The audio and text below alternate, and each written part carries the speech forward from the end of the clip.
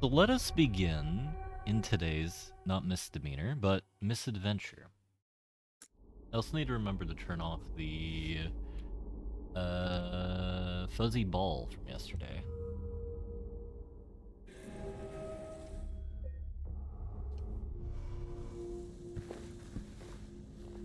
So I'm still trying to figure out what in the world this game is going to end up being about based off of the narratives they're trying to go for, of which we've had very little. Other than the fact we have Woman here now. We're trying to discover the location of small child who ran into this place because she dislikes the main character. And that's about all the information we have. I'm happy there are no monsters yet here. You know, hospitals and me are not friends based off of things such as my time in Cataclysm, where one small misstep will lead to the terrifying death that everybody loathes to have in video games such as that. But I've been thinking a bit. Oh right, I could just break windows. What was that? Not sure. Better stay on your guard. I like how they're whispering.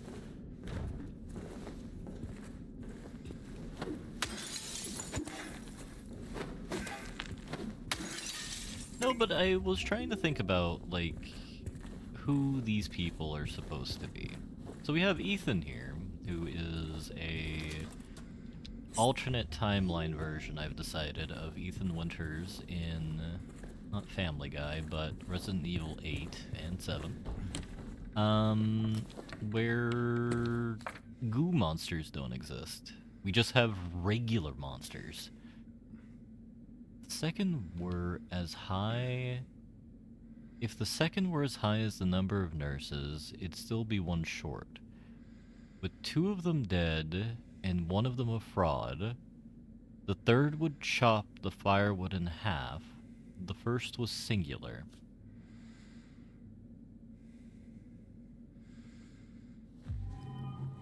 Oh... Don't tell me there's a puzzle to unlock the hospital key. uh...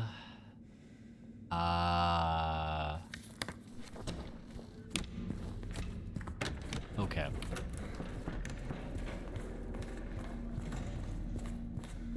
So I'm gonna guess it's the code to open up the padlock. At least it's only 3 digits. It could be worse. It could be 4.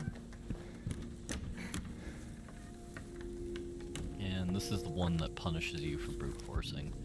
So let's consider. 1. The first is probably 1. The third would chop the firewood in half. If the second were as high as the number of nurses, it'd still be 1 short.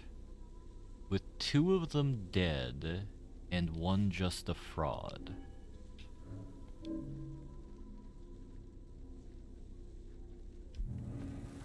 Hello, Lizard. How are you doing today? Trying to discover if there's any information here about the number of nurses in existence.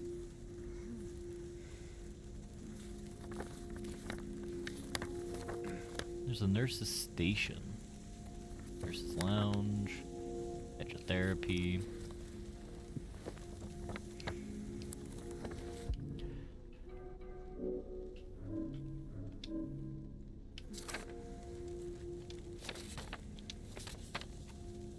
If the second were as high as the number of nurses, it'd still be 1 short. So 3 would chop the firewood in half. So 3 would chop the firewood in half.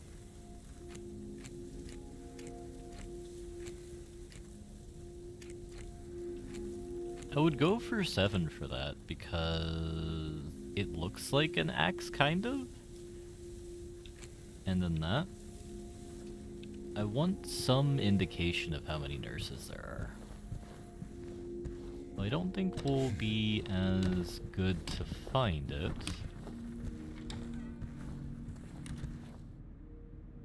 Wash your hands. 3 crucial patients.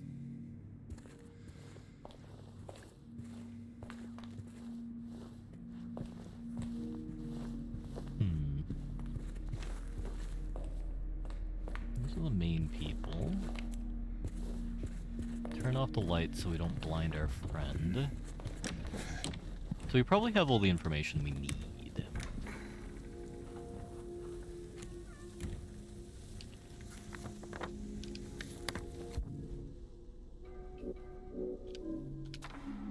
If the second were as high as the number of nurses, it'd still be 1 short, with 2 of them dead and 1 just a fraud.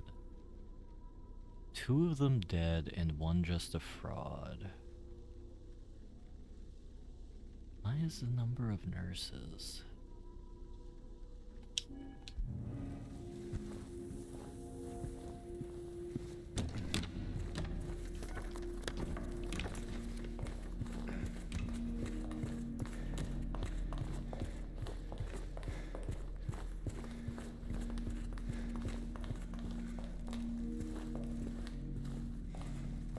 You know, is there any way that you would be able to tell how many, like, nurses are in a hospital?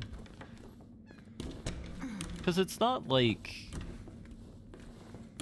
You would have to look at a staff register.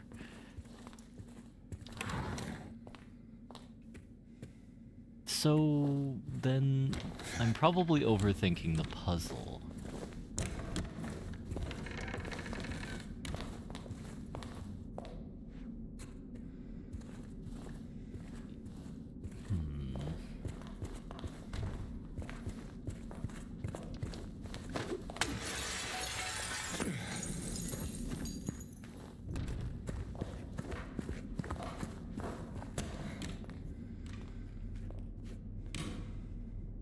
Please tell me that's her.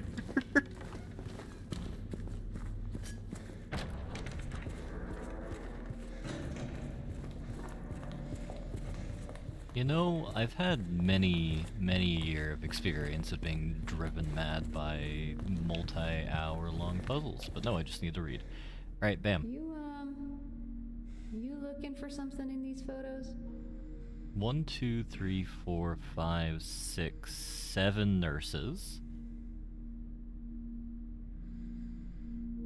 If the number were as high as the number of nurses, it would still be 1 short because 2 are a fraud and 1 is, or 2 are dead and 1 is a fraud or something like that. Which implies it should be 6. No, it implies that it should be 5.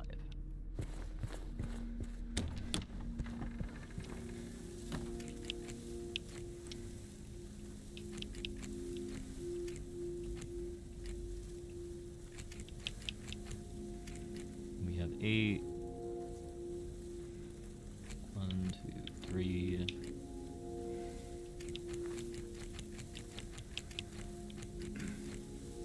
Zero can also be singular? No.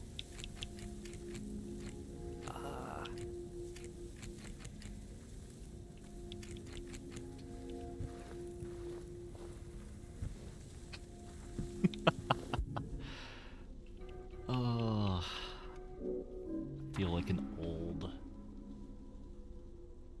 The first was singular. The second were as high as the number of nurses, it would still be 1 short, with 2 of them being dead and 1 of them just a fraud. There's 7 nurses, ergo that would imply we have a lock-in of 5 for 2. The third would chop firewood in half. The first was singular. Singular implies 1. Then we have 5. Then what other number could chop firewood in half? 9?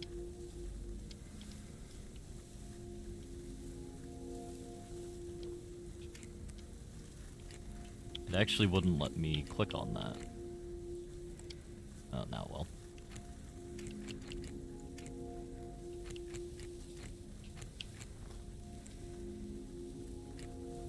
I guess 9 does kind of look like an axe.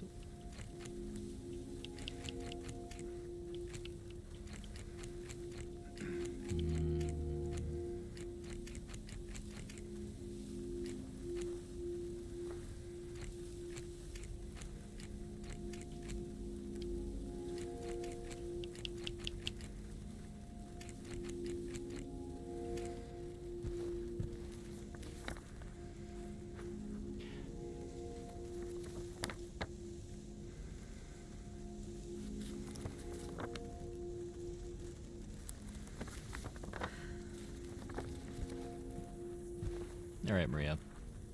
You have any... trying to blind me, James? Yeah, I am. I need your insight to help me determine what is going on here. Though, I don't think she's going to be illuminating in that direction. My jailable puns aside...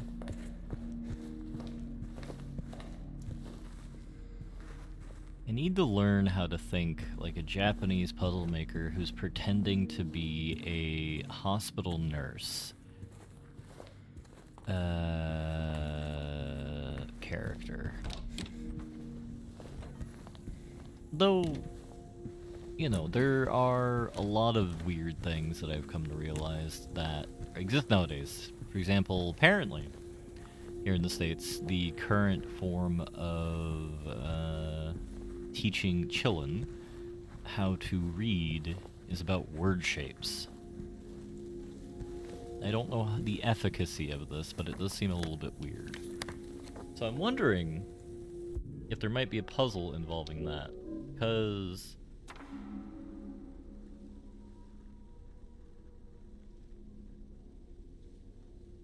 it's basically you draw boxes that shape out the letter. So you have tall box for capital A, small box for X and E.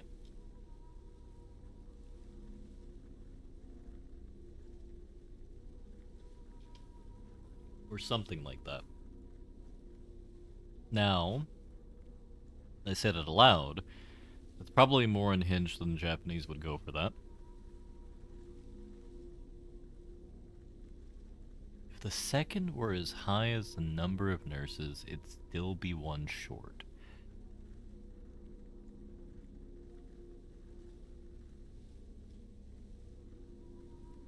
It straight up just implies 5. So then we might have to brute force 3? So 1, 5...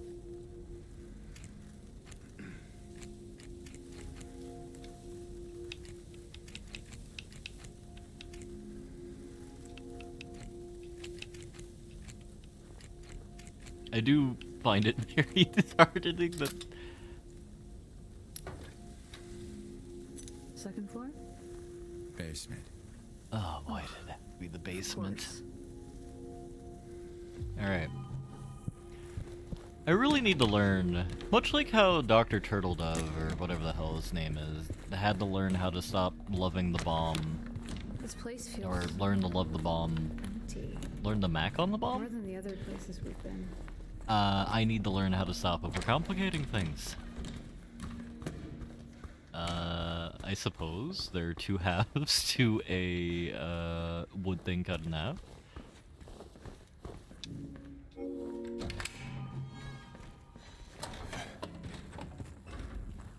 You know what?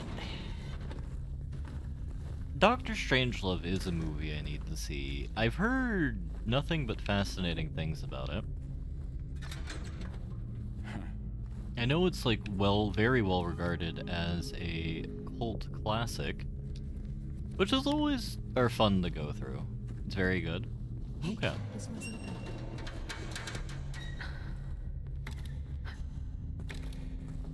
Nope. Doesn't work. I mean, I have a pipe. I could try and pipe it. Because I've seen stills of Gene Roddenberry. Or not Gene Roddenberry. Who's the gentleman who cavorts with the Oompa Loompas from Charlie and the Chocolate Factory? Willy Wonka? Willy Wonka. I know Willy Wonka is the gentleman that rides the bomb down. Or something of the sort.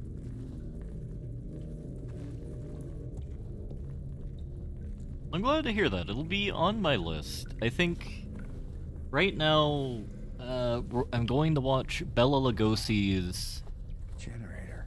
Dracula You think you could tomorrow. get it working? Might get the elevator running again. Which I've heard that Bela Lugosi is probably the best Dracula, like, best rendition of Dracula that we've had. James? Oh, why they gotta be monsters down here? Maria? Oh, there she is.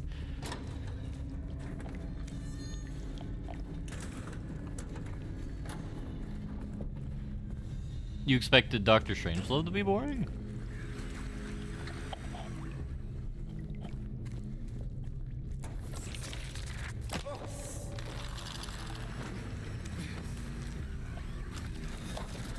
I feel that the older movies are more well apportioned with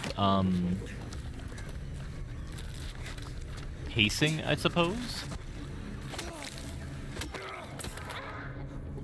Because, like, I still stand by my enjoyment of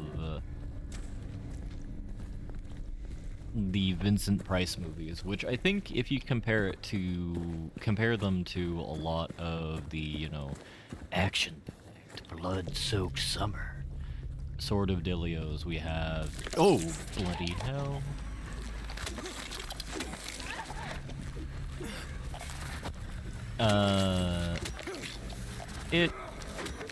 It not apportions itself, but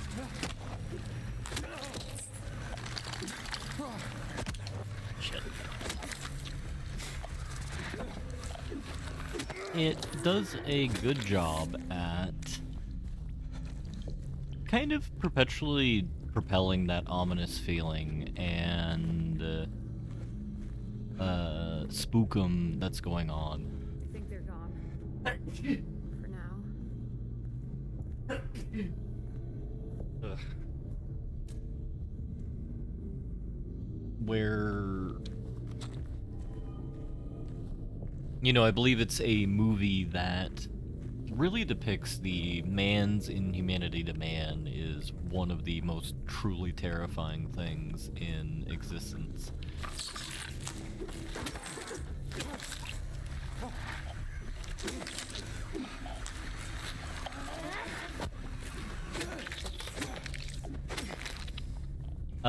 Which is a trope that I do quite enjoy, to examine. Which I think goes into, why I guess I don't like a lot of horror flicks or slasher flicks. I find them uninteresting because, like, it's like spooky ghost is, like, killing Mrs. Marple because, she caressed her tea the wrong way. Though I guess, like, characters like Jason or Freddy are, sort of, well, maybe not Freddy. I don't know Freddy at all, but, Jason. Someone who was, like, bullied and then went a little nutto and then committed, you know, generations of homicides to horny teens. Running low, bleach, white laundry detergent, starch, white sheets. The amount of bleach you use is getting ridiculous and the sheets are not getting any whiter. I won't ask questions, just end it.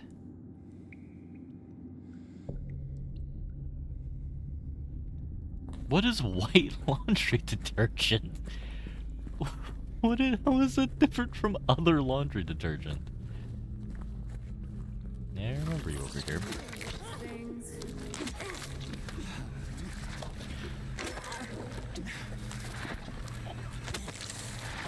So because it's been a few days since I played this, I'm gonna go back to being positive. I just think you're just gaslighting yourself, Wick.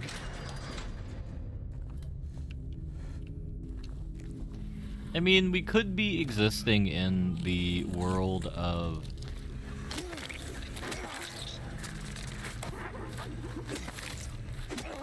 Interstellar, or whatever the hell it's called, where it's like every millisecond in one reality is like 2 trillion years in another. We could be playing by those rules. Hey, where are you going? Don't worry. I'll be right back. You better. This little maneuver will cost us 3 years. Interstellar is yet another movie I haven't seen as well. Day room, doctor's room, exam room. Interesting. Male ward, male ward. It's not that good. I would believe that. So pull is adjacent to male wards. Interesting. So we might be going back in time. I feel there are a lot of bad movies that we have going on around us in the last, like, forever. And in this case, I do mean since, like, the innovation of the movie. I'm not sure if now is particularly better or worse, though. Because, like, you know, think about it. We have a person who doesn't know much about movies, so I can't really talk about the scope of the terrifying nature of bad movies over the last century, but, They're coming. I don't know. Had that one movie that was,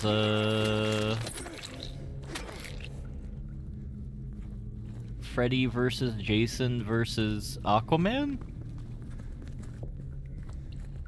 That sounds like a bad movie.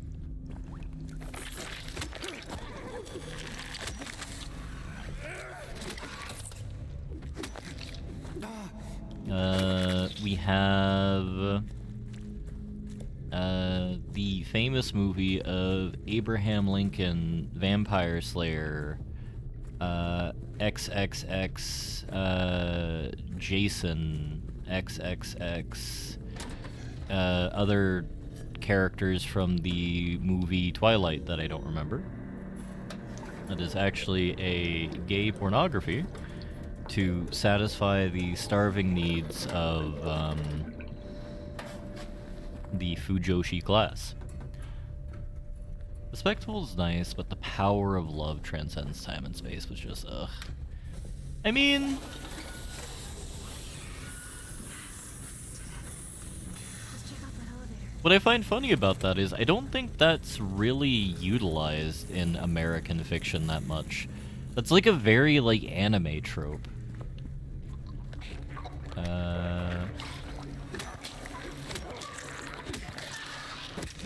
They're like, how did you defeat the Demon Lord and all of his, evil boys and gals? It was the power of friendship, Sensei. Is it over? You know, which is a questionable way to go about it. But I'm just thinking about, like, other terrible movies now. Before we actually use the elevator, is there any benefit to, like, exploring the hospital when it's lit up, or is it just, like, not worth it?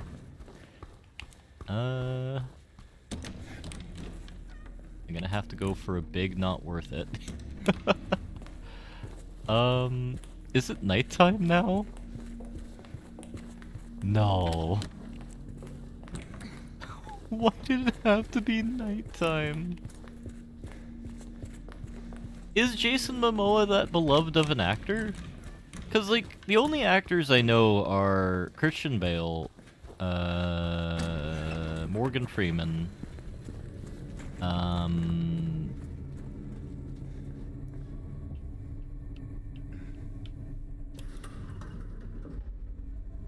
that one lady.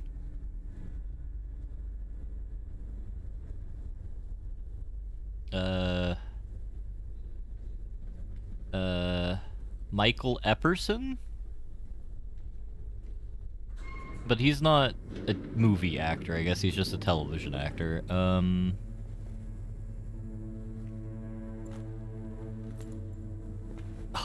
god, I really can't think of anyone.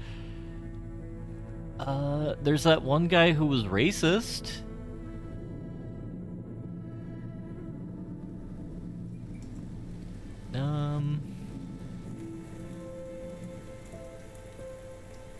There's the shark guy, though I think he's just a video game actor for his face.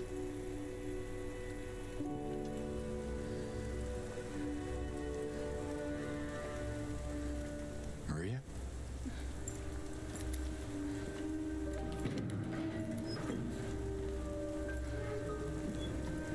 I'm surprised I completely forgot about Kevin Spacey. Kevin Spacey is my favorite bad guy actor. Because he's just a bad guy. Okay. I'm sorry. That's fine. What's going on? Are you sure? It's nothing. Probably just a hangover. What are those pills, Maybe you should lady? rest. Yeah. Okay.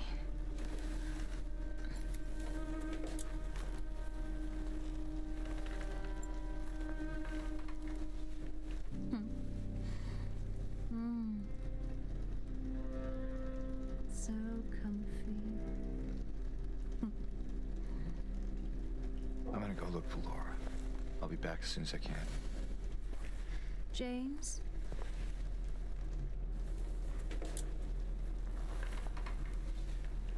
I wanted to ask you.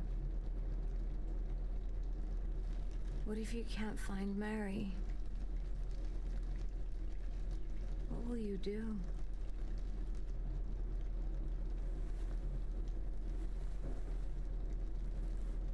I haven't really thought about that.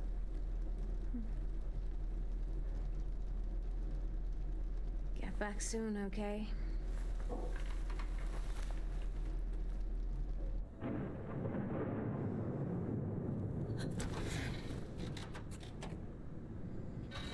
So, Kevin Spacey was basically accused of molesting a variety of people, to which his Sorry, I just need a moment. initial response is, "I'm gay."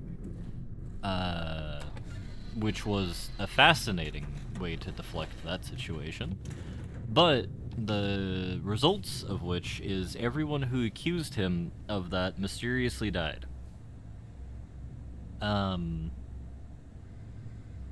So, who knows about that one? That is probably a situation as dangerous as insinuating you have evidence leading to the arrest of a certain politician. But that is not my personal problem, as I don't go into P. Diddy freak-offs. Gary Oldman, is he still alive? There's an actor I think is very prolific that's also bald. That either has dementia or cancer or both. That is not doing so well. Though he's also well beloved from what I recall. Gary Oldman's not that old. I feel his name's a bit misleading, then, Lizard. You should rename himself to Gary Youngman. Bruce Willis, yeah, that's what I'm thinking of.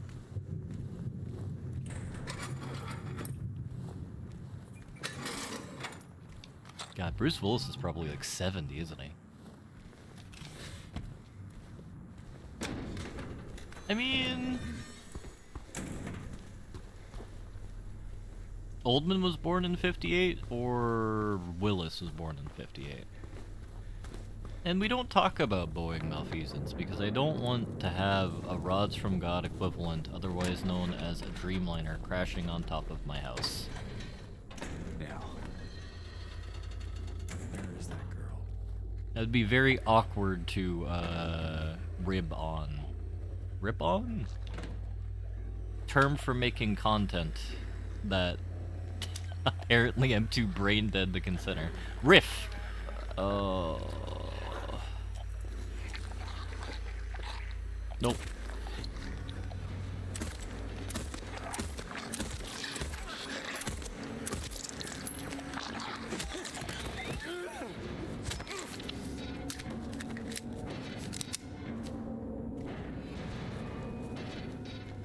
Oldman, that is? I mean, if he was born in 58, that's what? 50, 70? He'll be 70 in 4 years, so he's 66. I don't know. I feel that's old. That's like in the twilight of your career, but not you're gonna die. Oldman was Truman in Oppenheimer. Oppenheimer is another movie that I haven't seen.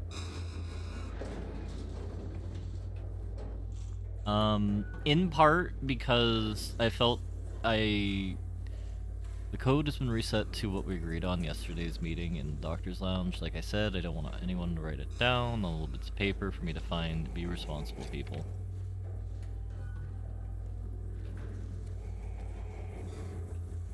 Obviously it's 1520. 0152. Damn.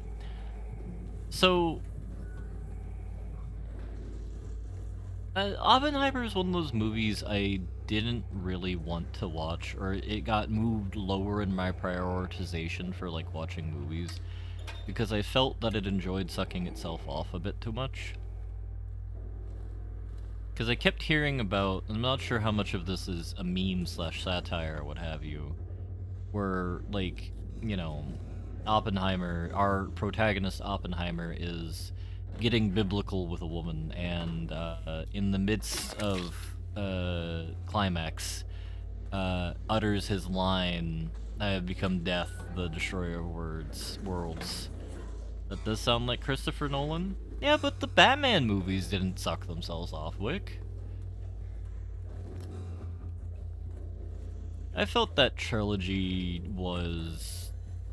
I hope that's true. I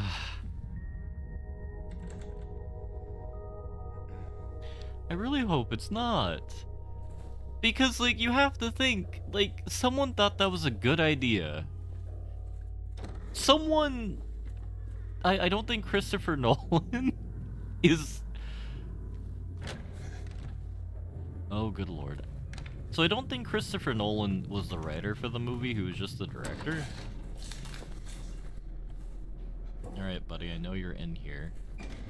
There should only be one of you. Shit.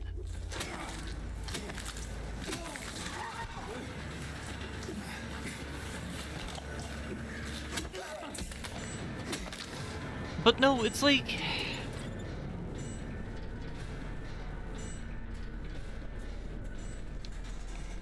Like...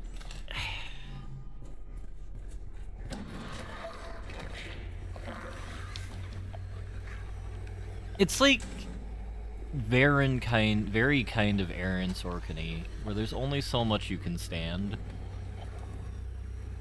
Because don't get me wrong, I love a good fucking bullshit Aaron Sorkin mess, like the next person. Like the Newsroom was fun for a good watch. Oh, good lord.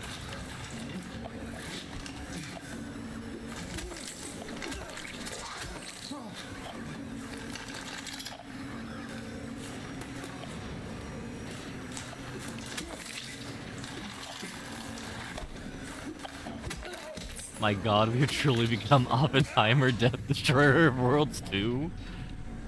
Oh. Is this what the kids mean when they say Kringa?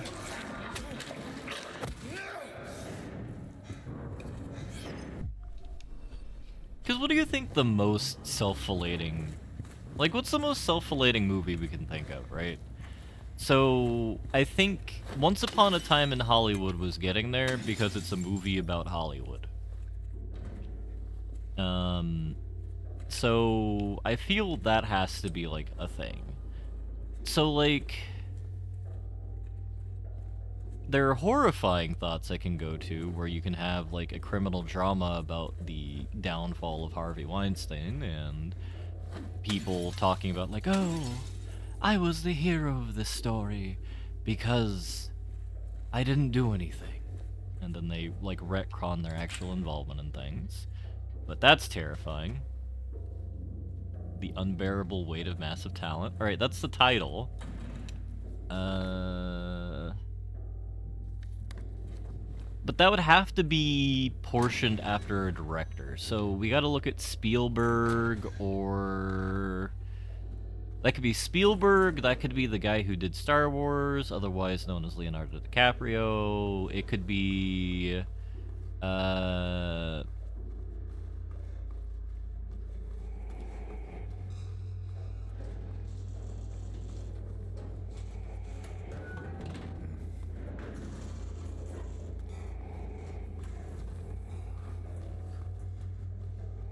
Wait, The Unbearable... Is that a real movie? Please don't tell me The Unbearable Weight of Massive Talent is real.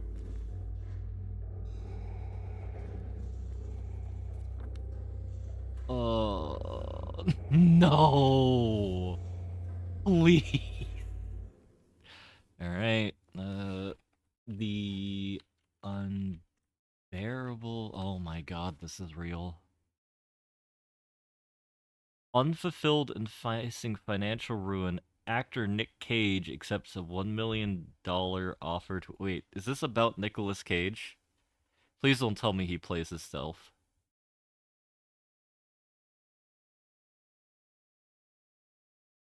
Oh my god, Nicolas Cage plays as Nicolas Cage. Oh, fuck me. Alright. I'm sad. There's candles expiring over to my left, so I smell burnt candle wick now.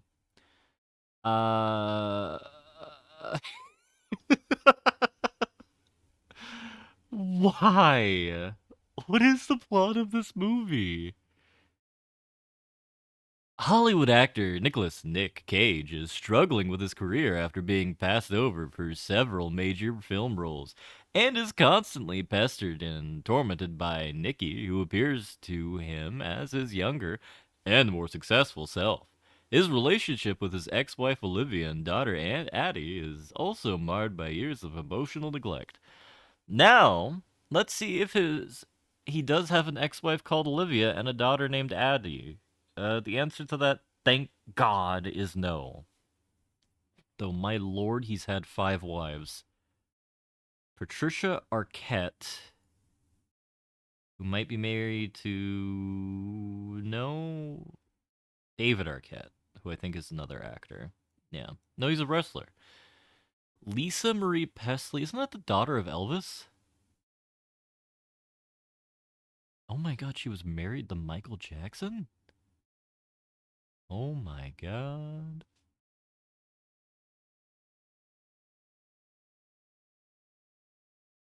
Alice Kim, Erica Kooky, Rico Shibata.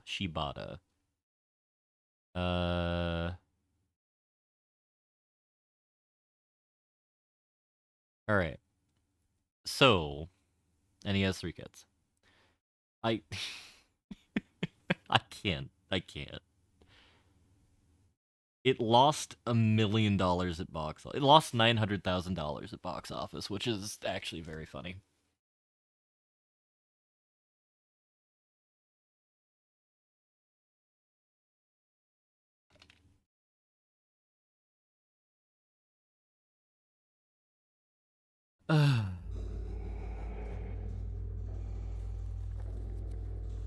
I don't know how to feel about this. I had a whole bit that I was going to fucking meander through about, like, let's create the most self-aggrandizing movie ever, and by God, it's already been made. You know what? No, we're better than that. We're better than these people.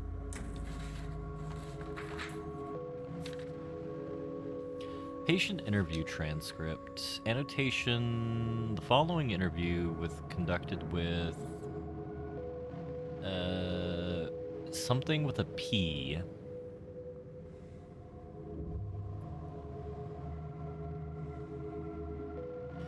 In response to incident 71, I remember lying in water, empty. And then I felt him stare. He was close. Very close. I had to get out. I had to get away. But he followed, kept staring, so I made him stop. Now I'm empty again. Can we go back to pool? This is very disconcerting. How massive my talent is the size of the goddamn galaxy, Lower. Though apparently not at ad-libbing. Alright. So, in order to salvage what's left of my pride here,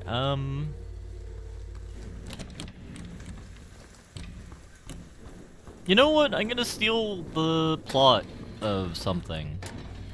So, I'm sure everybody here has seen the magnificent movie known as...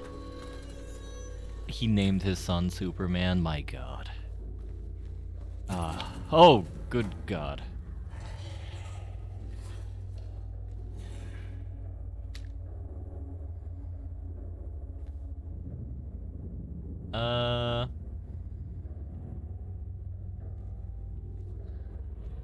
So, as I was going on, the glorious movie known as Wag the Dog. Now, for those of you who don't know the movie Wag the Dog, the President of the United States got into a little oopsie-daisy after he had relations with a fireside girl, which is that universe's equivalent for a Girl Scout.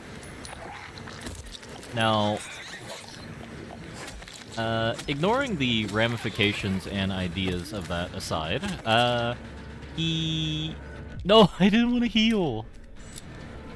He hires a Hollywood man to basically... Or he hires a fixer or a Hollywood man to get him out of it. What they then decide to do is to fake an entire war. So, I think we should use something like that as our premise here. But use all real names. So let's say that you have... I don't know. World War III is gonna break out. The Chinese have decided to drop, like, the entirety of the contents of the, septic tank for the city of Hong Kong onto the island of Taiwan. And we're edging ever so closely to World War III. The Americans are in trouble to figure out what to do because of the absurdity situation. So, a group of Hollywood directors gets together and decides to do a War of the Worlds, quite literally, and fake an alien invasion.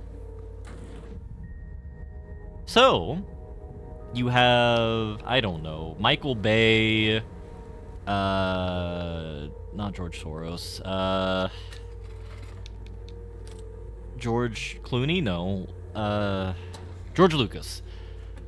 George Lucas, I don't know, some other space director? I'm sure there are other space directors. And you get them all in the room together and you give them, like, I don't know, $10 billion.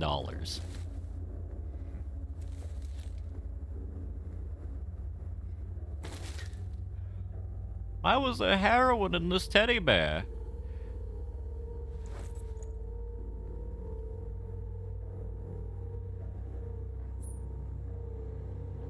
Alright, so we have a bent needle. Ripley Scott. Alright, so we have George Lucas, Ripley Scott, local boy, Harrison Ford. Give us another 10 hours of cape shit. No, no, no, no, no, blubber. Or blubber, blob. Okay. Nemi.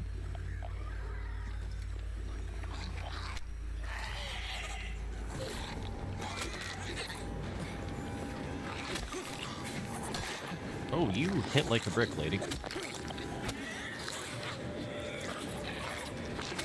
Wear the blubber? I mean, you gotta wear the blubber if you're working on your International Health Day diet. Otherwise known as a New Year's resolution for your health. Alright, that was probably my most disgraceful display in combat in this video game so far. So they have $10 billion, they have like the whole apparatus, the United States, like, defense apparatus, so like, assume that we do have like space vehicles, and like, I don't know, you genetically, with $10 billion, could we genetically engineer aliens? Like, if we didn't care if they lived at all? I feel that we might.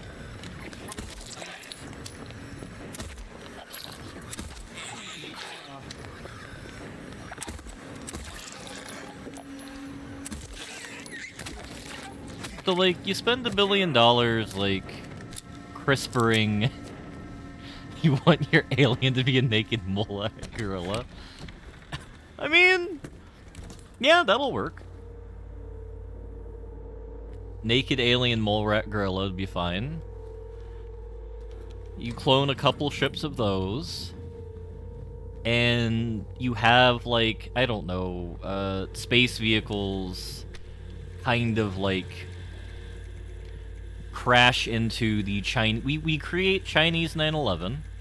I don't know what cultural significant building that would be. Maybe Mao's grave.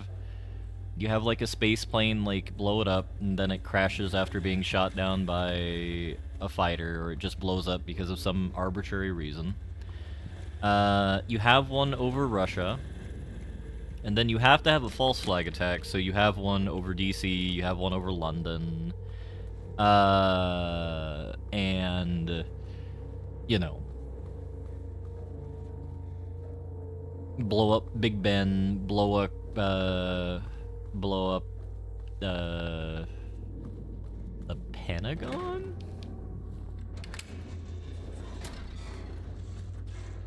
Probably not the Pentagon. Probably be something more like...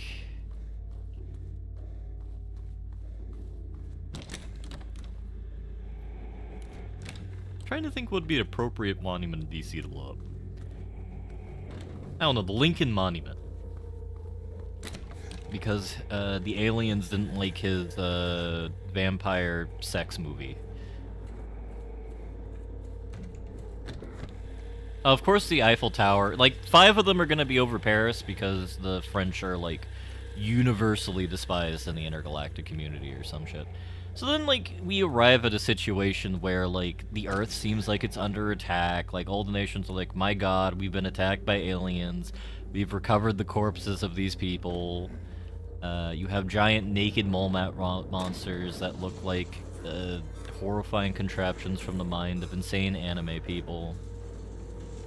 And, you know, we've seen everything. So everybody teams together to start fighting the Spookums, and we arrive at... Oh, hell no. We arrive at a world where everybody's working together to fight off the imaginary aliens. Then, one of the directors is like, oh, I'm not going to be credited for my greatest job ever, so I'm going to go public with it. So they're dragged off behind the shed and then shot somewhere, and it'll probably be like the most fussy of them. So probably Michael Bay. I think Michael Bay is probably the fussiest of them.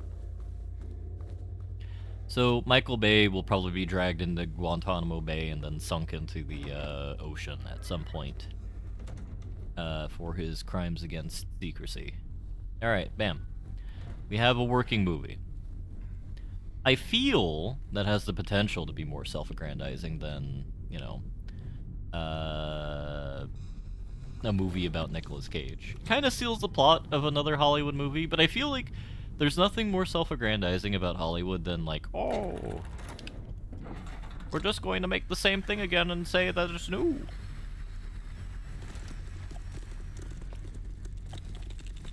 There's some nonsense here.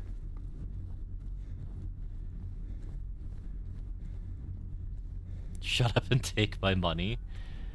That'll be approximately $10 billion, Nemi.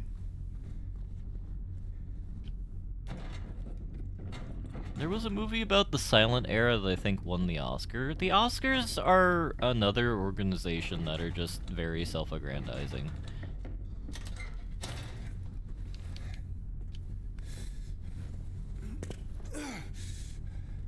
Like, does anyone actually believe that the best of anything is chosen for it? They brought in that girl today. Poor thing hasn't said a word. She just sits there, head in her hands, sobbing and quivering. I moved her to the corner bed. Seems to have calmed her down a bit. She even smiled at me, I think.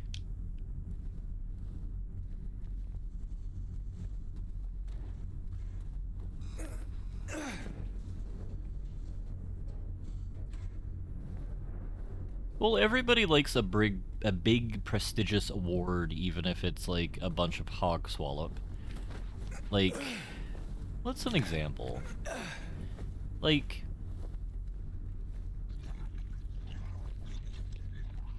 no, I'm not going over there yet.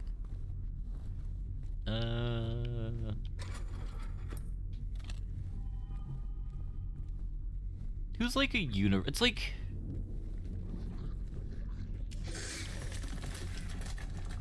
the video game awards. Yeah. Like, it's the idea that any of the Life is Strange games keep getting like more good press, even though they're like terrible.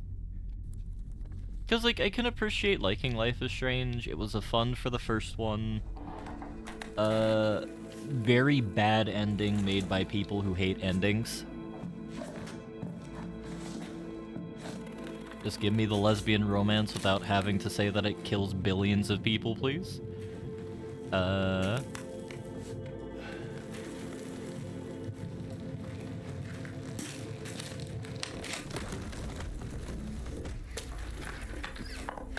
Oh, that's just terrifying.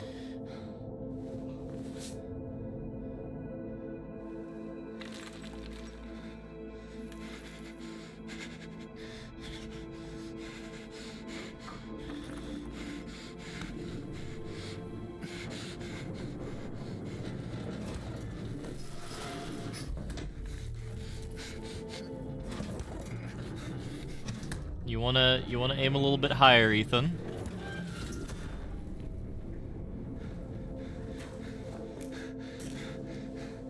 My boy, you must understand the concept of leverage. Wait, did we fall into the basement?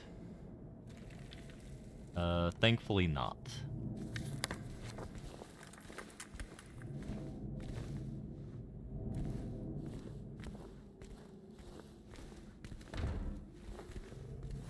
Trying to think if there's anything we can do to make this whole idea any worse, though. Really? Ah. So what would be like the most self-aggrandizing video game?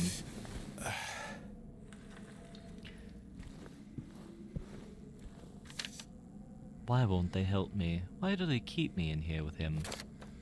Let me out, let me out, let me out, let me out, let me out, let me out, let me out, let me out. Hell yeah. Alright. Have a Victrola right here. What are these like little memory snapshots we keep getting? Oh no. You know, I couldn't think of who we might revolve this around, but sadly, my beloved Hideo Kojima might be the source of the most, like, ridiculous, like, self-relating, piece of content ever.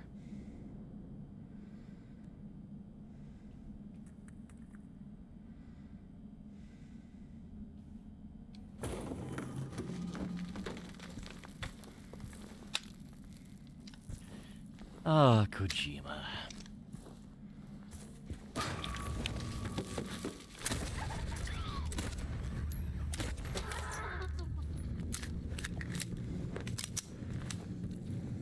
I don't think we got to that point yet in the Metal Gear streams, Wick. I might vaguely remember watching Vinny play it millions of years ago when I was watching him play video games. But, that's just a bit ridiculous. A bit ridiculous. Like,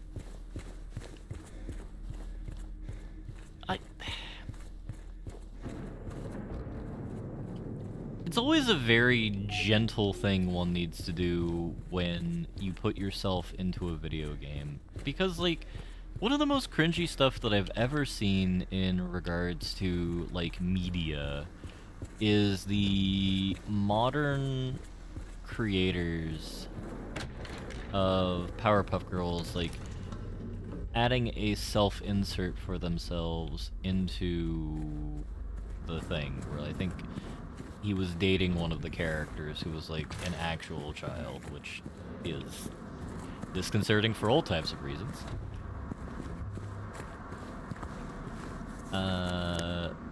But people be how they be. It's actually not what I'm going to say. No, that's just fucking weird. But I also haven't seen that particular episode because I've only seen the early 2000s and late 90s Powerpuff Girls, which was a pretty pog show for a child. The Doritos Pope? What is the Doritos Pope? I do not understand this concept. Are you dead? Hey.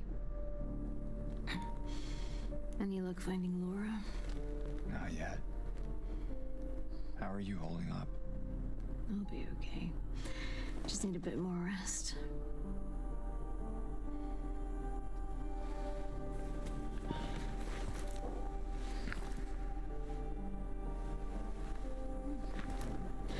James. Thanks for checking up on me. It's very sweet of you. Yeah. Get some rest. Excellent. Wait, I don't want to get this woman's ending. Should I not be checking up on her?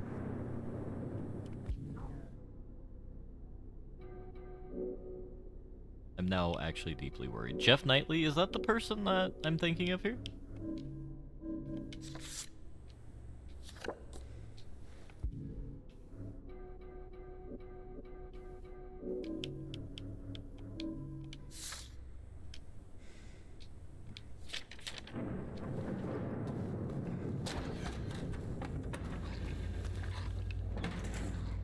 Yeah, just, there's a lot of weird champ, like, animated shows.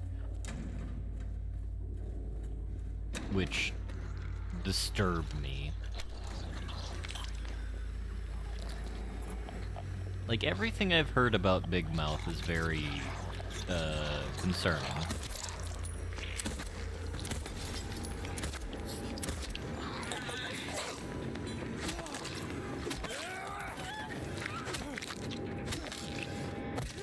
That's totally not also related to my bitterness of that show getting renewed for like 70 seasons, while good shows like Inside Job were cancelled.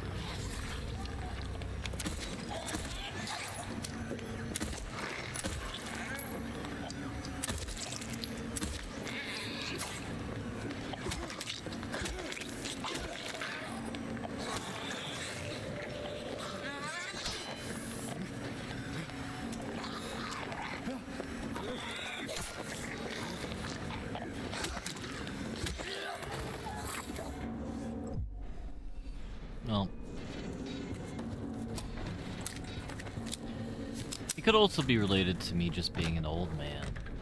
You know, the classic case of, I don't like what the kids like. That's what they keep telling me. The 3 patients.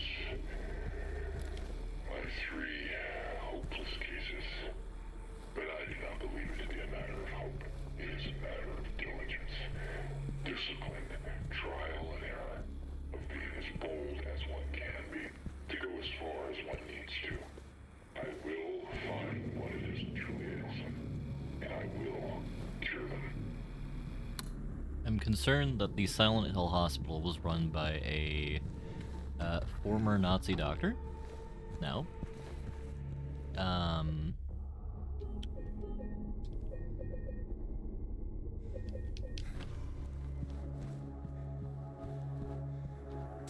No, they probably would be dead.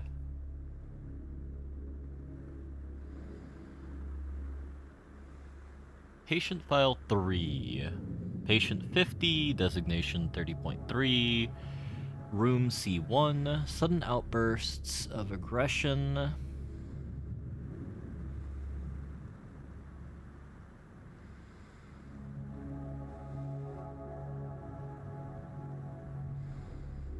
Water has calming effect. What did I miss? Okay.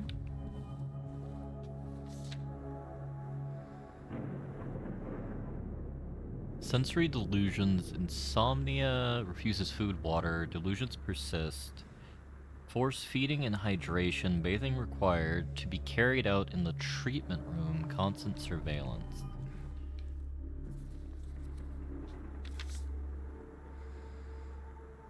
Move to L1. Unrelenting anxiety, symptoms have intensified, full-blown paranoia, visual hallucinations, increased medication. Can't be left alone, move to L1 for closer monitoring.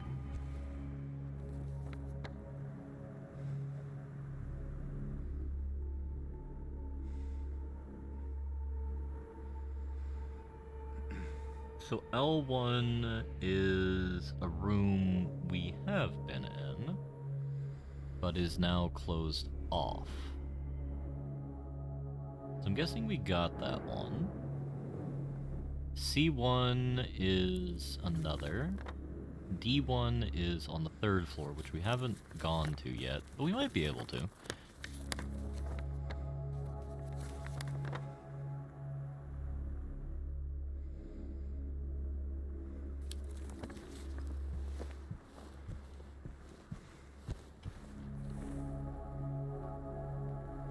And we need the 3 patient thingums to get through here.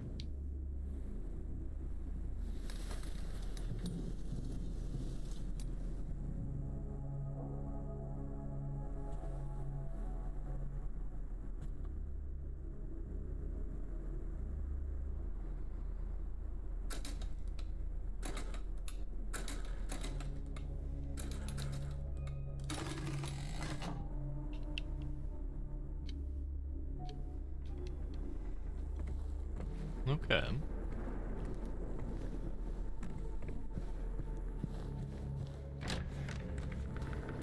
Though I am curious to see how the next season of Amazing World of Gumball is going to be, which is my most beloved cartoon. Though, whenever I hear reboot, I always get a bit worried. Will it be nothing but a shade of its former self? I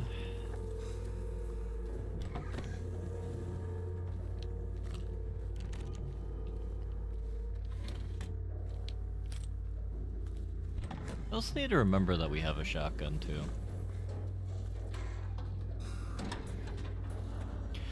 So I've given it a bit more thought. So small child might be above us. I've given a bit more thought about the alternate timelines.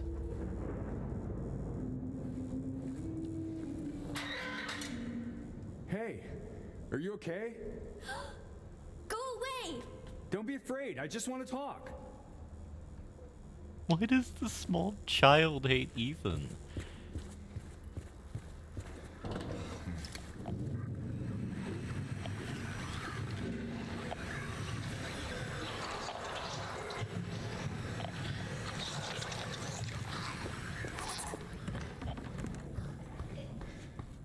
Out on the stairs.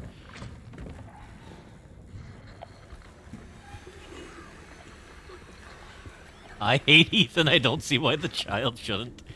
I mean, he's a bit milquetoast. I honestly figure it's something involving the death of innocence, if I'm going to be fully candid.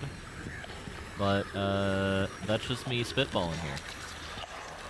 I mean, they do say children are able to detect things that adults often can't, so maybe she just realizes that our character is evil.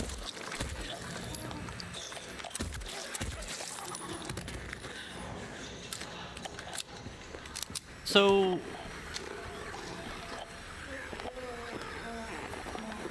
in this world of Silent Hill, which is the universe of Resident Evil 7 and 8, oh my god, I just realized we might have different timelines here. We might have a different iteration of the timeline. So, we can make / force our character to be the father of Ethan Winters, otherwise known as the protagonist of Resident Evil 7, given the fact this game takes 20 years the younger, or the timeline is 20 years younger, or maybe not. I just assume Ethan created zombies by accident while trying to revive his dead wife. I very much suspect that the things that we're seeing are aspects of our guilt surrounding our wife. Which makes me question who is real and who isn't real. Patient 90. Day 1. Patient transferred for observation. Malnourished, shallow breathing, voids eye contact. Agitated in presence of staff. Frantic at the notion of touch. Day 2. Patient refuses solid food. Nasogastric force feeding required. Serotonin antagonists administered to reduce nausea and vomiting. Day 3. Patient was trained for bathing and feeding. Prepare the treatment room accordingly. Progressing malnourishment. Oxygen deficiency. Self-injury suspected. Could not confirm. Something is very raw.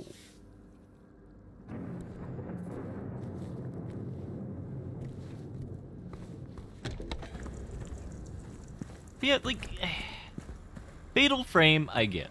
Fatal Frame makes so much more sense than Silent Hill, as I understand it. Fatal Frame is about, spooky Japanese ghosts and children that are trying to kill your protagonist, who I think invariably is, like, a teenage girl, because you're, like, in a spooky zone, and you have a ghost camera to murder them.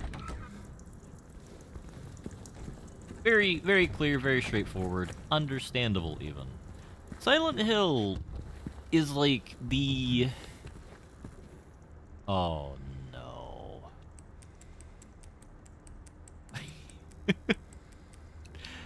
Silent Hill is the, like, Neon Genesis Evangelion of...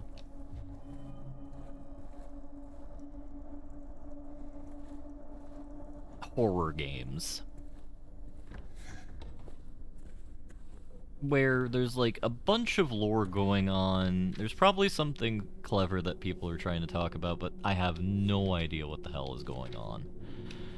Dr. Andrews, we delivered the radiographs you requested. However, it looks like the file was incomplete, as one of the pictures was nowhere to be found. We will send somebody as soon as we locate it. Let me know if you need anything else.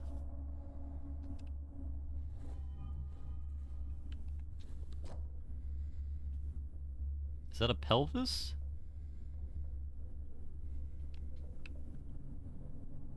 Oh...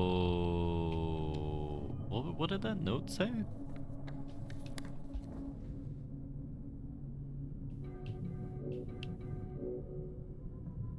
Radiographs. Looks like files incomplete. Is one of the pictures is nowhere to be found. We will send somebody as soon as we locate it. Let me know if you need anything else.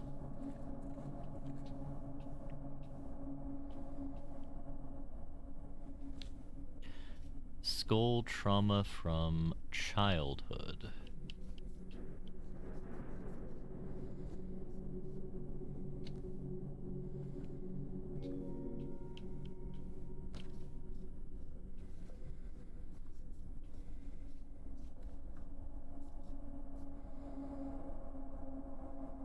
Oh, this is fascinating.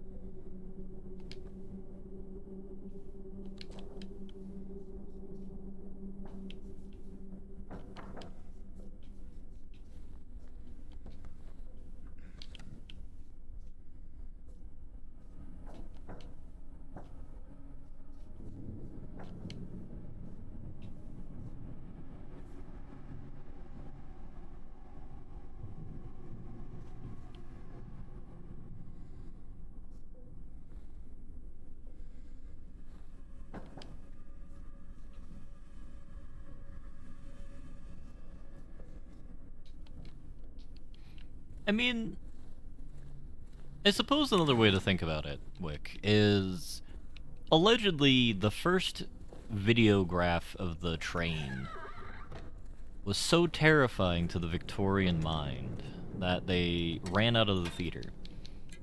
Presumably, most Japanese ghosts were formed prior to the invention of the electric light bulb.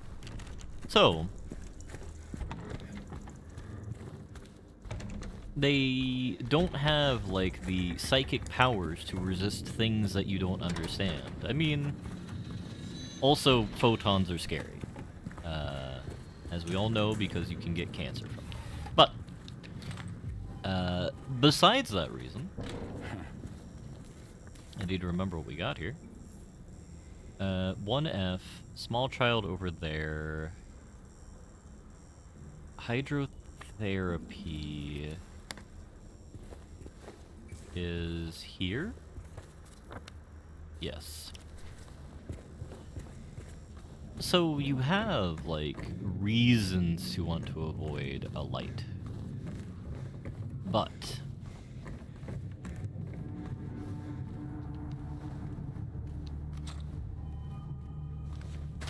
I'm sure there are other concerns as well. That is true. They are the shiftiest forms of energy. That is known to modern science.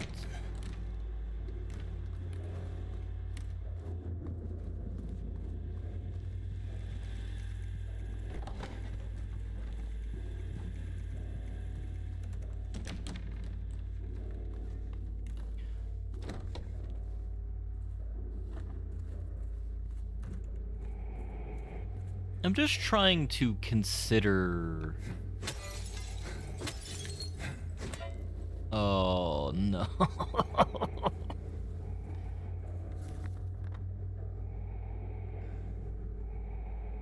I don't like that because that implies that we have cause to break glass.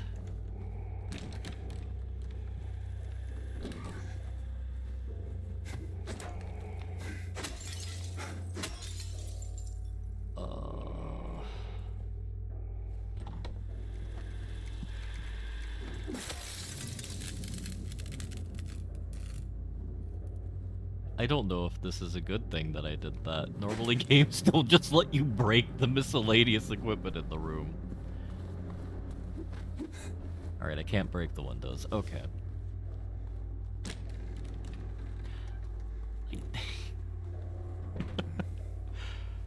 I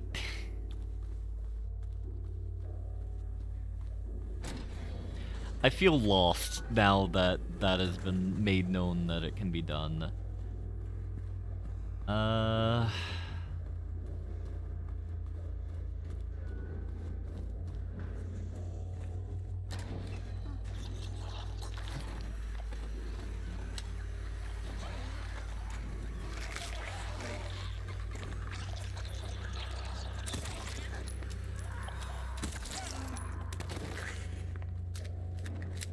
Alright, lady doctors can revive. That's scary.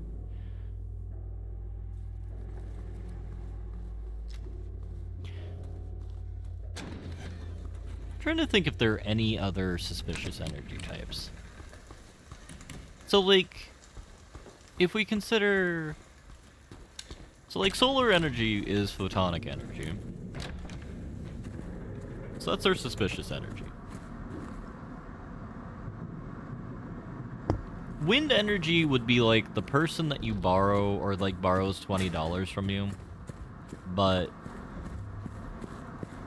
you know, never gives it, or like always ducks and dodge you when you need to collect to like get sandwich money. Which, as we know, is the most important form of money that one can get.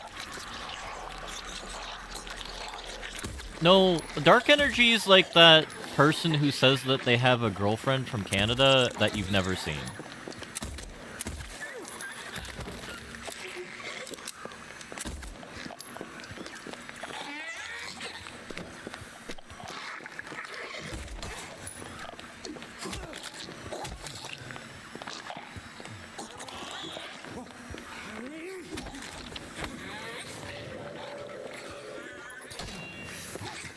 I call...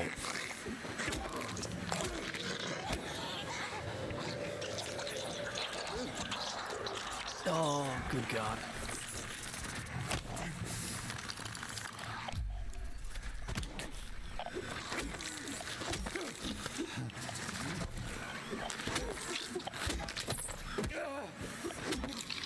Alright. Yeah, dark energy is the girlfriend from Canada that no one ever sees. Coal power is just like the annoying person that's like always smoking. Kind of a boring description.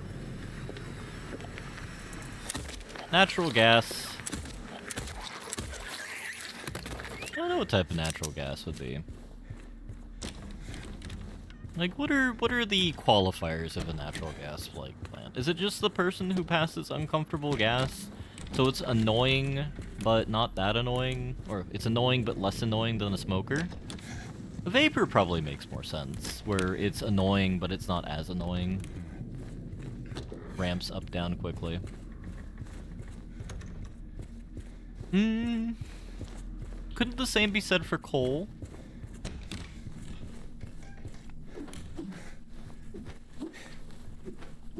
So some windows you can break, but not all windows you can break.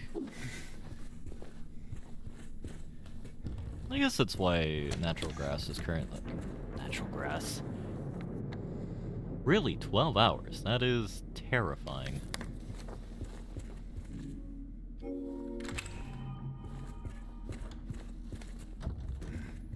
What other energy types are there?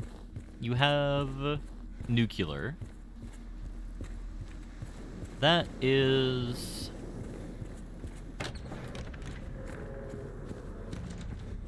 probably...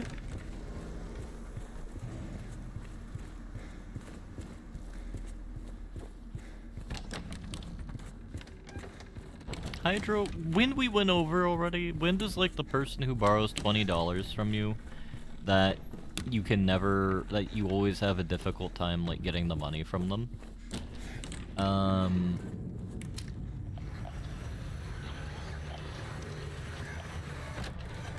Oh! Great googly moogly.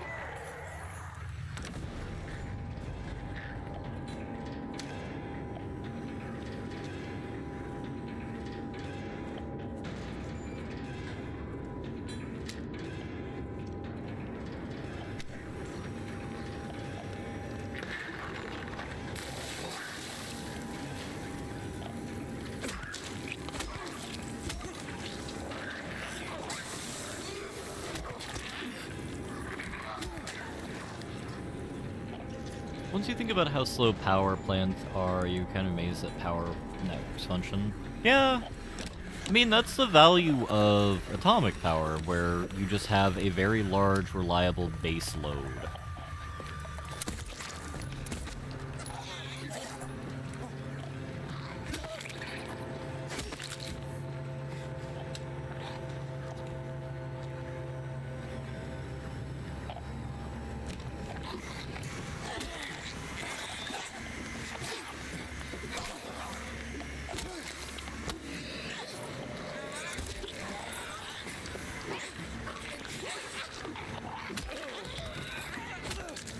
Which is why I think in a lot of countries, in the developed world, I think atomic generally counts for about 10 to 20% of the grid.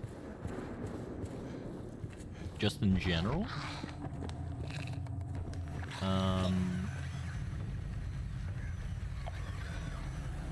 Hydropower is also that way as well. Hydropower is the quiet guy you never hear about. I said nuclear power at first, but I do go back and forth.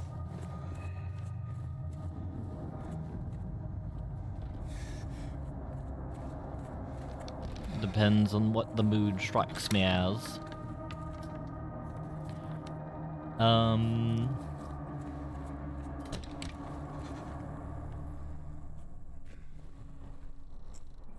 Yeah, hydropower is just like the guy at work that you just never, that's always doing their job, but you never care to look for them.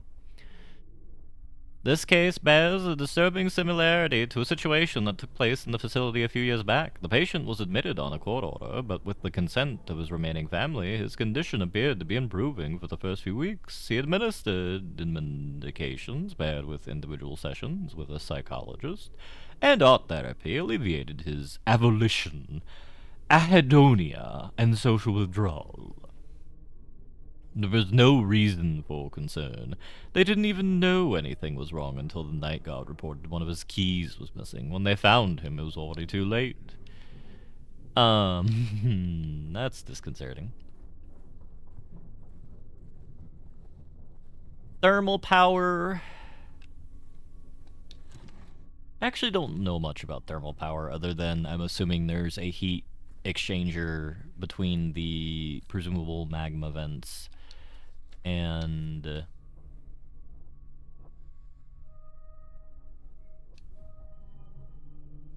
keypad combination note. Alright.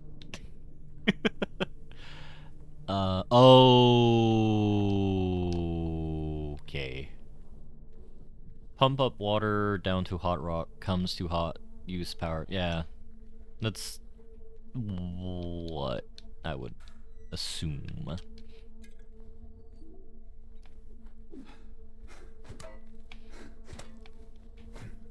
Oh, that is logical.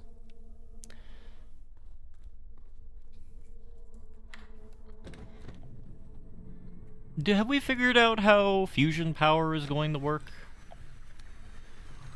Do we understand how that's going, if that's going to be different at all than just you have rock heating up water?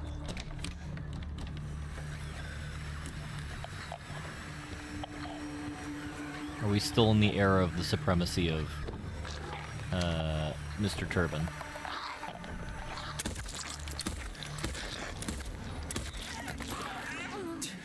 Any day now.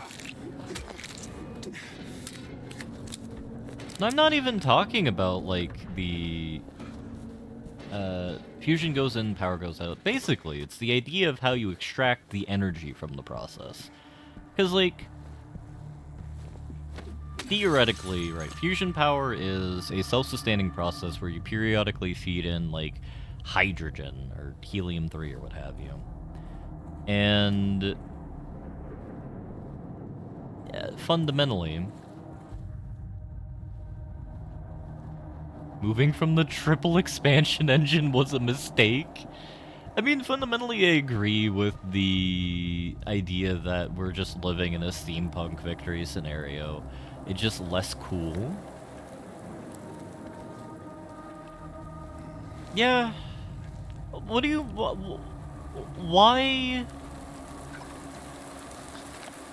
Why do you say this, Blobber? I'm curious why the triple expansion engine is the belle of the ball. Why does that look like a condom?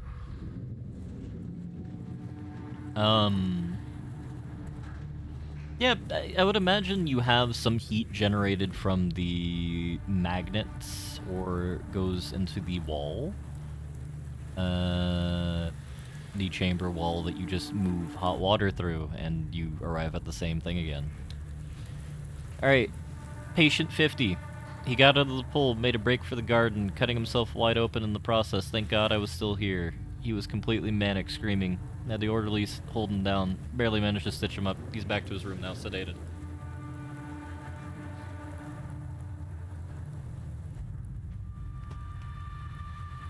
You know, I was kind of expecting something cruel to be happening with these patients rather than, like, them just being incapable of doing their job. So this is actually a lot more positive than I expected where we were going to go with this.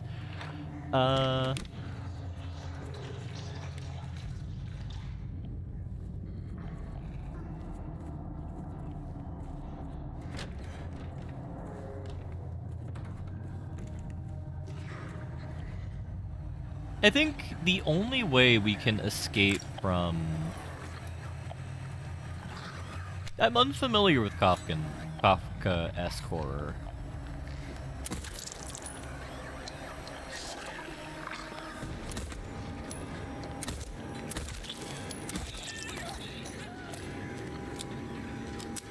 I'm really happy to save all these bullets for the nurses.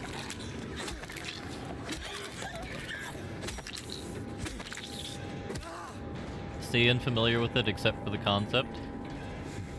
The state is a blind machine that grinds you down. Ah, so you mean real life? I understand. So I think the only way we can escape from the supremacy of the steam engine would be if we had a mechanism. Oh, hell no. Oh, hell no.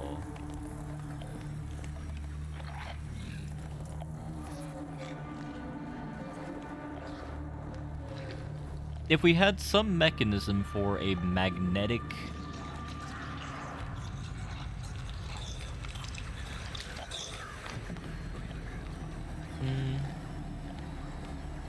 Trains rule? Yeah.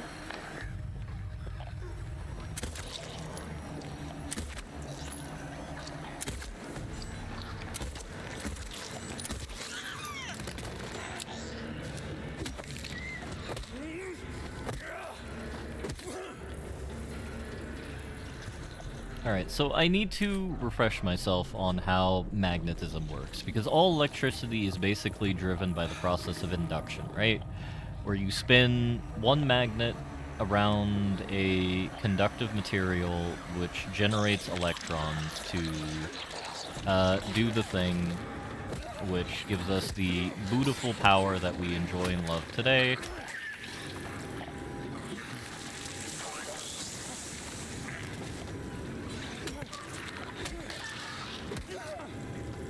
Trains are great for identifying murderers. Is this a reference to a train-based video game that there's a demo of right now? Where you seduce the murderers or discover the murderers of a Oriental Express-style plot of an old woman that Blobber played recently? I saw a bit of it, and I'm very quite curious about the concept. So I watched a bit, and then I may want to enjoy it, imbibe it on my own time. Probably more of a literary reference. I mean, that's also understandable, but, it's still Murder on the Orient Express, though. 5 milliacs for celiac disease, 7 lactose intolerant, running low on potatoes and rice, Monday, Tuesday, Wednesday. Alright. This shit is hella gross. I am very unpleased about this matter.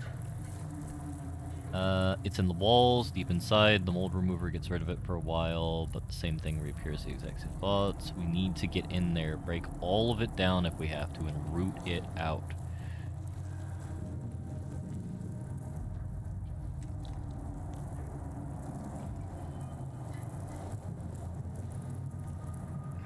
There's so many puzzles going on concurrently here.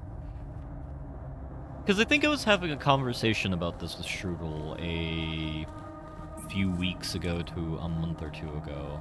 Oh, now the cockroaches are gone. I see. where we have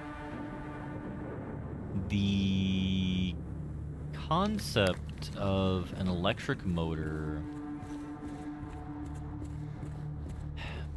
Basically, what we need to generate power is a mechanism to generate electrons. Solar power is actually the only form of power that I'm aware of that is not a steam engine victory scenario, because it's quite literally just some type of process that the words I don't remember. An excitation? An excitement of energy that causes photon emission or electric emission? I mean, wind also counts, but more so what I mean is where you don't have the mechanism of needing an electric engine. Not an electric engine, but you don't need a turbine to spin things around to generate the resource, otherwise known as the electrons. Wind is half and half, but you are correct. But what other processes kind of like excite electrons to be generated, right?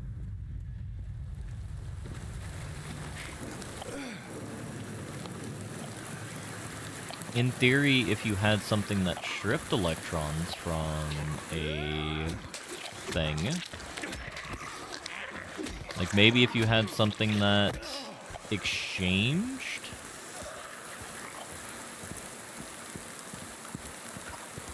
So let's say you had a large number of material that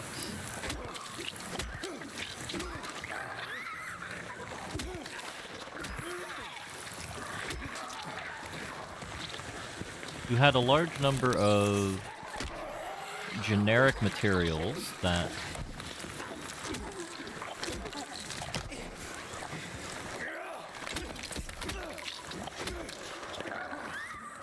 stripping electrons, so acid. Are acids the best things for that?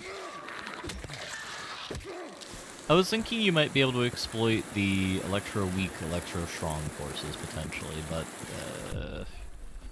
once again, my memory of modern physics is a bit weak. But the problem is, that's basically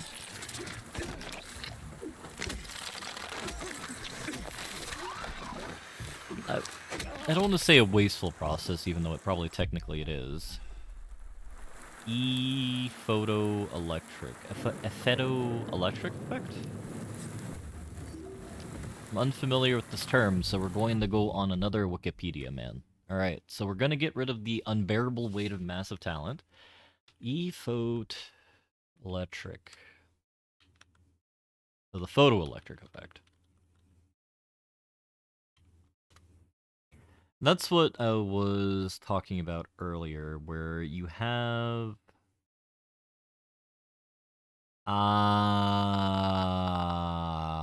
okay. So you have electrons that are causing an excitation in the metal to emit electrons. I suppose this might be like a weird thing to think, but how are electrons fed back into it then?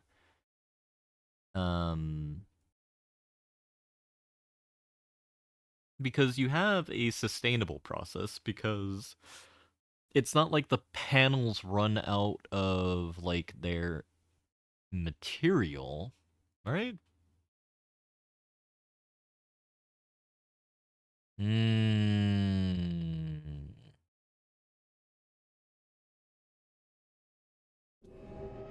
It's hard to harness a handful of EV potential.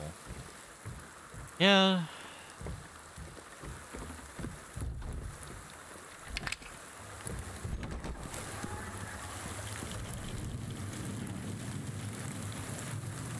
Because we're trying to think of something that would be able to theoretically replace, like, the idea of a traditional turbine to power things.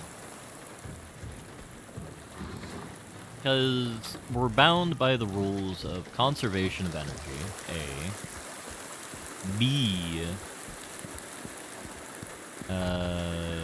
we're bound by our collective knowledge of material science and just generic physics as a whole.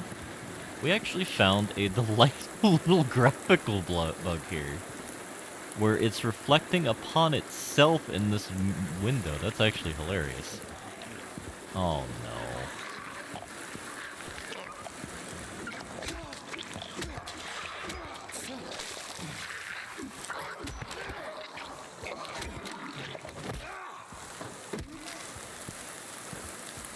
Face it, Wellington, we will always be utilizing Steam. Yeah, but we can't utilize Steam in space. You saying that we're just going to power a spacecraft with steam turbines as we're like traveling from we're on a like Terra to Mars transit. That's just obscene. I regrettably can't inherently disagree with this concept, but it is still, once again, obscene.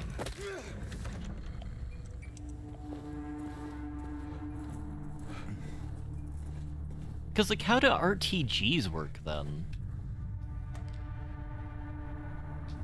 Because RTGs are basically...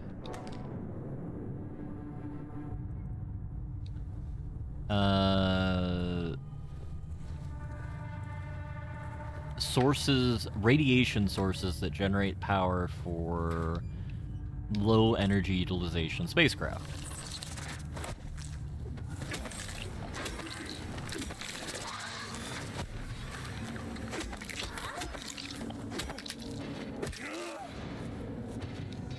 Why do these things have to be women? Nuclear heat to Peltier? What if instead of boiling water, we move the water and turn some sort of wheel? Alright. Heat to Peltier. I don't know what a Peltier reaction is. Peltier effect. Peltier effect is a thermoelectric phenomena that occurs when a electric current passes through the junction of two different materials, causing the junction to either heat up or cool down. The effect is caused by the difference in the average energy of the carriers.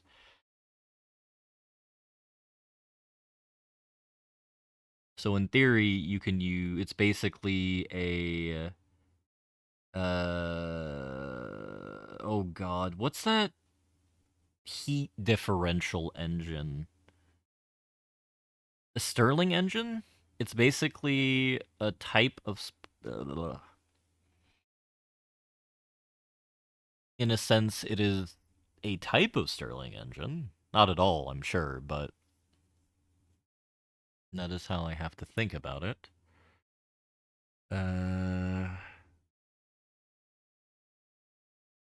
If there's one thing I know humans for, we will utilize antimatter just to heat water tanks and spacecraft. We will find the most exoteric energy sources that just fuel steam turbines. Like, imagine if and when we have first contact in that case, then. Like, what are the aliens going to be like? Oh, the humans are able to power these massive machines. Oh. And, in fact, it's literally just, like, some jury-rigged nonsense that you have... That's just obscene. If we die... Do we die if we go in here? Yes. Because the game won't let us go down there. Alright. So... At that point, we'd have to stop using... At a certain point, we will have to stop using water as our medium, and we'll have to find a better, like, fluid. The vacuum energy is harnessed to power a triple expansion engine. Oh, God. Isn't vacuum energy technically what people refer to as, like, zero-point energy in a lot of these sci-fi?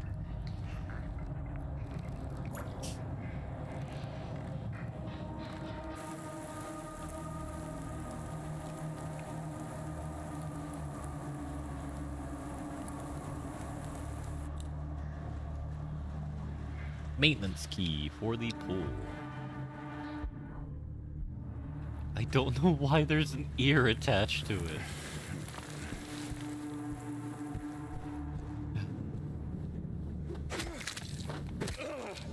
So, like, is this how power generation works in 40K then? Is 40K just like all giant steam turbines? Or are they more civilized in IRL?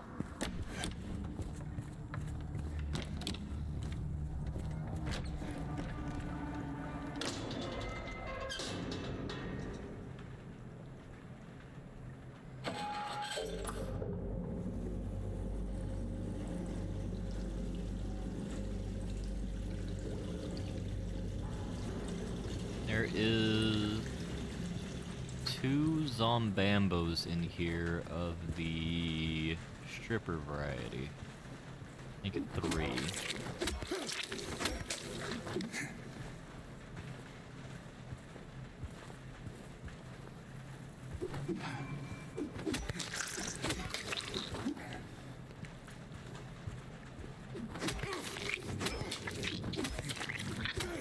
Develop engines powered by seems so arcane. Neurological breakdowns. Oh. Yeah, but the question is, how do aliens power stuff then?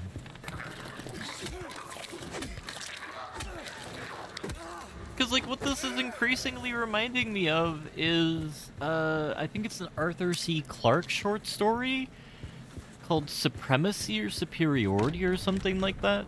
It's like the idea that warp travel or not interspatial, but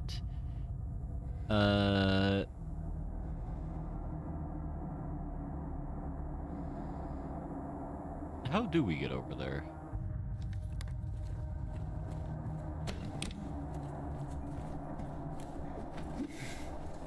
It's not like there's a hole here, but it's like the, yeah, inner solar system, otherwise known as, like, FTL. There we go. FTL is, like, dead simple. Like, you have to be, like, a goddamn Muppet in order to not figure out FTL, like, what's wrong with you level of technology. And basically, with, like, wooden sailing ship level tech, they're able to create a vacuum chamber. Let's not worry about that. They're able to create wooden vessels, wooden vacuum chambers. And they travel to other civilizations and just conquer them because they've invented the most advanced military technology available, the musket. And because they're, like, fighting, like, people with stick, they just win. Until they come to Earth. And they come to Earth in, like, the early 2000s, the mid-90s or something like that. And, like, we still have no idea how the hell to do FTL, but you have basically these, like, caravels arriving onto Earth with, like, aliens with muskets, and, you know, they...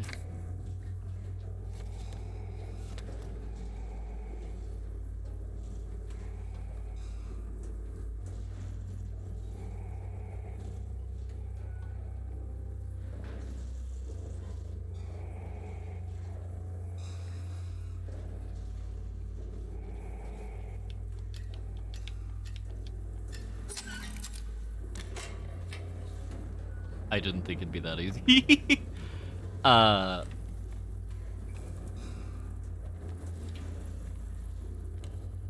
no. Their ship's propulsion is better tech than theirs. Ours. And that's it. So, medicine tech is still garbage. Their environmental systems are garbage. Everything's garbage other than their propulsion systems, which are, oh, great googly moogly.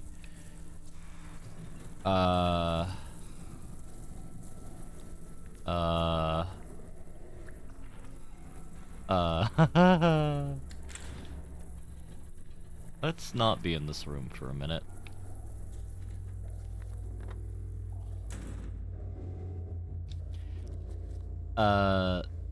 Solar sails are cool, but that only gets you so far.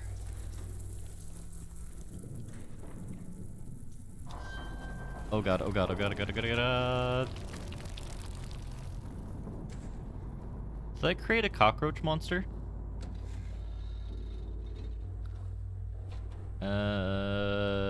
No.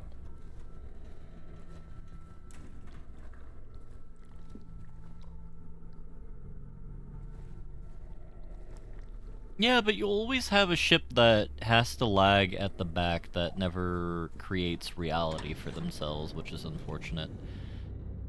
So now we need to go to the electrograph room, which is... Maria's there. Is it on the 3rd floor? I guess it is on the 3rd floor, isn't it?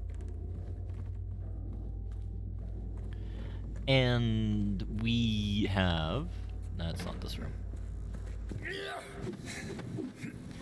Basically, what ends up happening is they land in LA and a few other places, and they get completely murked because they're fighting USGIs with M16s and all that jazz. And they have, once again, muskets.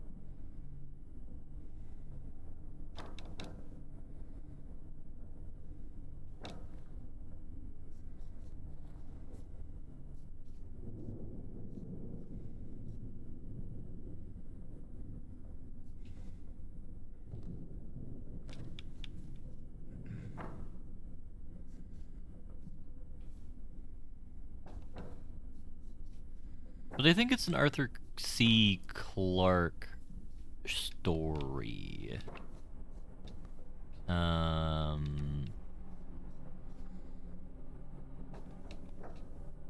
That has made the rounds through time.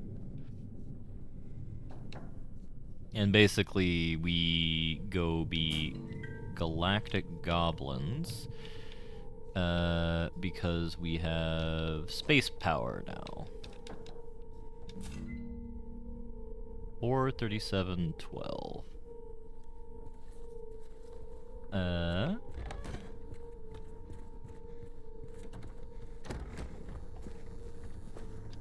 So 4 36 37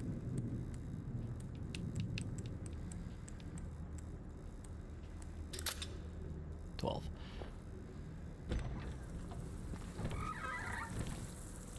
Why are there so many cockroaches here?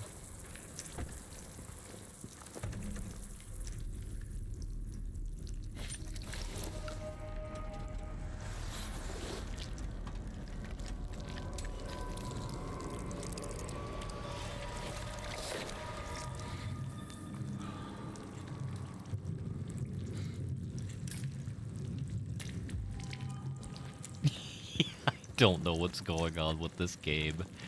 We have insane cloth physics and insane cockroach physics and disintegrating like metal. So we have everything we need to do to get to the doctor boy.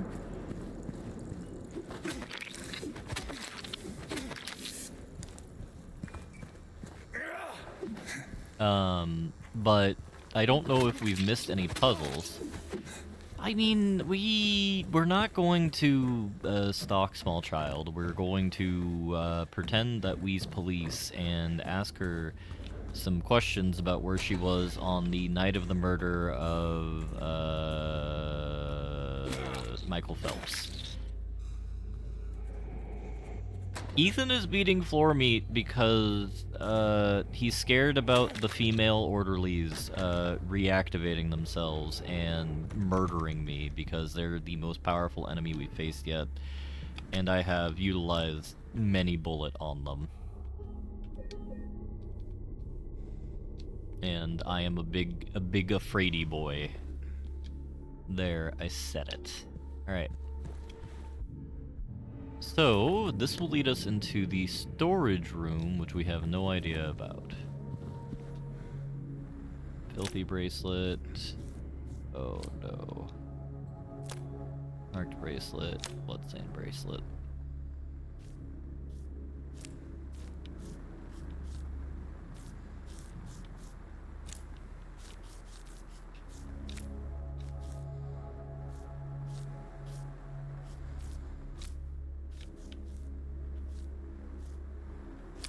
What is the puzzle here?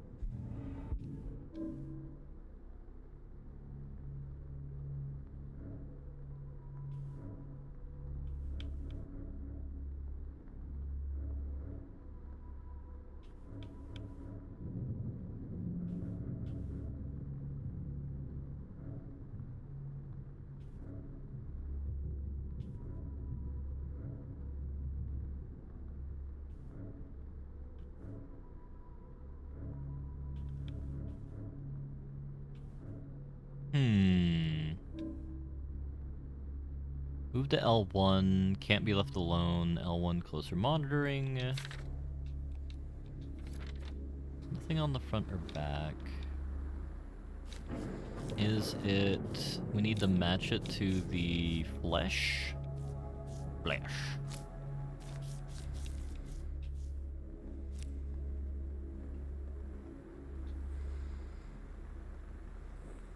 $71, $92, $45.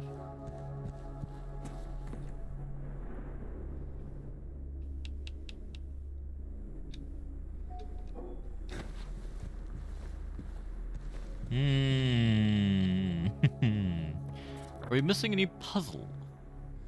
We have Maria. We have... small child. We have basement. We've looted basement. We have looted ground floor.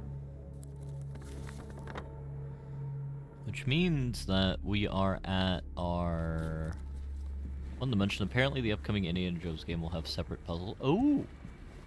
I did see something about games journos talking about it. So I'm hoping it's good. Because I finally have seen the Indiana Jones movies since my brain has actualized, by which I mean I've seen the Indiana Jones movies after I turned the age of 5.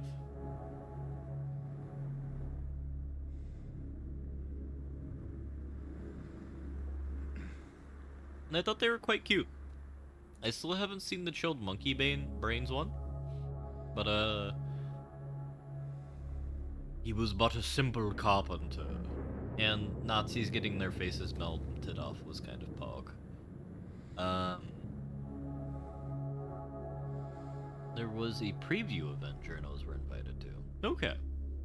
Not all of them. I've only seen 1 and 3. 2 is the Monkey Island.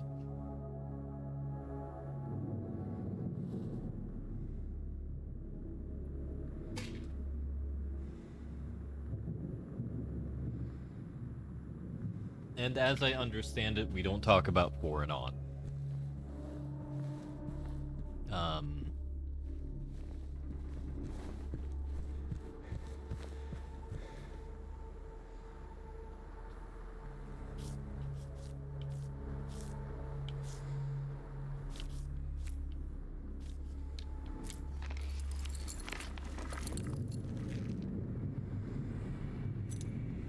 like, how was that the solution?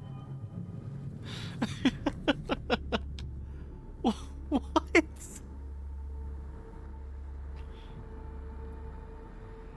Uh. Okay. I'll take it.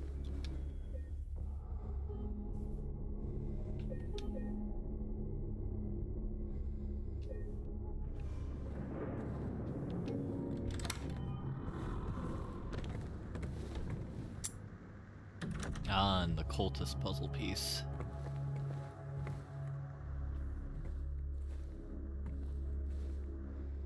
Uh.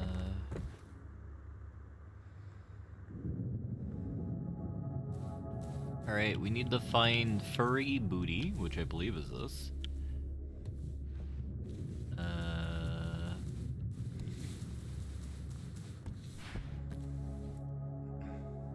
No. What appears to be close. Your head.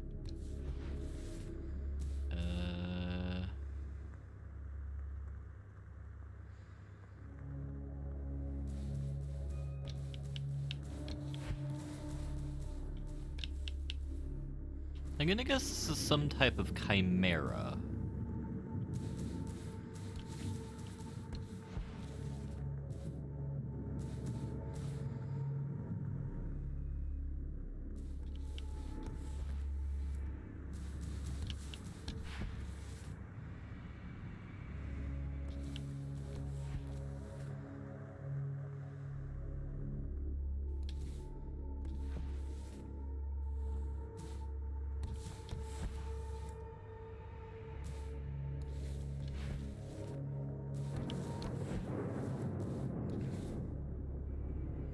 I recognize the symbols from the device elsewhere in the facility.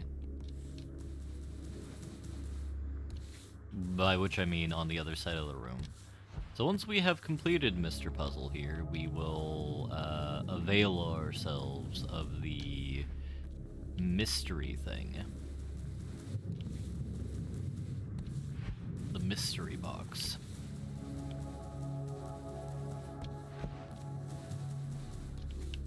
I am very upset that I solved the puzzle one off. Alright, there we go. Alright. I don't have my phone next to me, so give me one moment.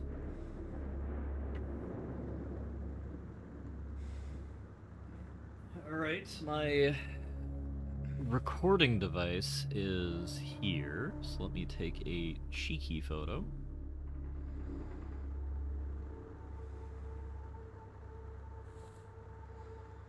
And I have it, is what I would say if it actually took the photo.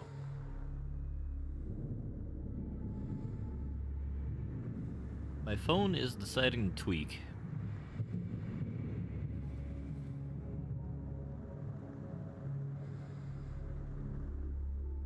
Was my phone not charging that entire time? That'd be really funny.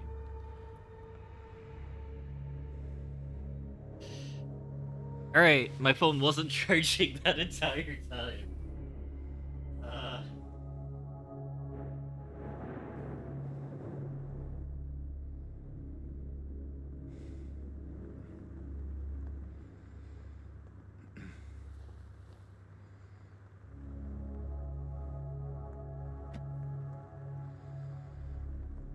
Alright. We have to go with Plan B. Plan Beta. Which is good old friend Control Shift, or Shift Windows S. Bam. Then I'm gonna open up our other friend, Mr. MS Paint. Alrighty.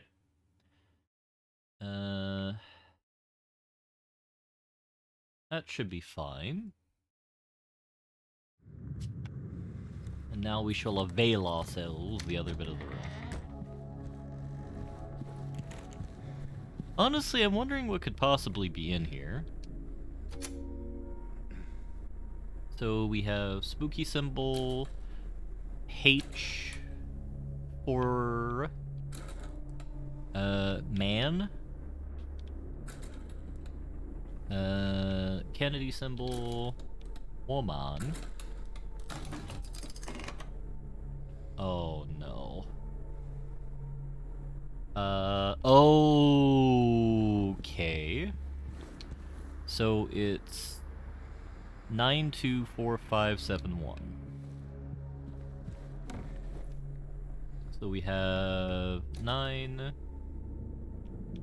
2, 4, 5, 7, 1.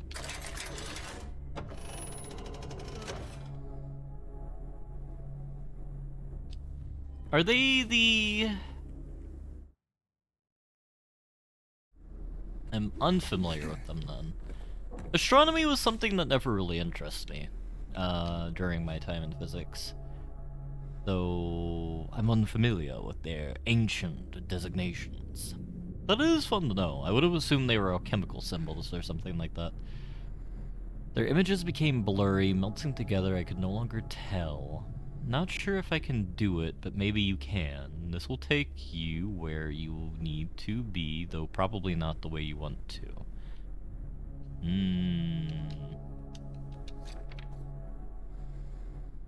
And there's bound to be some pain involved, there always is.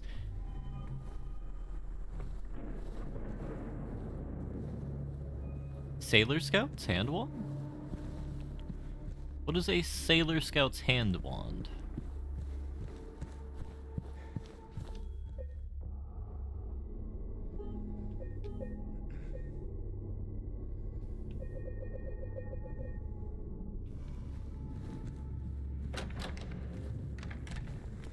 Oh, like Sailor Moon.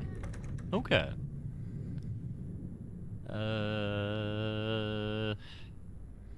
Alright, Wick. I have to ask you this question for spoiler-related reasons. My goal is not to get a Maria-based ending. Do I want to avoid talking to her multiple times in the hospital section to get to that ending?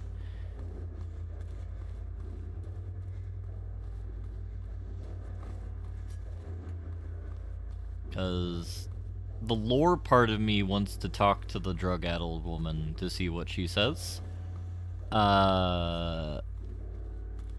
Okay. So we shan't chat with her. I do find it a bit weird that it propels us to a Maria-based ending, because it feels like it's the polite thing to do when your party member is in a addled state when you have Hitler monsters attacking you.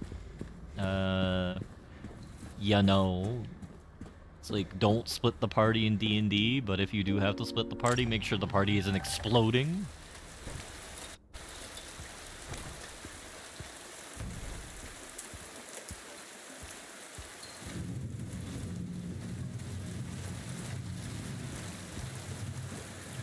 So we have bullet.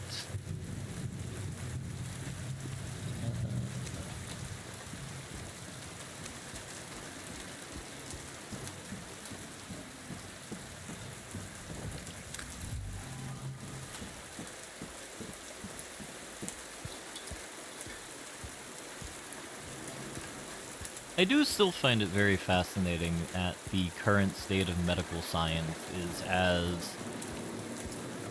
which I will reiterate, is very advanced for what it has been historically, but we're effectively in small child age of medical science, because, like, a lot of the stuff that we think and take for granted now is very new. like, goodness gracious, like, heart transplants weren't even a thing until, like, the 50s. Rain. Stared out the window all day. Peaceful here. Nothing to do. Still not allowed to go outside. Still raining. Talked with the doctor a little. Would they have saved me if I didn't have a family to feed? I know I'm pathetic and weak. Not everyone can be strong. Rain again. The meds made me feel sick today.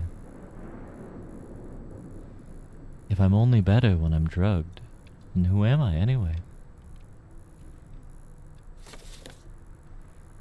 Rain as usual. I don't want to cause any more trouble for anyone, but I'm a bother either way. Can it really be such a sin to run instead of fight? Some people may say so, but they don't have to live in my shoes. It may be selfish, but it's what I want. It's too hard like this. It's just too hard.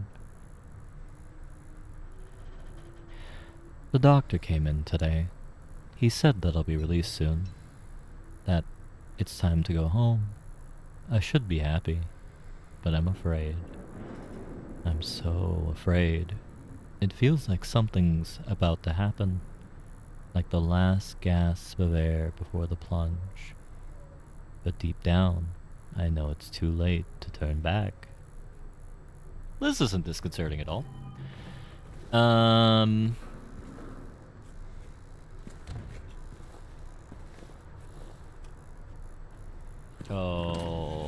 Oh! Fuck!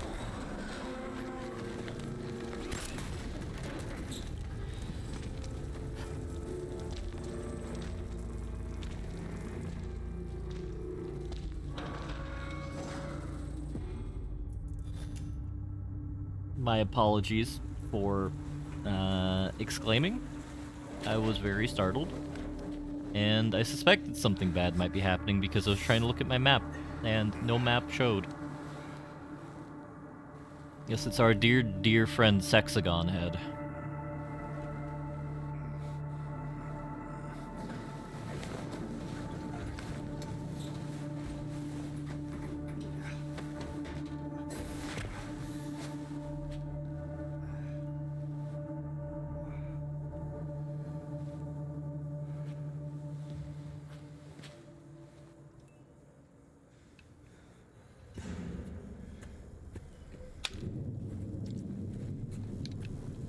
Alright, so we are in small child land.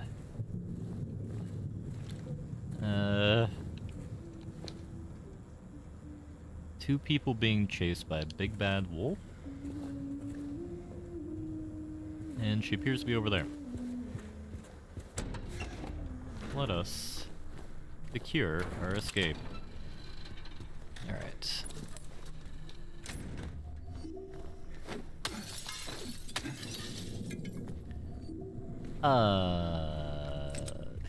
Me being dreadfully startled aside.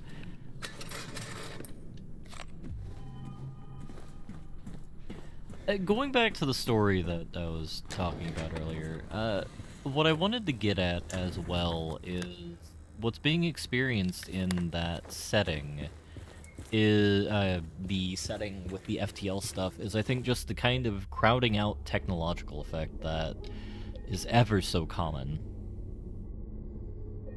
Because if we think about it, there is a crowding out effect currently going on in our IT sector, where more and more of the intellectual talent is being siphoned into very valuable, don't get me wrong, but probably very oversaturated categories of the, you know, semiconductor field and whatnot. What do these memory things trigger?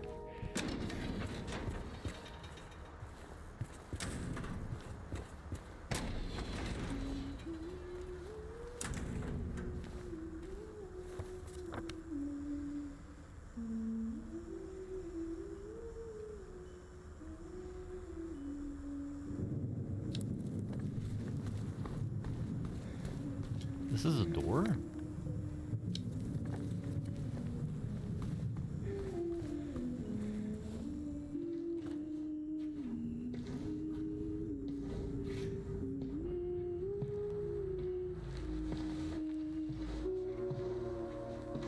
Laura? How do you know my name? Eddie told me. That big, fat blabbermouth. Laura. Why do you keep running away from me? And how do you know about Mary? I just do. What's the big deal? Why can't you just tell me? You gonna yell at me if I don't? No. I won't. Please, just... I need to know. Mary's my friend. We met at the hospital last year. Stop lying. Laura, I'm sorry. Fine, don't believe me. See if I care. Hey! Let go. I'm sorry, Laura, but I can't let you just run around this place. You might get hurt. Hurt by what? Look, just stay with me, okay? This is no place for a kid. Fine. But there's something I gotta get. Laura, It's important. what is it? A letter. For Mary. What? I hid it. In there.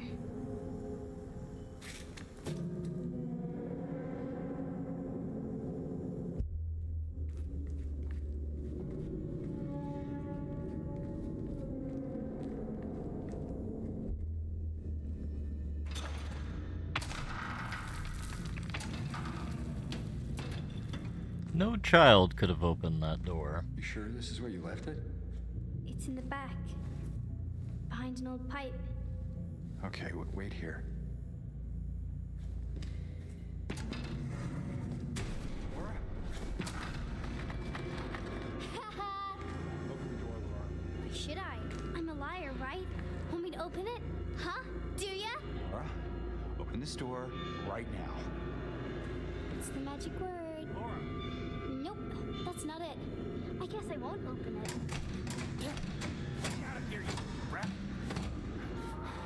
In your dreams, fart face. Please open the door. There's something in here. There is. A big lying fart face. See a fart face? Laura! Laura!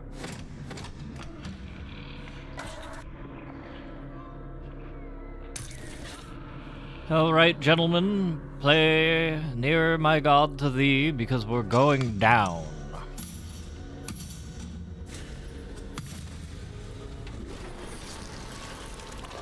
You're correct, Blobber. We should have shotgunned small child.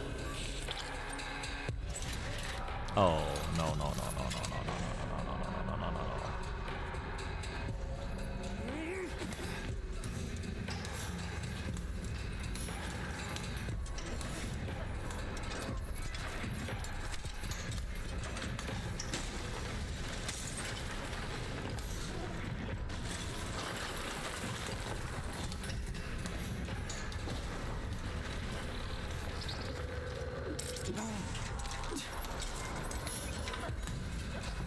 So there's one thing I know is that we should be able to defeat all enemies via a stick.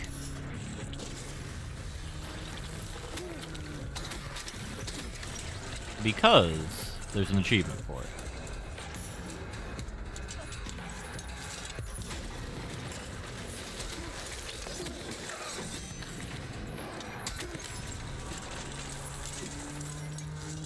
Well, I mean, we have an iron stick right here, which I think is superior to pointy stick. Maybe not superior to iron pointy stick, but still better than stick.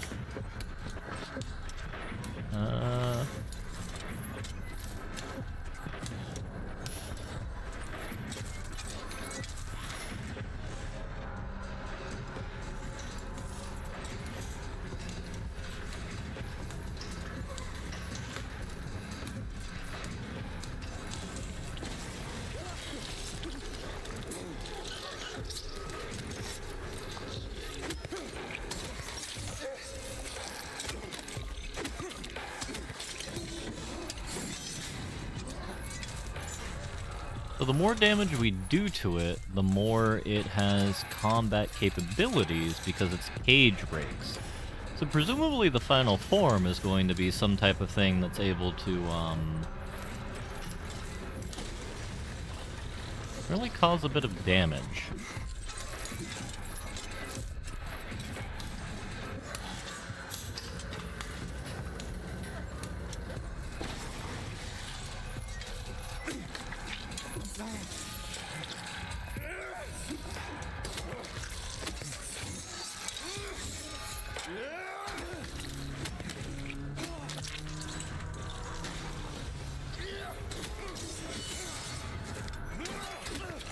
Oh, no, no, no, no, no, no, no! We have surpassed the triple expansion steam engine, and we have the quadruple expansion spider monster. Which, you know, in my younger years, this would probably be some type of nightmare infesting thing, but, you know. I am not as afraid of speedres as I once was.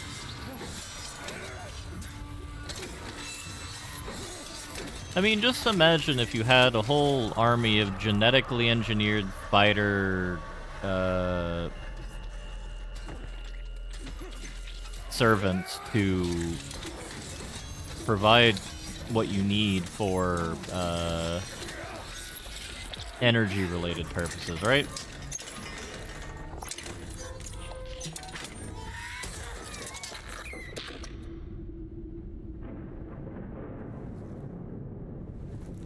No, you just have, like, giant spiders pulling the trains.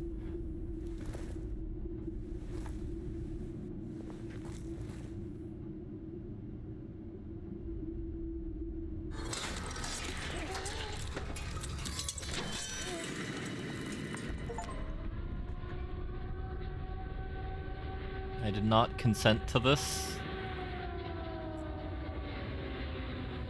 James.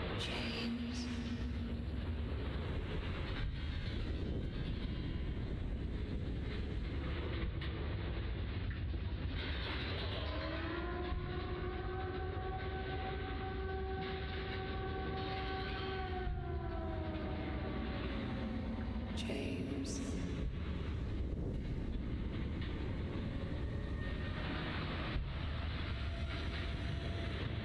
James.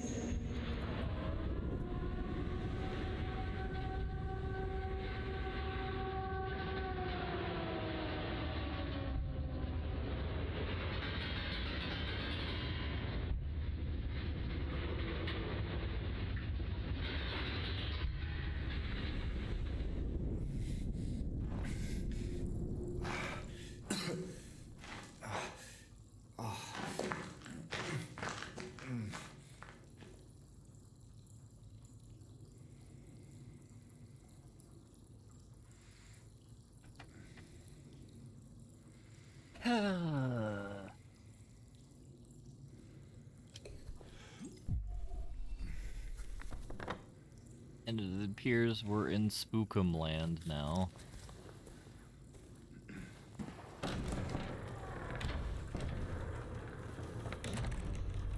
Which I can't tell, is this the past or the future?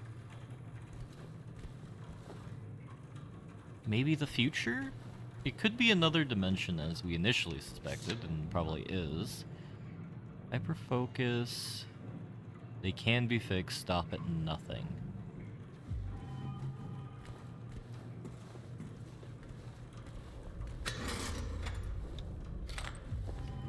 So, the doctor seems to care about the patients in the original timeline.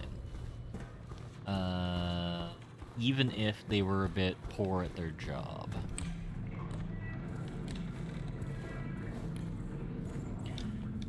However, I have to take a brief break. So I'll be back. I will be back in a couple of minutes, and we will discover the mysterious confines of the spooky zone.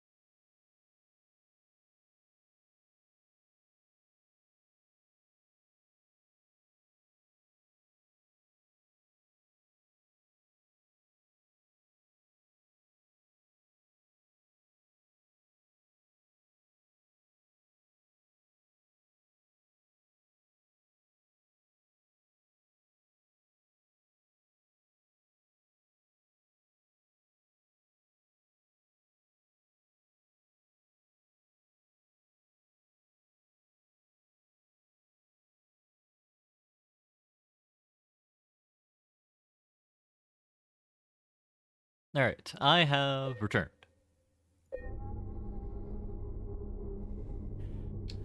So, while we're exploring down here, as we have a facility that desperately no longer functions, I'm going to go back to my earlier kind of idea that I was trying to talk about, and that is I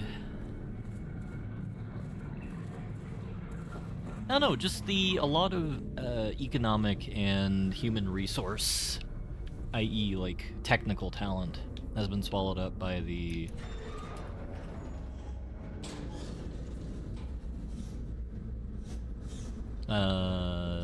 information technology sector that other sectors don't have the ability to kind of yoink up for better and ill. It's not like our situation is a complete zero-sum game type of a thing, but there are some sectors I feel that are in a sadder state than others. Like, for example, materials science is big sad right now. Not big sad, it's, you know, still existing, but I'm trying to think, like, what in the last 30 years, last 20 years, like, big material science innovations we've had. Because, like, the closest thing I can think of is graphene, which is still in the natal stages of usefulness.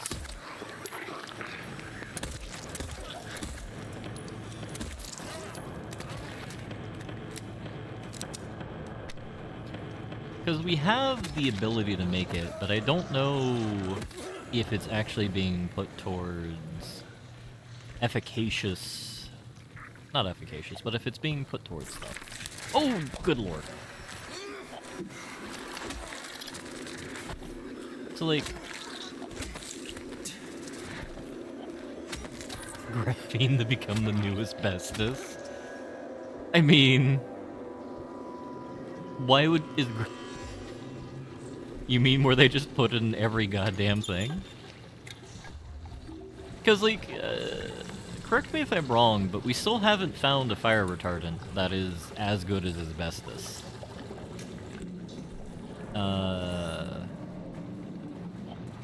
Like, if you want to stop fires, you want to have asbestos, but you don't want to have asbestos because you'll destroy your lungs and kill billions of children and elderly and just everybody.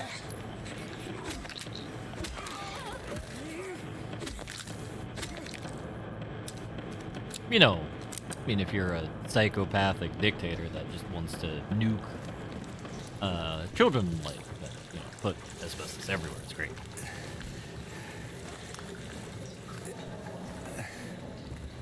Yeah. I mean,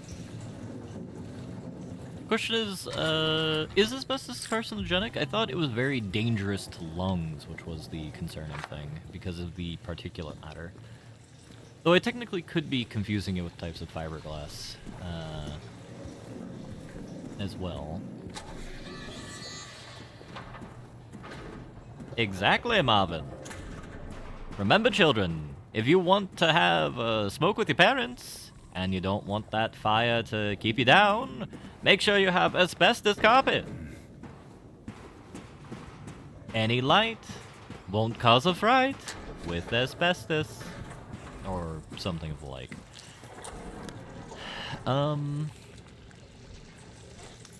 Oh, this is a very curious way to animate this map.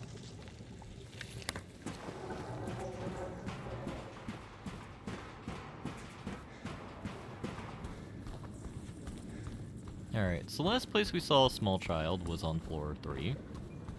And floor 3 is impossibly nuked.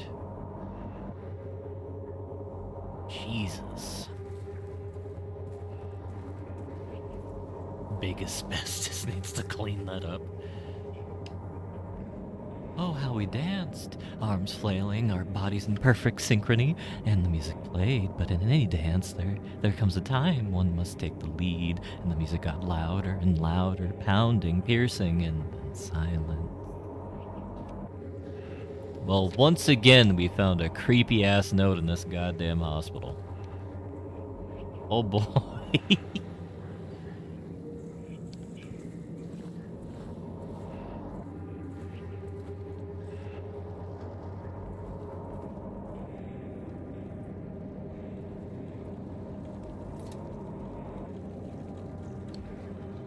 Instrument of force. Most common diseases associated with chronic asbestos exposure are asbestoitis, scarring of the lungs due to asbestos inhalation, and mesothelioma, cancer associated with asbestos. So my question then is, like, cancer is caused due to a mutation in cell growth that basically impairs the cell's ability to calm its tits, so to speak. So, like, is the damage issue that's caused by asbestos basically, like, so much damage is caused that the self-repair, shit.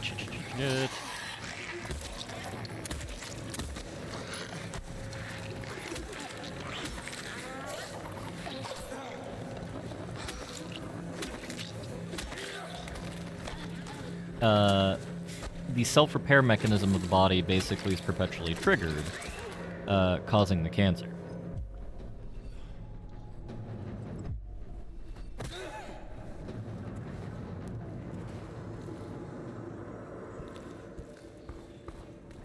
Or is it like some other biological mechanism that is triggering of it?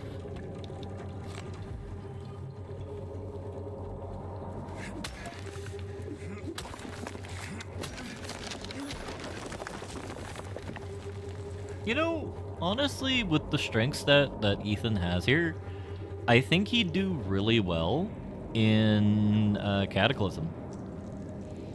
Like, I'm not even joshing you here. The fact that he's able to just beat down walls like a Giga Chad is just delightful. Given the number of walls I wish I could beat down in Cataclysm in order to get that sweet, sweet, delicious loot. Alright, buddy.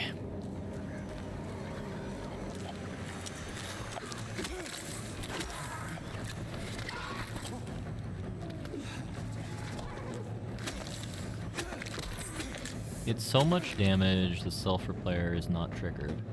No, that's for the asbestosis, isn't it? I'm talking about what triggers it. What triggers mesothelioma? Because if there is a relationship, or we have determined that there is a relationship between asbestos inhalation and lung cancer. I'm presuming that the mesothelioma is a lung cancer. Then there has to be some biological thing that triggers the body to mutate in such a way that it forgets that it needs to stop jiggling. Failure to break down asbestos generates side products that are harmful, i.e. inflammation, fibers themselves, CAR to ROS, and their own direct. Okay. So basically, it causes chemical reactions in there that jiggles your DNA to be sad. See, that makes sense.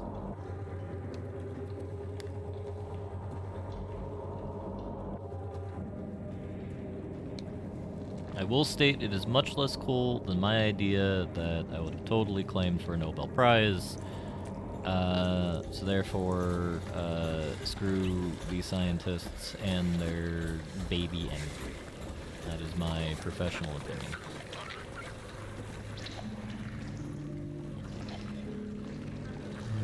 Do not like that.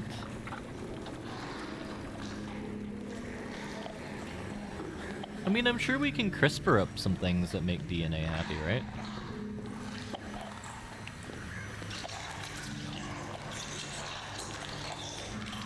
I hide from you? Asked ChatGPT. We're not going to have a ChatGPT stream at this time. As much as I do find amusement in Chatifer Jim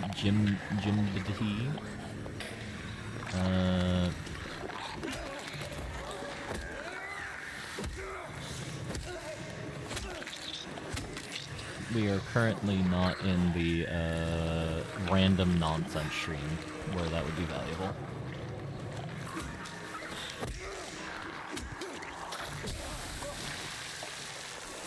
Well, I mean, if you outsource my Twitch to ChatGPT, you would get more reliable streams.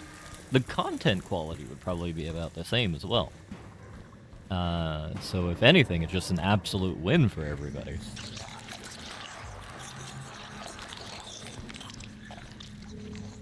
There's something on my feet. I see Spookum. I see Woman Spookum. Entire Twitch chat is already just a few LLMs talking to each other. I mean, that sounds about right. I think you're too far out of the distribution for AI. I don't know if this is an insult or a compliment.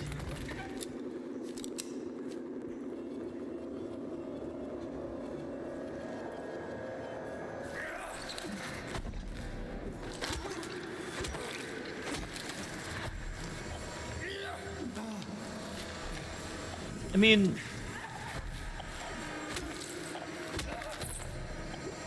I am fascinated what the actual use case of LLMs is going to be. There is value in them, but I do not think there is currently as much value as corporate America thinks there is.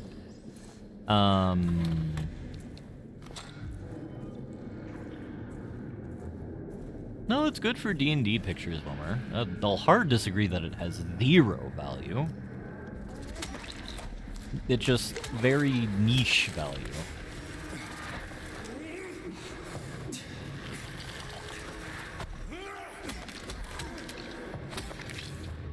I find it fascinating that people are kind of like outsourcing their jobs to ChatGPT. I think that says more about the type of work being required of you than anything, but I shan't judge.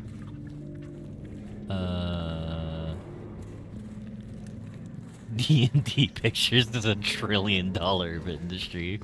I mean, you're not wrong, Wick. You're not wrong. How else are we going to get the femboy kobolds to fight the Lorax in Mortal Kombat in the halcyon groves of the crystal mines? People are too poor to afford that.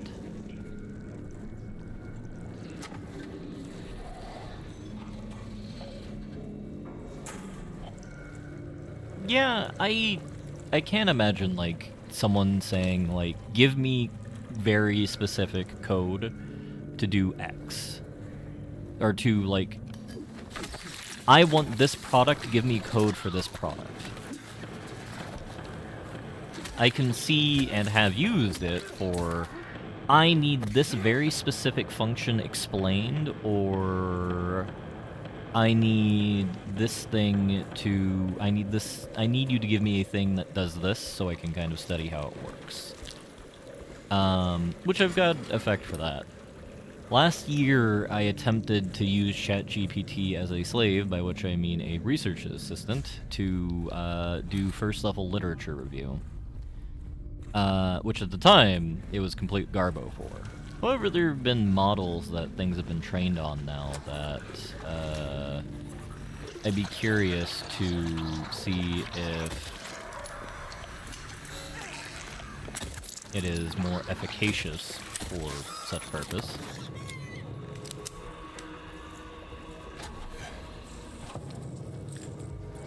Well, I know it's not giving you the right answer. It's just giving you, like, a very... it is giving you the intelligence of the crowd answer, so to speak. Which is... Generally fine when you're looking for definitions. Especially if, like, you're not just treating everything that you get as gospel and, like, you verify it works the way you understand. Because, like, honestly, I hate VBA. I hate VBA with a bloody passion, and ChatGPT helped explain VBA or certain things in VBA better than, like, the Microsoft image boards. In part because I think it is just a condensing of the, probability distribution, a probability distribution, for lack of a better term to use, because it's hard to make video game commentary and play video game. That was elemental valuable. Now, outside of that, there are many things it's useful or useless for.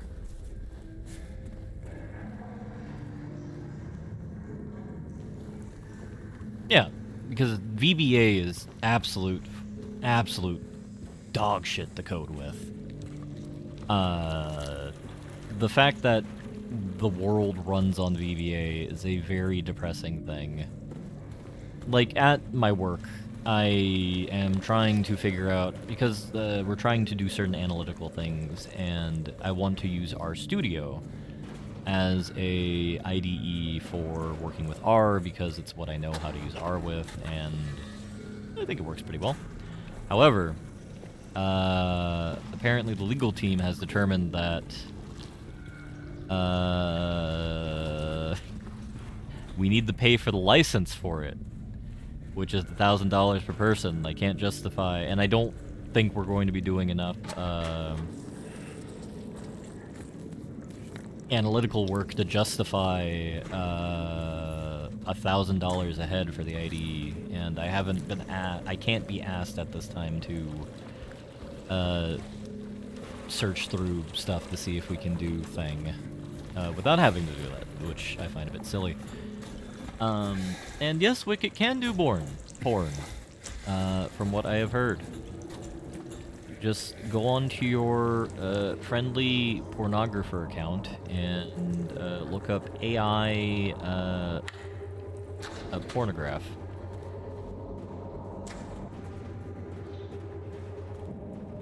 I heard people talking about it.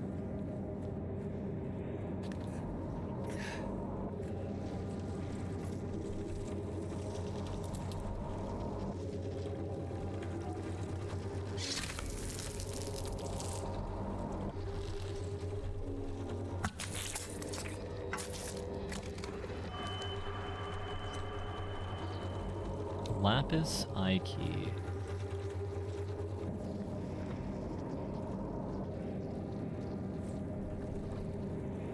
AI dungeon? Is that like a bespoke dungeon maker?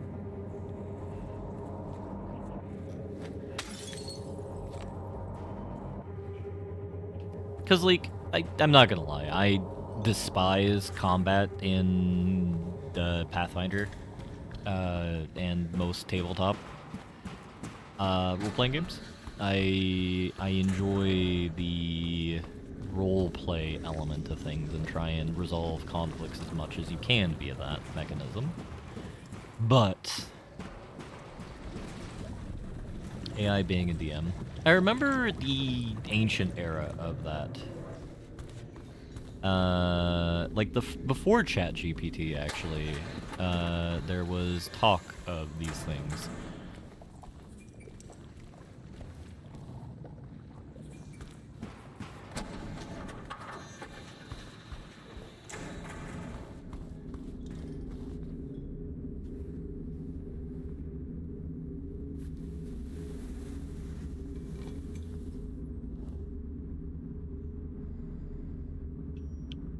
What a puzzle box.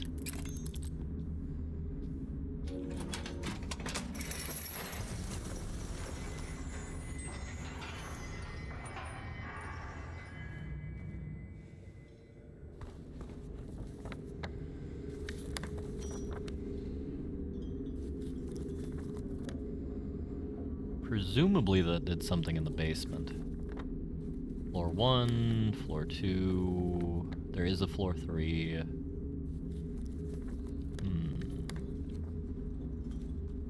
So the director's office should be over here, actually. I heard creature noise, though.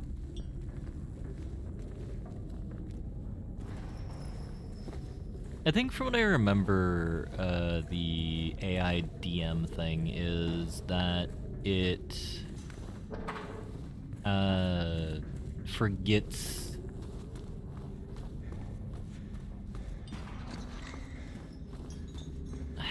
There was a problem with it that I don't remember because it's been so long since I used it.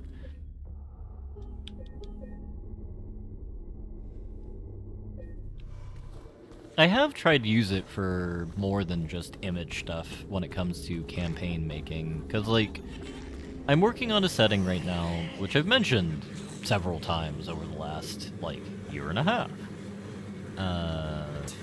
Which might seem nonsensical, but I was working on it prior to my disappearance from existence. Oh, good God. That was a pretty good nurse parry. But we had basically setting is ancient empire collapses due to death cults. So you have an empire that was established by an elf, high elf-based society that was running things for several thousand years after they defeated some entity. That empire has grown into a bloated, hellish mess. Yeah, it's racist high elves at the top. And basically, you have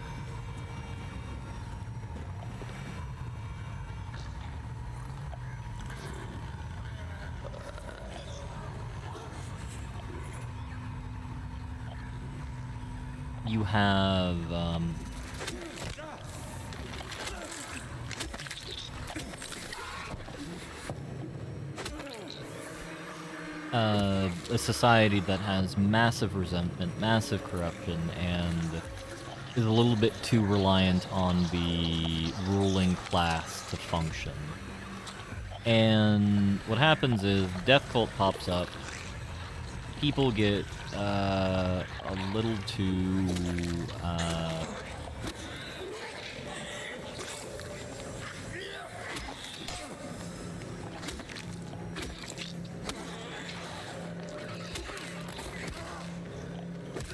death cult pops up. They're able to make their way with the ruler and cause events that leads to the utter and irrevocable collapse of the country in about a century. I'm writing a series of questionable quality short stories to kind of set the scene for it. So I know, for myself at least, that this is kind of the feeling that's going on. These are the characters that exist, etc., and so on. But how this ties back into ChatGPT is kind of thinking about what are these sort of mechanisms that one can consider when you're looking at a country kind of dissolving in a grotesque manner. Because, like, the level of chaos that I'm thinking of here, or trying to get across here, is, like,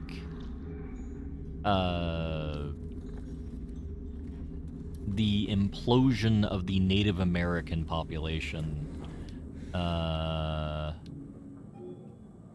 sort of disaster.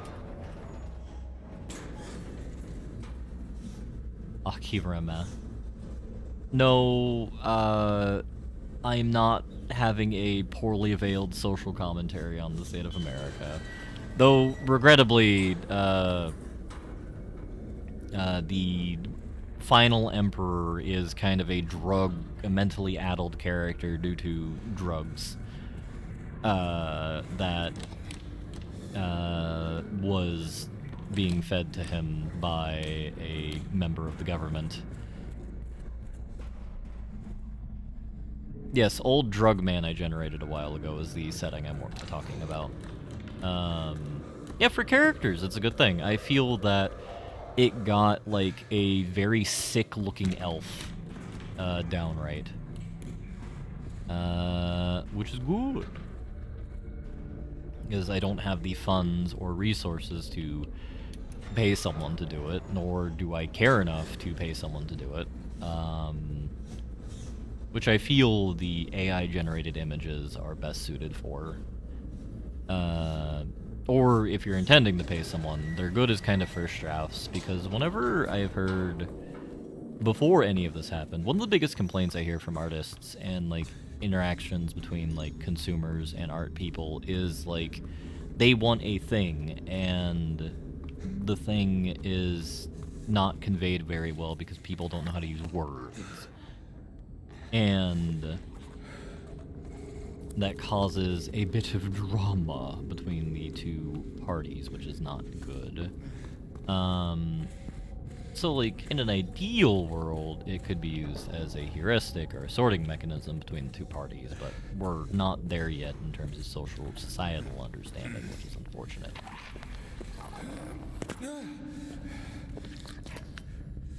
But maybe we'll get there eventually. Who knows? But I've been working on the events after the collapse of the Empire. So, Empire blows up. You know, I think I have the global population about 100, 200 million people.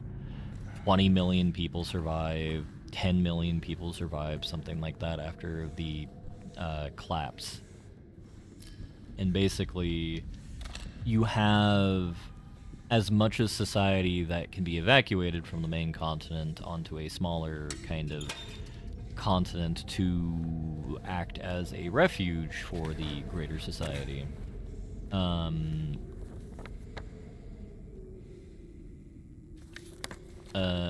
Do all that jazz. Now, I know that's meaningless words, but the idea is 1,000 years or so after the last ships left the Empire, the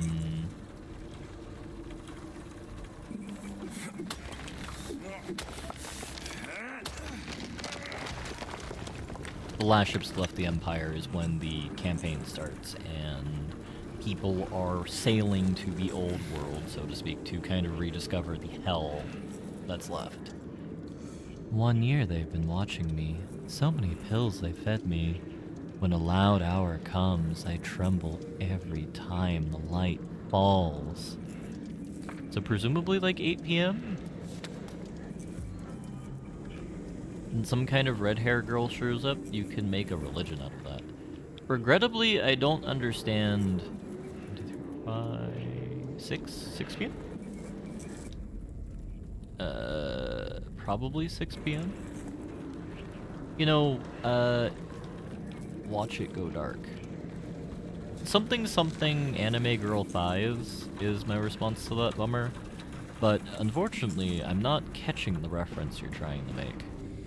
Because I am a silly Billy.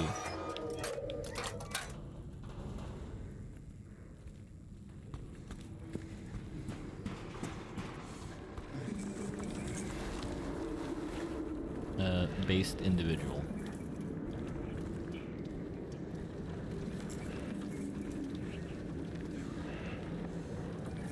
Watch it go dark.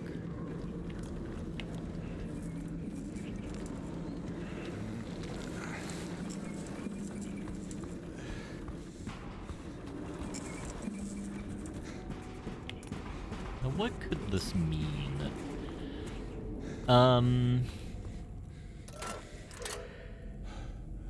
So my first thought was 8 p.m., because 8 p.m. seems like a dark time.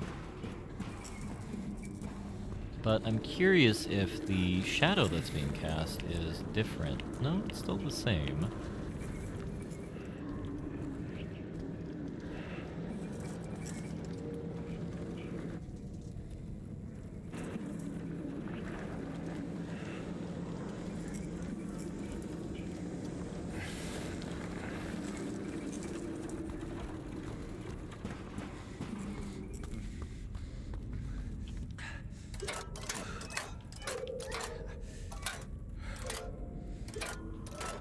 Oh, I see where you're going, Bummer. I see. I understand now. Got some Anbanar action going on. Amusingly enough, I always imagined the last Empress character to be sort of red-headed lass. Because she is a fire mage. 2? Really? Oh, good God.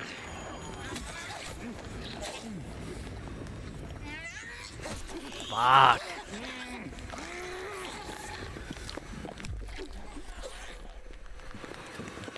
Fuck this.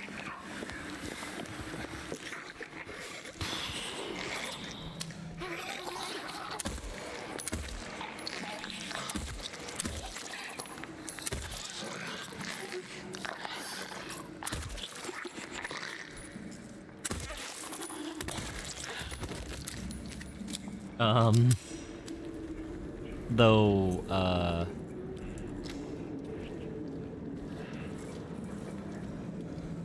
guys, the hell with Sporting Lizard? Fight them like a man. You know, I shan't fight them like a man, Lizard, but I shall fight them like an Englishman. We shall hide in the trenches and wait for the Jerry to come to us, then we shall finish them with our superior aim and firepower. As is right.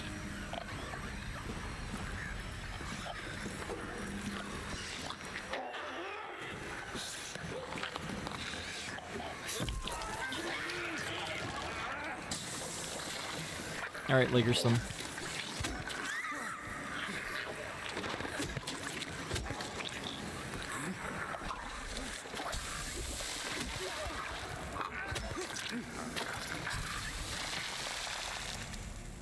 Alright. Bam.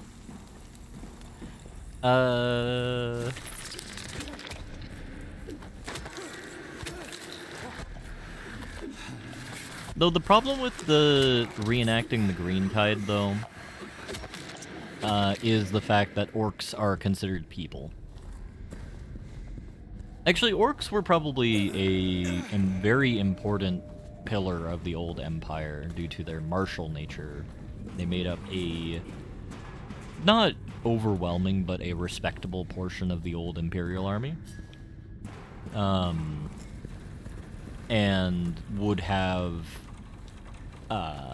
been a lot of the meat as things fell to hell.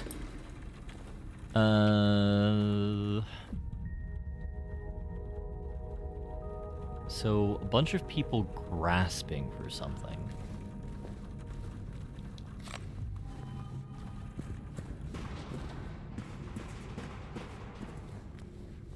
But I've been reading a variety of light novels in the intervening time since I started working on everything, and I've really come across a couple ideas I like. One of them is, like, was going to be a thing from the beginning where magic is in much harder to reach supply than previous.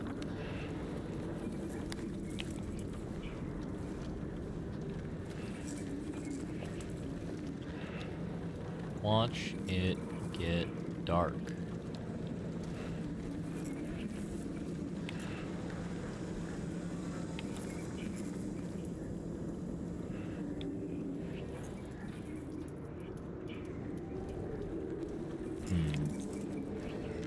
And something that I never really initially considered about that is the idea of kind of the magical arms and equipment from the Fallen Empire being really just kind of head and shoulders above anything else available. Now, I know that seems to be super simple and like, doy idiot, why didn't think about that? In fact, it's because I just didn't. So I like the idea of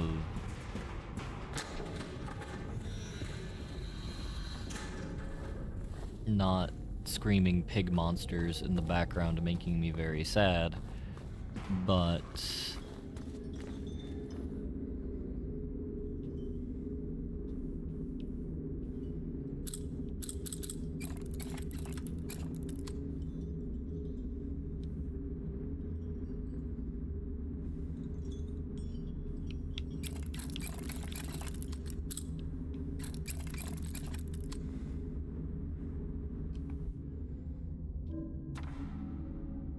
I tremble every time the light falls. So 162.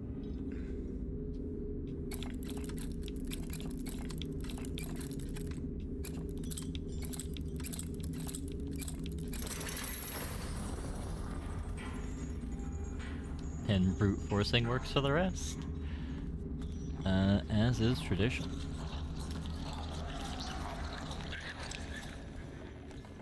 So we need to get over there.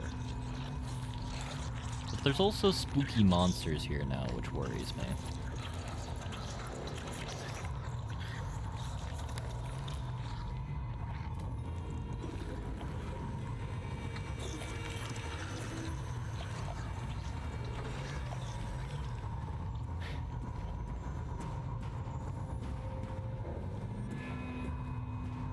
But the thing that I'm thinking of is kind of like a 1,000,000-man strong army.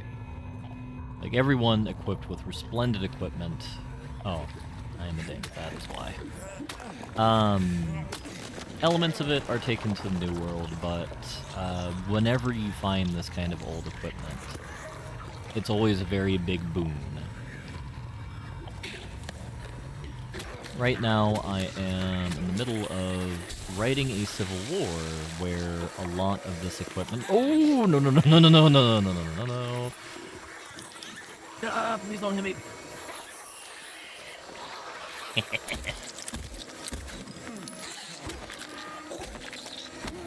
Please, video game, why are you doing this to me? Oh, thank God for hitboxes.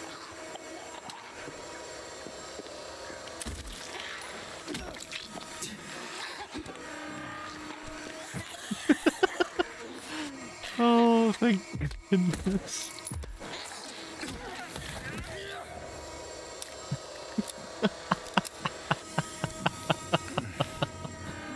Oh. Yeah. Yeah, iframes. Thank God for iframes. Oh my God. Though I think the iframes benefited my foe there as well, regrettably. Why didn't the Ancient Empire just abuse iframes? Well, the Ancient Empire didn't abuse iframes because it's kind of a... It is a storm where you have MacGuffin... Well, not MacGuffin, but you have very powerful magical artifacts being stolen by a death cult that is trying to mess around and figure out how to use them. They assassinate the two pillars of the Empire that are the source of legitimacy, which is the Church, which is ruled by a branch family of the Imperial family, and the Royal family, which... Royal family killing everyone except for the Black Sheep, which will become the Black Empress, the last Empress.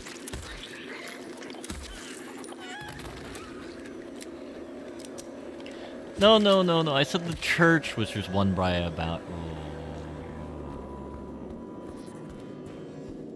Wimworld.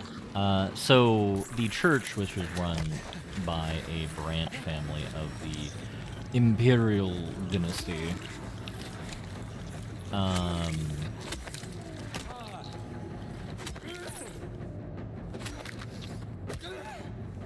branch family by, so the Imperial family's just running like the CIA.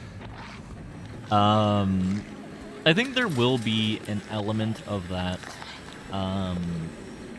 So the short stories are ideated around the concept of the last X, the last Y, or the final Y.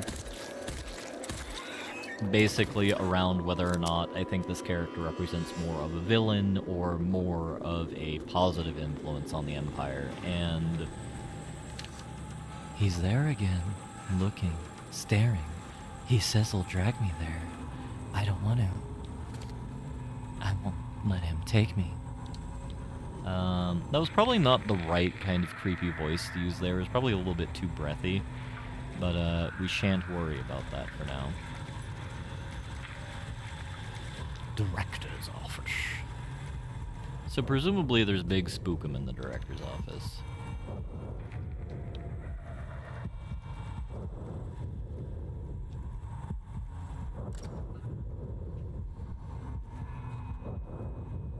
So, like, the last hunter or the final hunter, I haven't decided which, will represent sort of the intelligent forces in the collapse period, where... Oh, the beavers were fucking chillin', Rusty. They were just beaver jerking it, as the children say these days.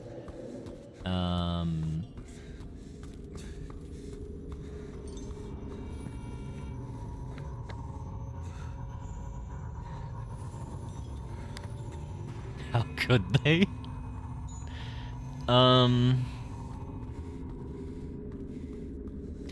Sadly, I have not integrated a beaverkin humanoid race. The closest we're going to get is rat people, because I want a non-evil Skaven to be in existence.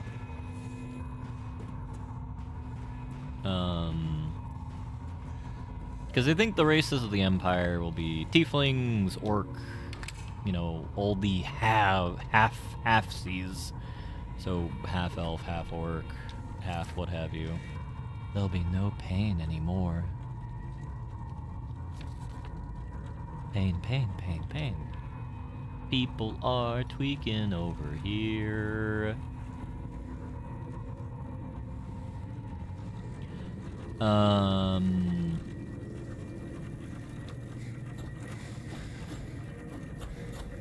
I'm afraid if I go up there, it's gonna be very bad.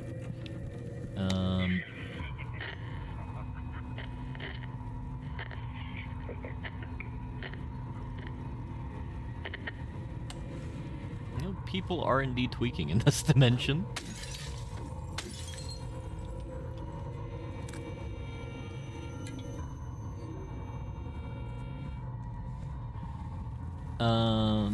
So rat people, kobold, human, elf, high elf will be a kind of evolution of an elf. Not an evolution, but basically there are things done to elves that transform them from regular elf to high elf. And orcs, you know, gnomes, halflings, etc., and so on. So close, it will happen. Has to.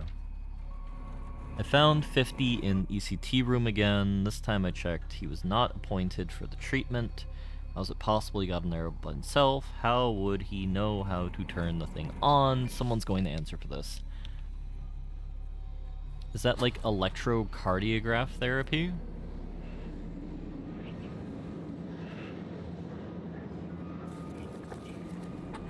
So this is where Small Child betrayed us. How should I know what an ECT is, Bummer?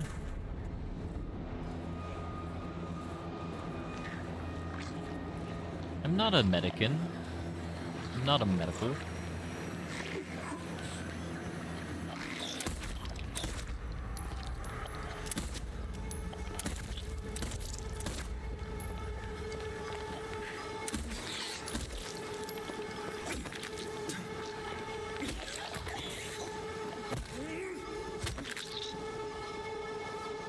Oh, I didn't want to press that button. How many shotguns do I have?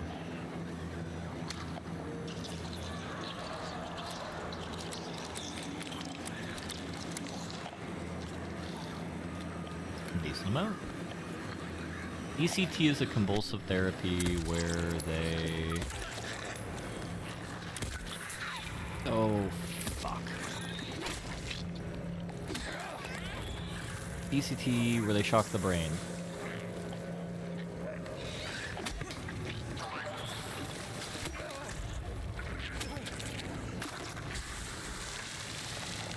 So it's that thing that they use to treat mental illness in the relative, like, mokey age of science.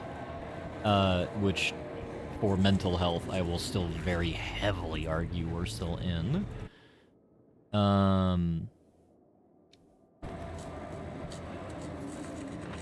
That was weird that looking at the map turned off all sound.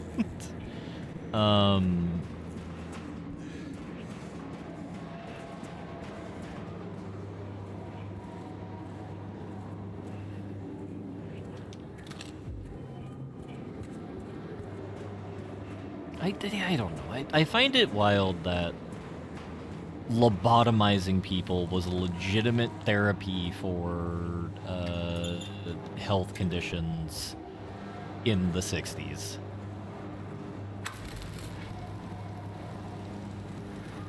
I'd even go so far as to say that makes me very sad.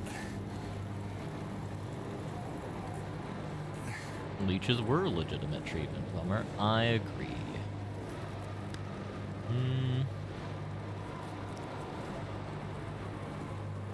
Thing is, like, I think, when did leeches stop being a legitimate treatment?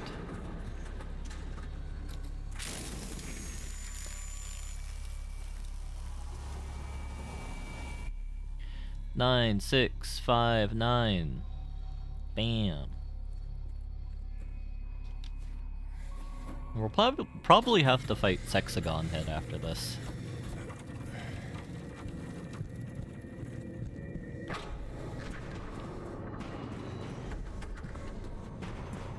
Which I'm going to assume is another time trial, but 9, 6, 5, 9, 9, 6, 5, 9.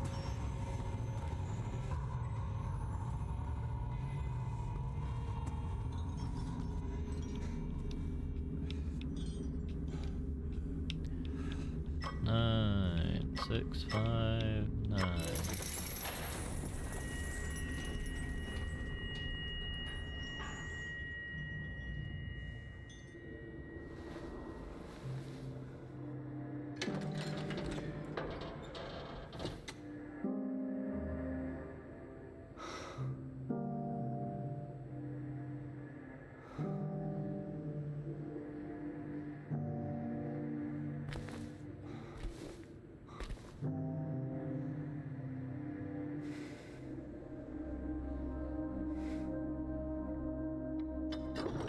Was there supposed to be a letter from Mary in there?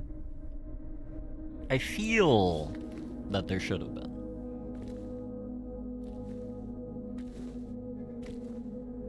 And we have the Catholic door.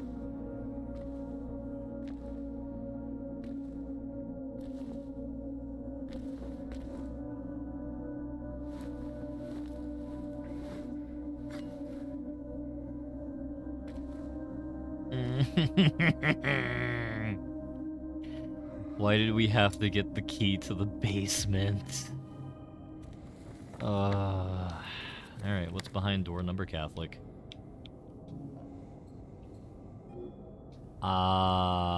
Okay. She is an angel no one knows. Only I can see the lady of the door. They cannot walk along her bridge of thread. They fall from the weight of their crimes. Like bloated and ugly corpses, their sins she devours them. Sin and sinner alike, she saves me as she is an angel.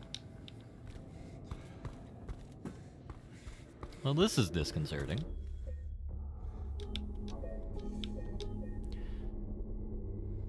Hey, boy.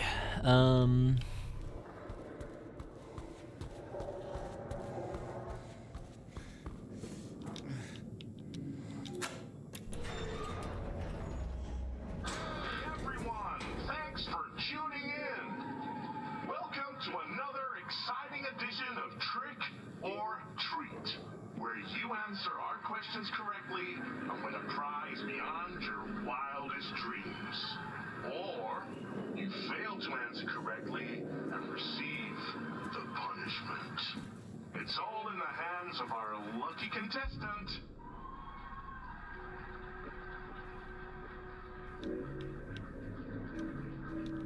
James Sunderland. James, are you ready to play Trick or Treat?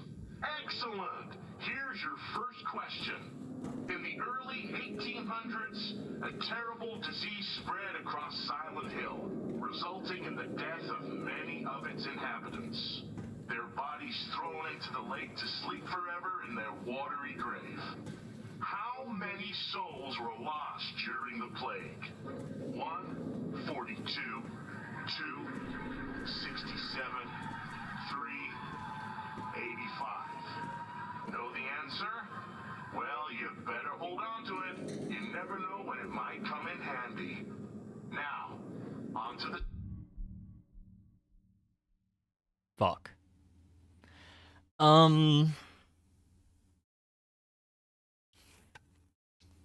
Second question.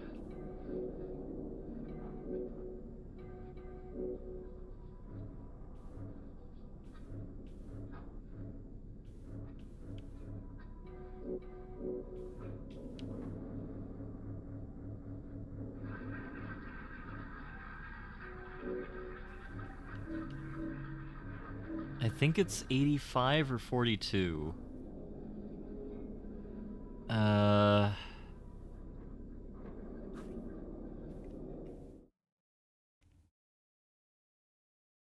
think no, it's one or three. I'm actually gonna cheat here. How many people died of plague in Silent Hill 2? I am saying 85, so answer number 3.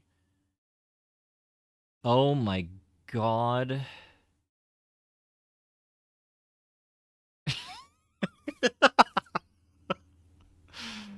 Alright. Follow Sanders Street heading east and further on to the outskirts of town. One and only one road will take you towards the lumberyard and the cemetery. What is the name of that road? 1, Bachman Road. No. 2, Munson No. Street. 3, Wiltsey Road. Did you get that? I sure as hell hope so. And for a third and final question, Silent Hill witnessed a gruesome murder a few years back. A brother and sister were playing in the road when they were attacked and chopped into pieces with an axe. Torn flesh, smashed bones, splattered blood. What a terrible tragedy. What a gruesome end to such innocent lives. One of the victims was a local boy named Billy Locane. But what was the name of the other victim? Billy's sister. 1, Miriam. 2, Heather. 3, Julia. Well, that's the last of our questions. Have you got it all figured out? If so, All right, no, I'm gonna be little bitch boy right now. Da da da da da da da da da da da. Hell yeah! Alright. I did assume it was Miriam. The time will soon come to collect your prizes. But be careful. If you're wrong, well, looks like that's all the time we have for today, folks. Thanks for tuning in. Rusty, I'm actually the main character of I reincarnated into this hellhole of a town with my smartphone, and I don't know what to do anymore. What the hell was that?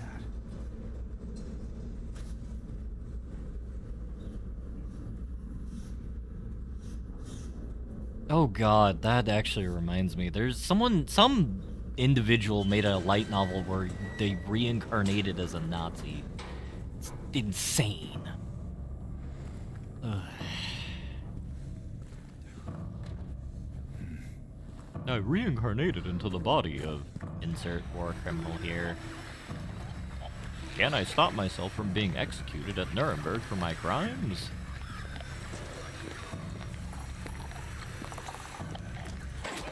All I can say is only the Japanese. Though, actually, I might be throwing Japan under the bus here unnecessarily. I think it might be a Korean light novel, or web novel. All I know is I saw it on... I was looking at the light novel... web novelistan, whatever the hell it's called. And, either that or I saw it on an Instagram reel.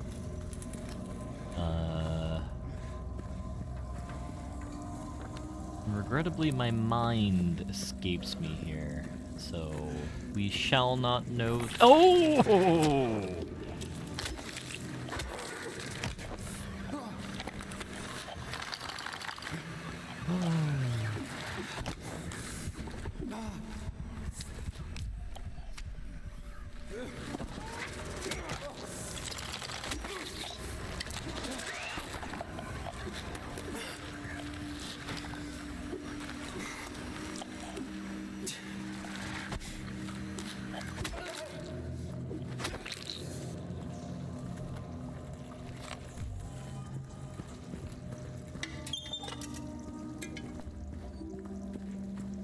That was the worst thing I've done. That's the worst performance I've had against the lake monsters this entire goddamn game.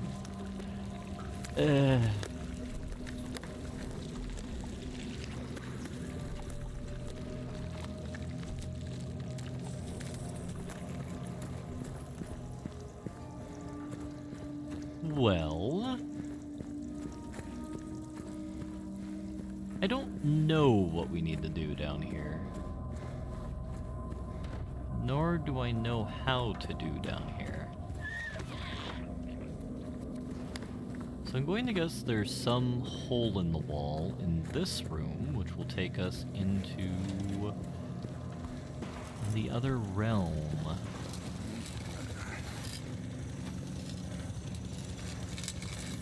We have Blobber's Beloved, the double turbine diesel engine in this case.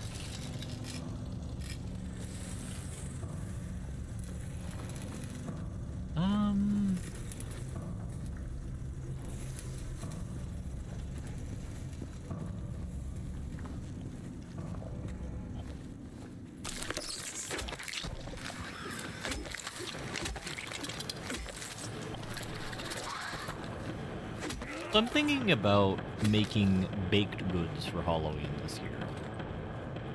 Or acquiring them. And...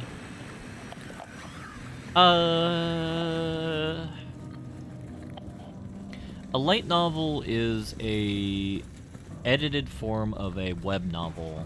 That is traditionally produced in, like, kind of Japan, Korea, and China.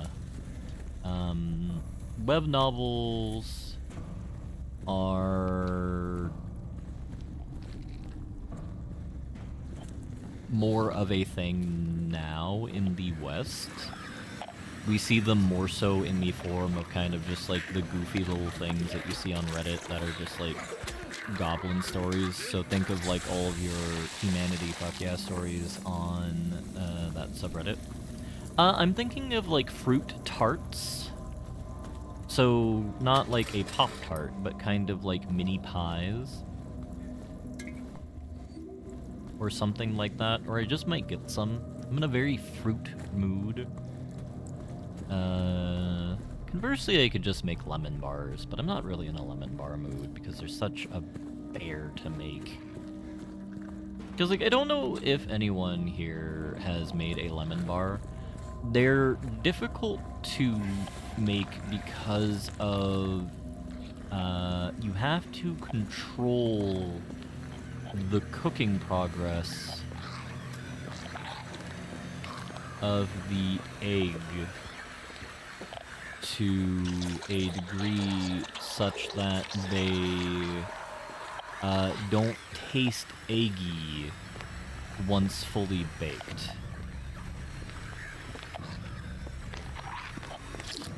Which is not a...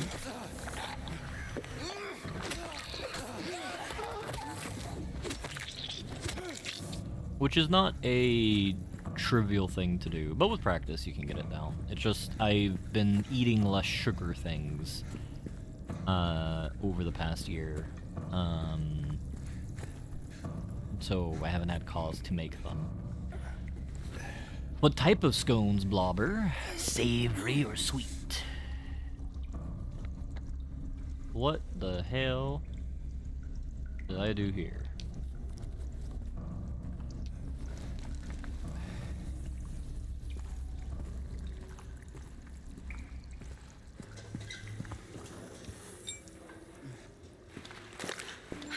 James. Why the hell are you here, lady? Oh.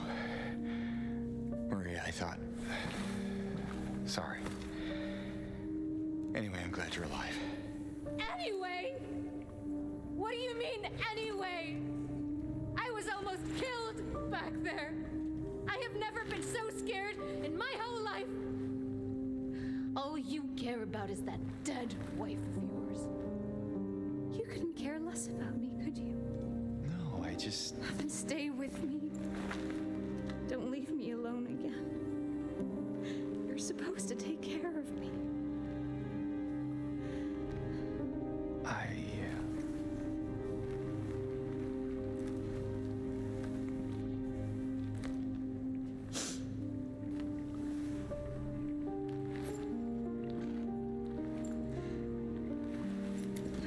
So what about Laura? You found her? Yeah, but she ran away. What? Well, we have to find her. Yeah, you really seem to care about that girl. Do you know her? I'd never met her before. I just feel sorry for her. She's all alone, and I don't know, for some reason I feel like it's up to me to protect her. Blabba, I believe this woman has just gotten off of Watch it. a steam engine powered vehicle because I believe she's hysterical. For those of you who don't know, that's a deep cut to early train travel in which certain medical professionals believed that women would get hysterical from being on a train. Either that or their reproductive parts would fly out of their body. I don't recall exactly. Okay, I think Vummer and I were in simpatico there. And, it may in fact have just been, the uterus flies out rather than, hysteria, but... we shan't question the psychological capabilities of the 18th century professional. I'm sorry, 19th century medical professional. In which I believe one of the treatments for hysteria was, I believe, dildo, or something like that, or one of the tools of treatment. Though, This is something I read many years ago, and I'm not sure anymore what my brain remembers and what my brain doesn't remember that ends up being apocryphal or not. Yeah, it was also another steam-powered device. Well, what do you know? So annoying. Maria, what are you talking about? I'm trying to keep things light, James. Just Yeah. Sorry.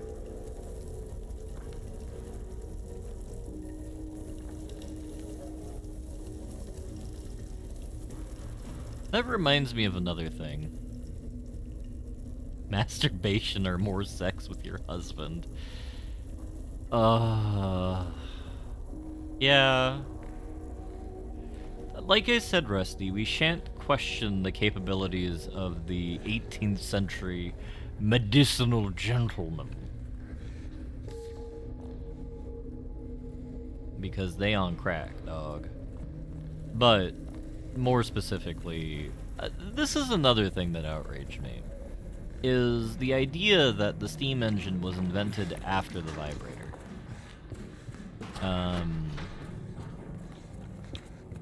Like, I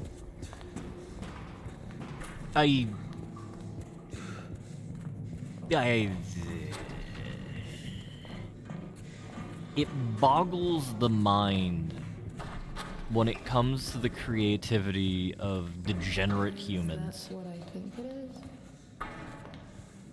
What you talking about, lady? Yes, it's a refrigerator.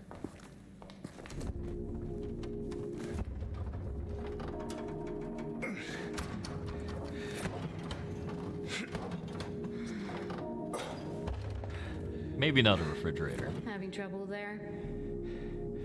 Yeah. You think you could give me a hand? Me? You're supposed to be the big man around here. How's a little girl like me supposed to help? Fine.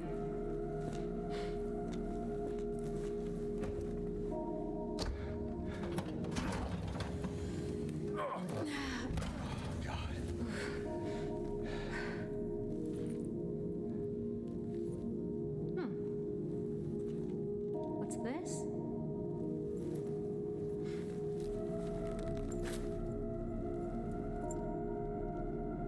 Not very cute, is it? Here, why don't you take it? Thanks.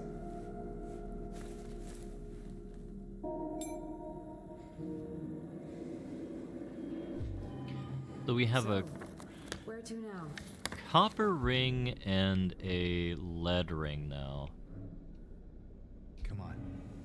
I think I know where those rings belong.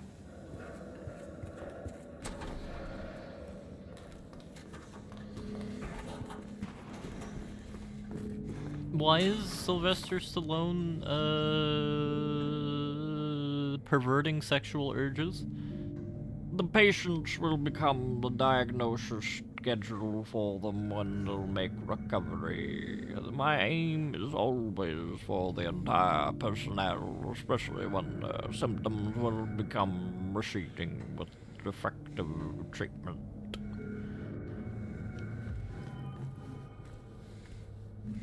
Oh, Sylvester Graham and not Sylvester Stallone. I see. Never mind. I mean, I'm afraid, given the context in which Sylvester Graham has been mentioned here, but at least for aspects of their life, pretty pog individual, given the fact that they invented a pretty good snack.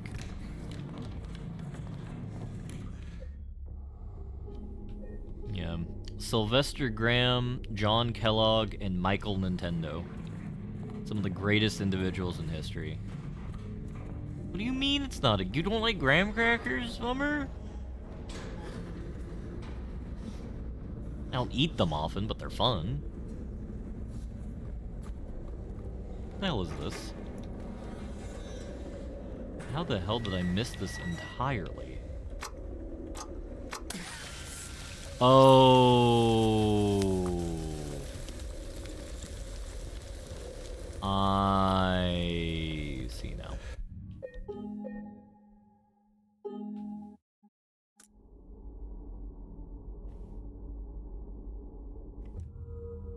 was designed as a tasteless biscuit designed to minimize pleasure and therefore avoid masturbation.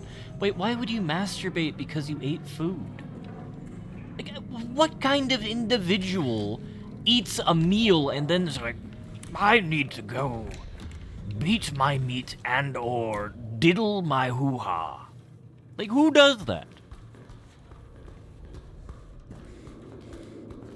It's have some kind of succulent Chinese meal, and then you have to go and expound upon your pleasure elsewhere. Alright.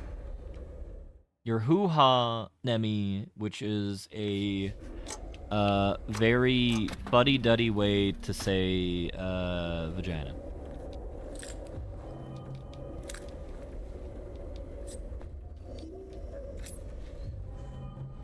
Alright.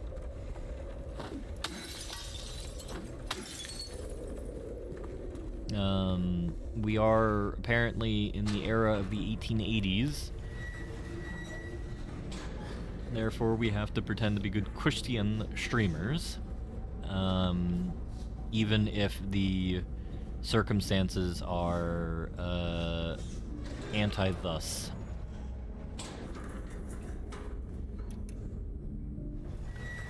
Da da da da da da da da da da da da. Da da da da da da da da da da da. Alright. The elevator song has been completed. We have Woman. James, What's wrong? let's just get out of here, okay?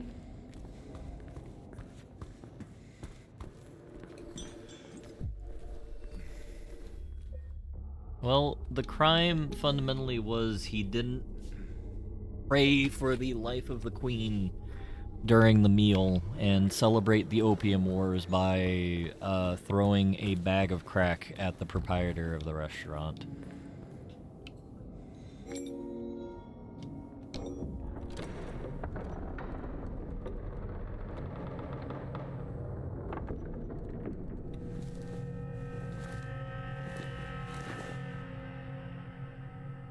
What's wrong? I thought you wanted to get out of here. I know.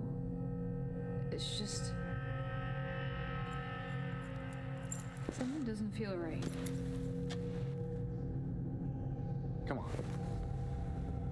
It's gonna be fine. Judo chop.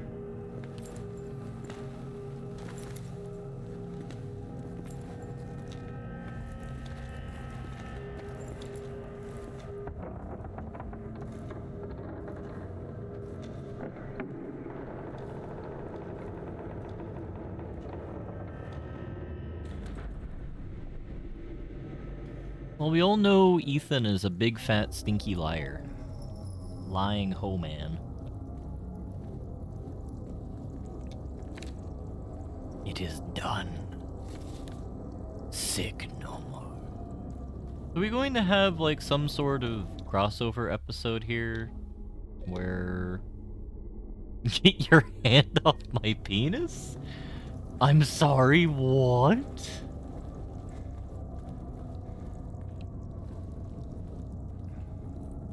What sort of events are you referencing there, Rusty?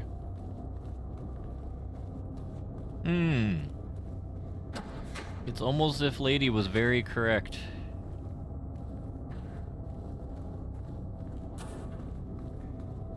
Still the Democracy Manifest guy? You know... I remember this is Democracy Manifest. I remember... Is it a crime to have a succulent Chinese meal? But I do not remember him saying, get your hand off my penis. Come on, woman.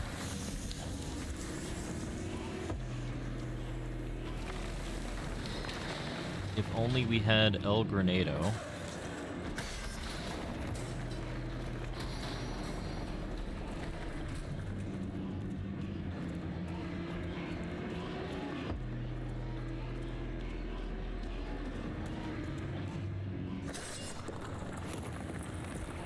That's very unfortunate.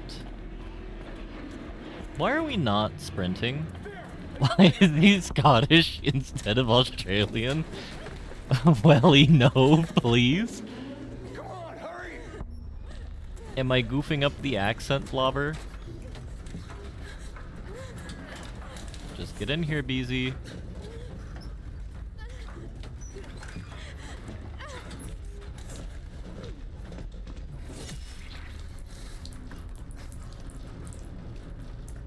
Damn.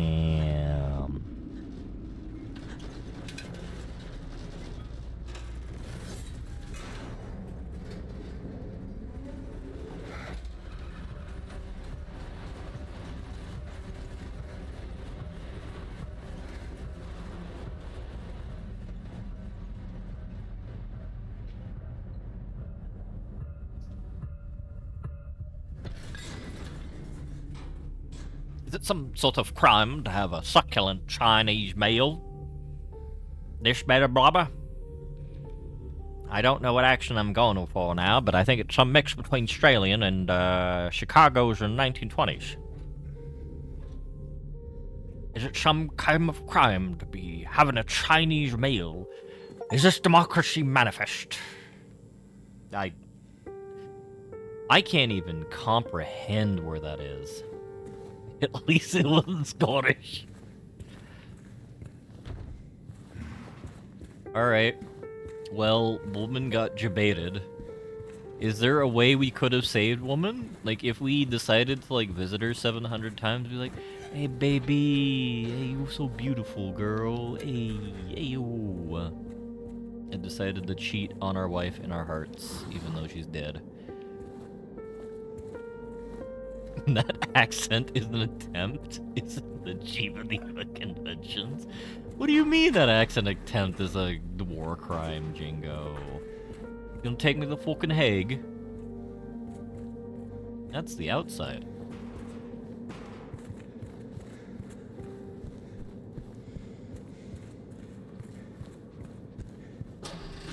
We didn't have the Geneva suggestions in the 19th century? When were the Geneva Conventions signed? I think it was the mid to late 19th century. If I were to be more of a pill, the Geneva Conventions. No, there were definitely the Geneva suggestions prior to the Second World War. Because we have to remember that the Nazis were created a legal framework in which they can execute war crimes within the boundaries of the Geneva Conventions within certain cases. Which is a fascinating thing to remember. The potential for this illness exists in all people, and under the right circumstances, any man or woman would be driven like him to the other side. The other side, perhaps, may not be the best way to phrase it. After all, there's no wall between here and there. It lies on the borders where reality and unreality intersect. It is a place both close and distant. Some say it is even an illness. I cannot agree with them. I'm a doctor, not a philosopher, or even a psychiatrist, unlike the director. But sometimes I have to ask myself the question, it is true to us that his imaginings are nothing but the inventions of a busy mind. But to him, there simply is no other reality. Furthermore, he is happy there. So why, I ask myself, why, in the name of healing him, must we drag him painfully into the world of our own reality? Has anyone else confirmed woman exists? Could she be imagined by us?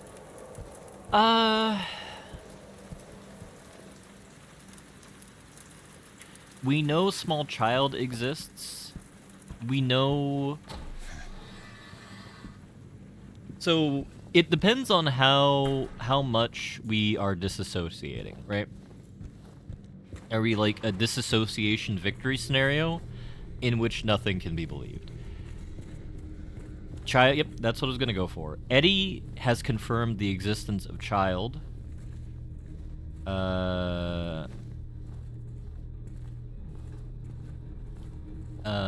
But we're presuming Eddie is real in that case. Meredith is real. Meredith, otherwise known as Woman Alpha, is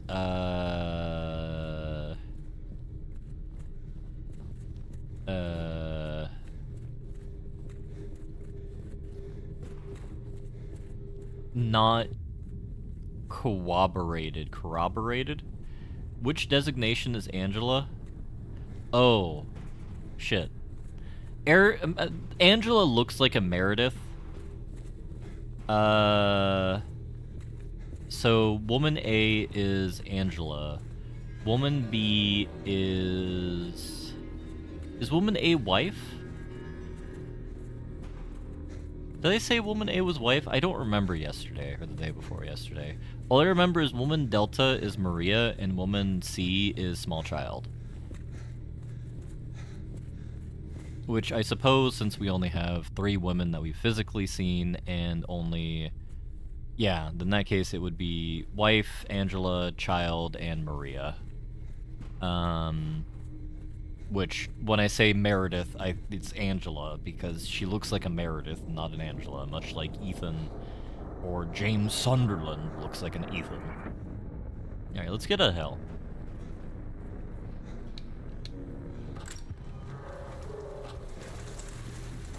So, like...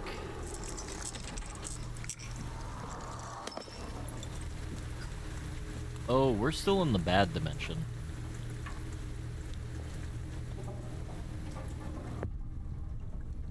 So the last time we were here, we were in the good guy. Yes, wife is the next superposition of woman, which we are uncertain if woman exists in that degree. For all we know, James Sunderland might be an incel who does not exist within the rights of women's space, or believe women's space exists. Women are just figment of imagination and don't exist, is the new theory. No. Small Child is confirmed to exist, in theory, so there's that.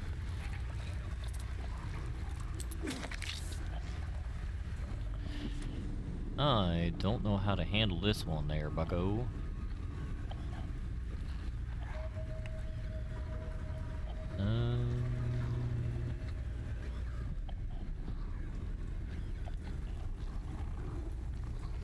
So we know we have some limited stealth abilities available to us. Stealth? Did I say stealth or stealth?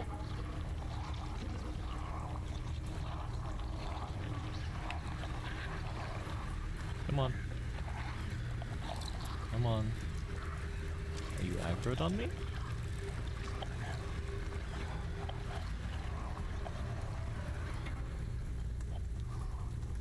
Oh god, where'd the cockroach go?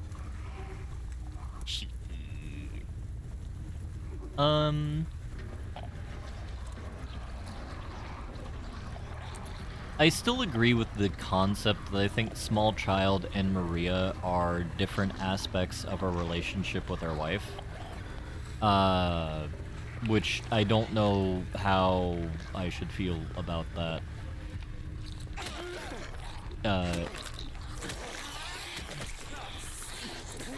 Given that sounds a wee bit creepy, at the very least.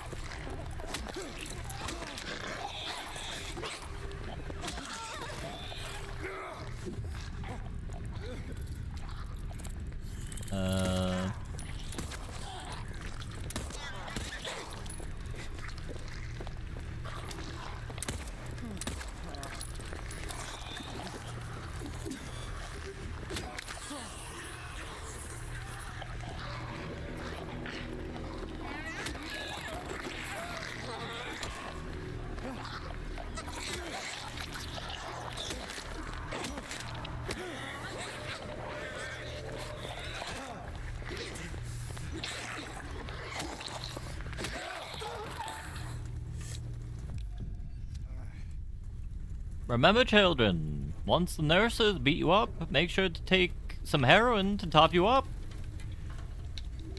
So I think one of the benefits of me not streaming for a year and a half is that I think my alliteration's gotten better. I'm not sure if that's actually alliteration, but it's the idea of rhyming, simple rhyming, maybe?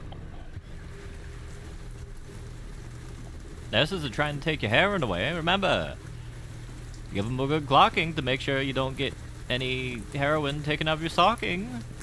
Come now.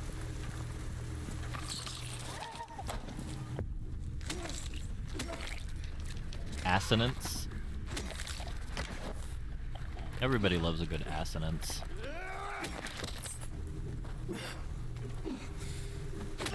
Remember to... Okay, I'm not gonna say remember to give your nurse a good piping.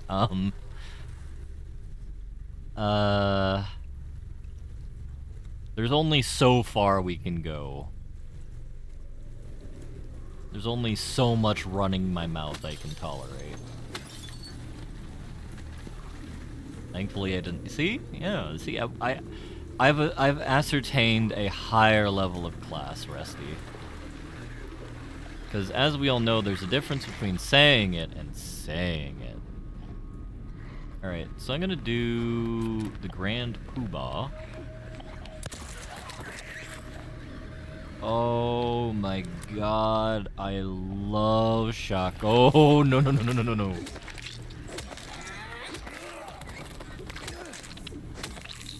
I love shotguns. Also, I just realized, those are some very weird, like, kind of stockings. Is that even practical for you to wear as a nurse?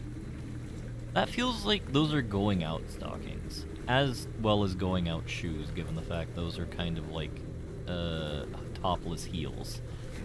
What is the other woman wearing?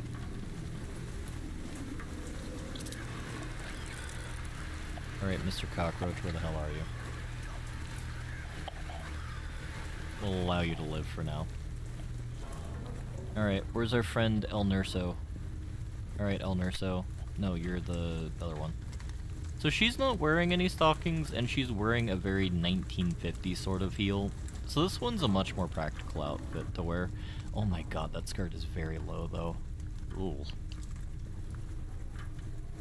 So, the reason why that concerns me is, I wouldn't want to wear a thing that high up my thigh with the idea that someone might vomit on me. That doesn't seem very champable, or pog-champable, I should say. As the children of today want to elucidate.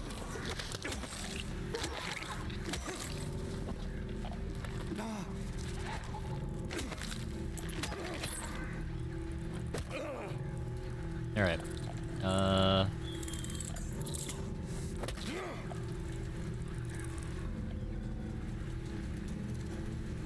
Where is Mr. Cockroach?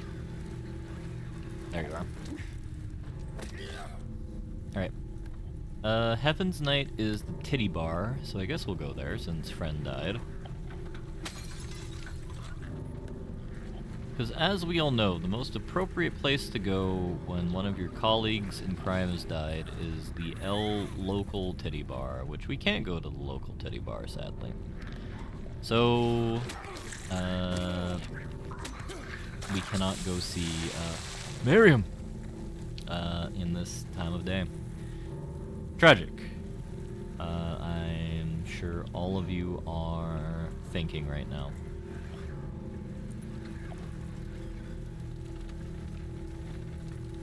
I'm trying to think what I might want to have us do once we satisfy the confines of Silent Hill 2.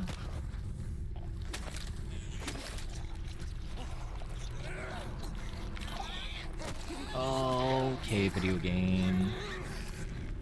I don't appreciate you having me dodge into the nurse.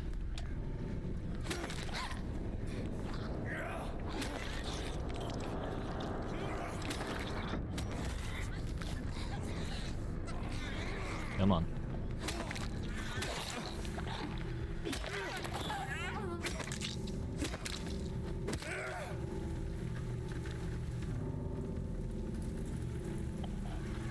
My heart feels like it's currently a flutter with Resident Evil, though I'm not sure if that's just a spooky season thing or not.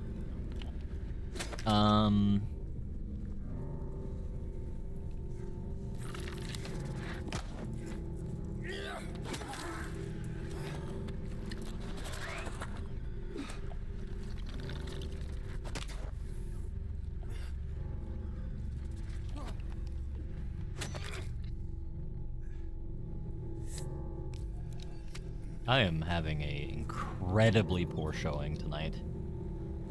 Ugh.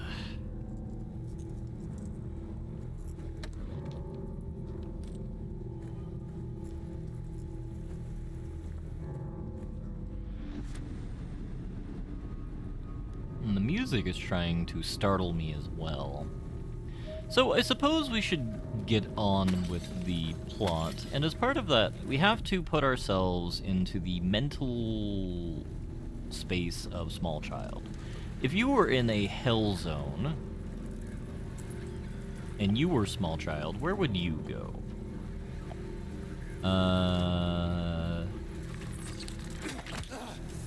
Okay.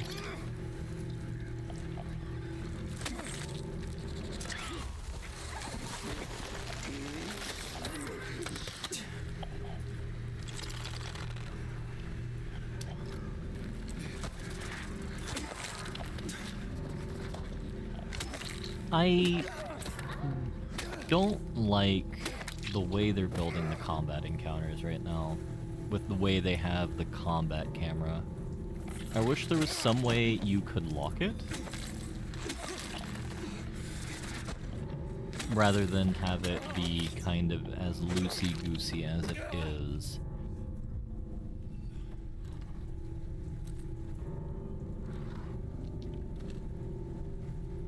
So I do suppose if I were a small child, I would probably want to get to somewhere that I can hide. Movie theater would actually be a good place to hide, even if you were there earlier. Moonlight Grove is terrible. IKEA. I'd only go to IKEA if I wanted my parents to be divorced. Blobber. Which I don't think most children do. So I wouldn't go to IKEA.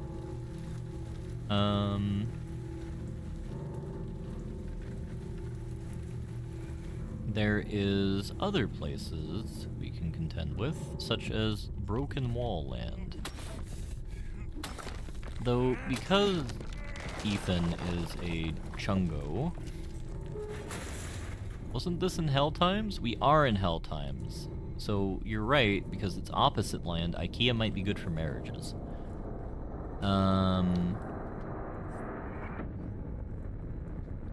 Since everything's an upside down land.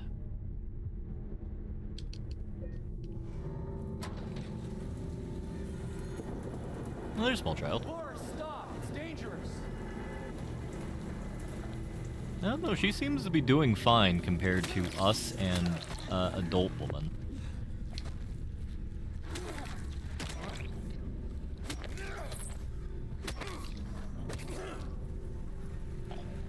I suppose the benefit of being small child in this situation is the ability to...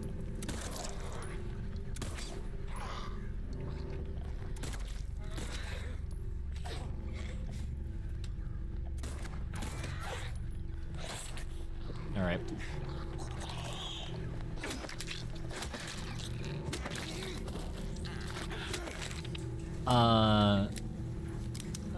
Be able to utilize small spaces to run away.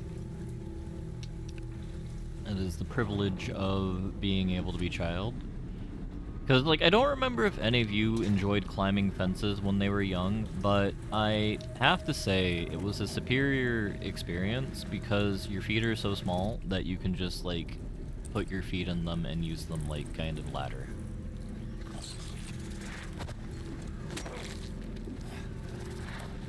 So I suppose what I'm trying to say is we're just creating the neo-Victorian age in regards to like using fences or wire fences to keep children out, because in fact, we are creating a mechanism that is in fact better for child criminals to rob you. Because if they use your defensive measure as a access measure, you're just playing yourself. So we're going to the diner, apparently. Which we haven't been to the diner yet, so that is somewhere new.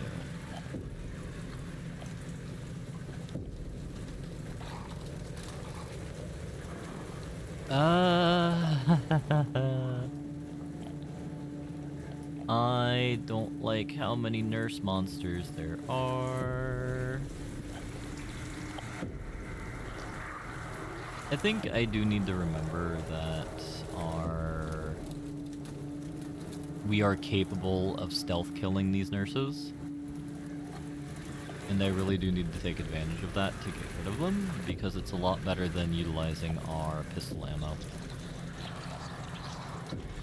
So the only issue is we need to figure out when the nurses begin disassociating in regards to their patterns.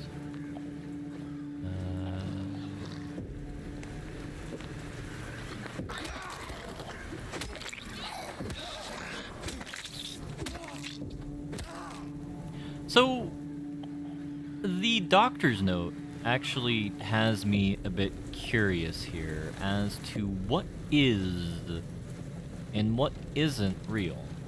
Because they were seeming to imply, I think, that this is reality. And I would be very surprised if that were true for various reasons, as I think the fact that a brick building made out of that material doesn't make any sense, but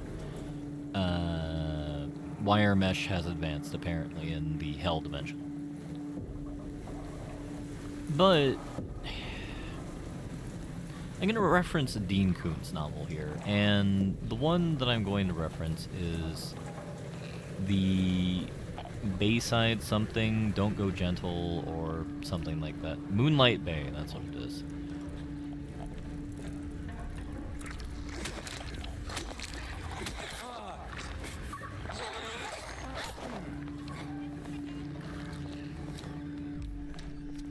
And part of that is,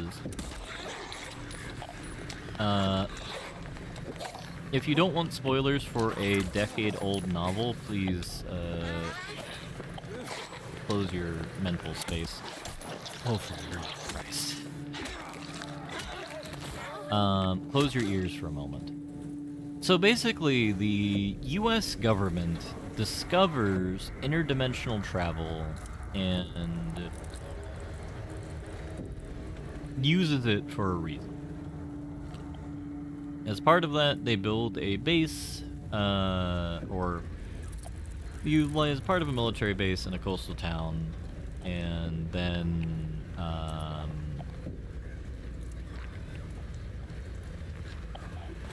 everything kind of goes catastrophically wrong.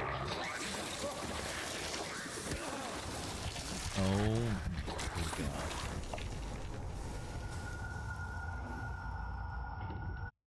Alright. I think I need a moment to, calm my very irritable heart. After that, I will be back momentarily. I need to throw out the trash.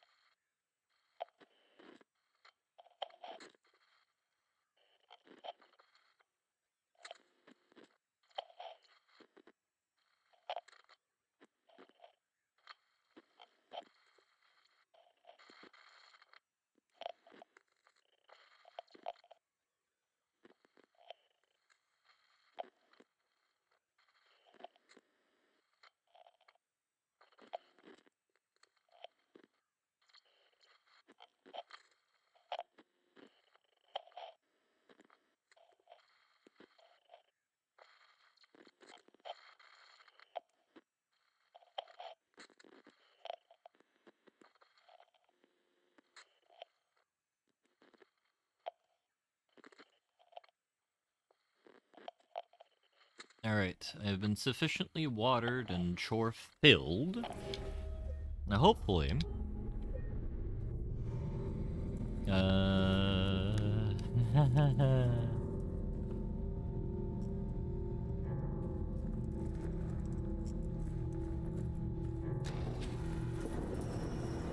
Forrest, stop! It's dangerous!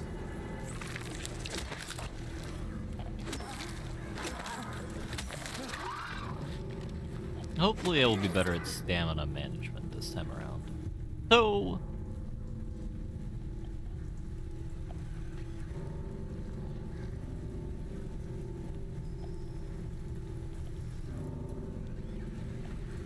if we're going to take a code... Did I just hear a child's voice on the radio?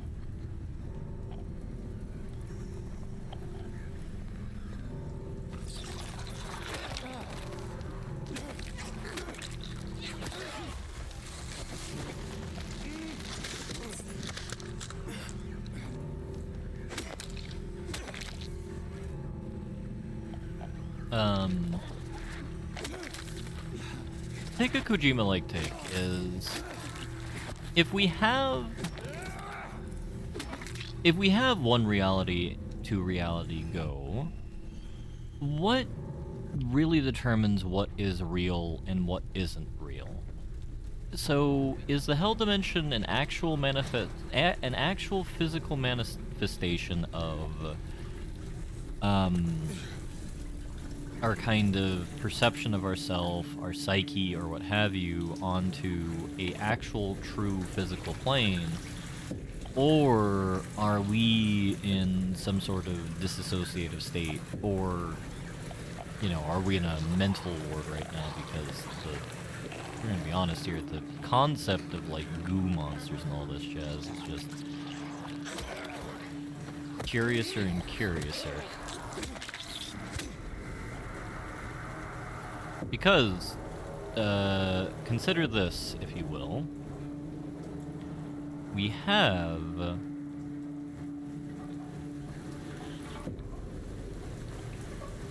I guess, some type of evil magic. Well...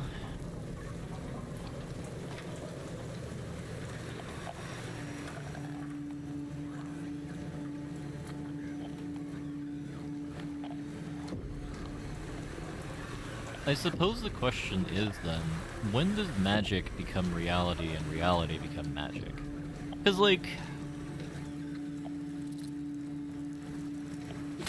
reality is basically us being able to apply a set of observable...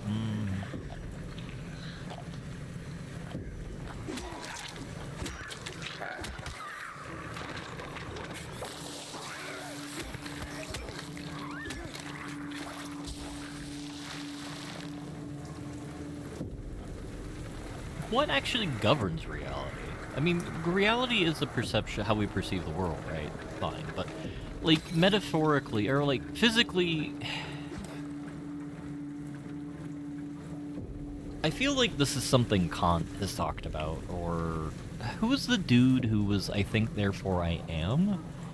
Because I feel along those lines of thought, you can get to someone's perception of what truly makes a reality, right?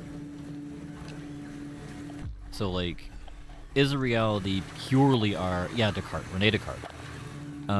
Is a reality purely just our own perception of everything and damn everybody else? Or is it kind of like how we were triangulating who is real, who is not real, based off of, like, people's interactions with each other? Like, is reality a collective construct, or is it an individual construct?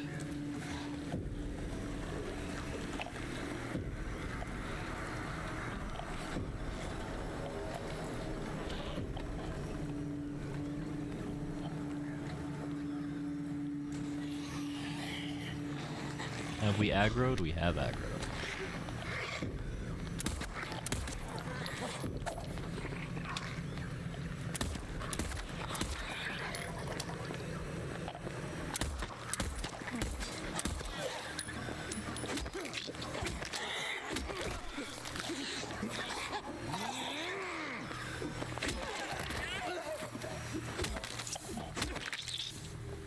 So we know Maria exists in the hellscape, but we don't know if small child sees this as a hellscape or if she sees it as, like, you know, our normal northeastern town that's been abandoned for an increasingly concerning amount of time, right? Because, like, what I'm trying to figure out here is, like, where does the magic end? Where does the truth begin? Because, like, there are many ways this cult magic could have functioned. Because, like, let's assume this is Cthulhu nonsense. So, theoretically, we could actually truly physically be in a hellish mirror of reality that is generated by collective sin or something like that.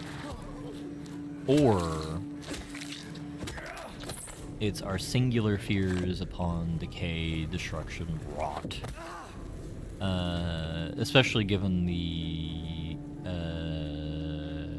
relationship our character has with death. Maybe. Yeah, I figure, Rusty. But I suppose the purpose of leaving it undefined outside of laziness for a game dev to do is to kind of like spawn that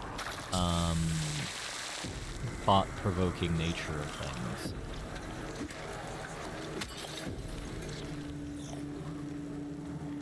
Because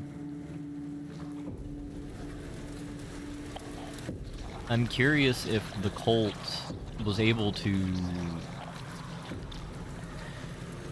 in part due to tiredness and having a difficulty elaborating upon myself.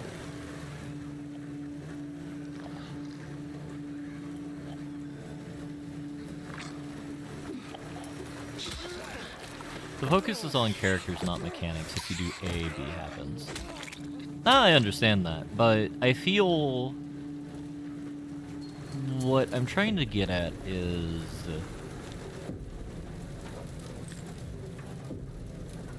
in the show Lucifer, there is the concept of a hell loop, where it's the one of the more interesting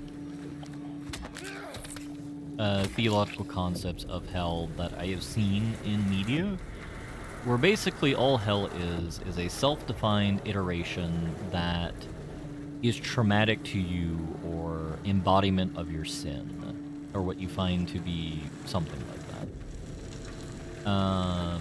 And I feel elements of this are there too, where what we're seeing is basically Ethan's hell loop or something like that, where we have a town that was meant to represent the innocence of our love with our wife is corrupted and terror-filled and horrible,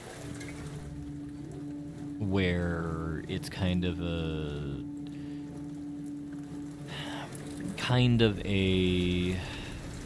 oh, what do I want to say? It's kind of a mar being placed on the memory of a love, which is always kind of heart-wrenching in a certain sense, right? Because, like, I don't know if people here have someone or someones they have in mind that they loved either platonically or romantically, that relationship has been marred in some manner due to either insanity or illness, let's say, or just pure circumstance of the changing of the human heart over time. I feel this is kind of like a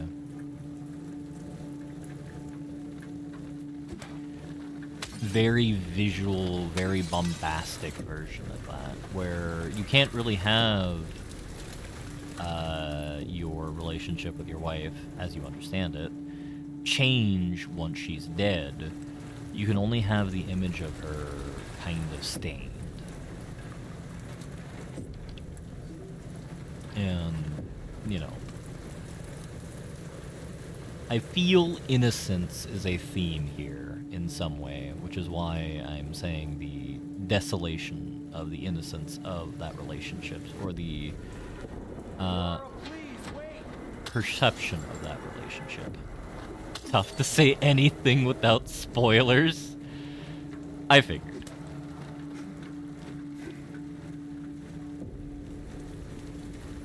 But, like, all I know is the general spoilers of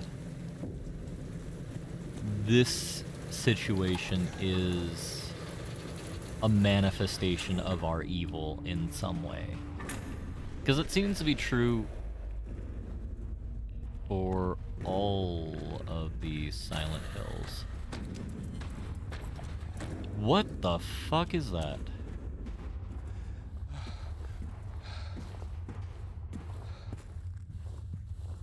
That looked like a monster from Pikmin.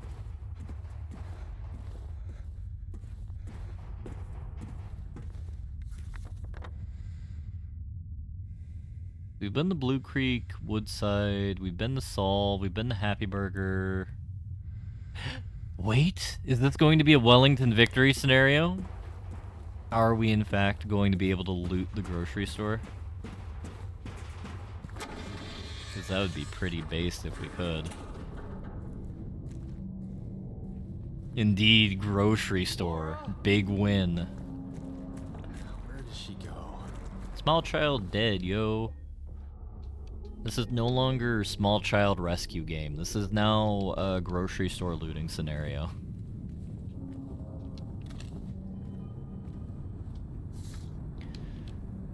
He who is not bold enough to be stared at from across the abyss is not bold enough to stare into himself. Truth can only be learned by marching forward.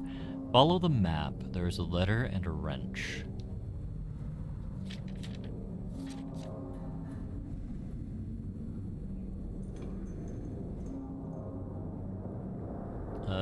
So that's the music store, isn't it?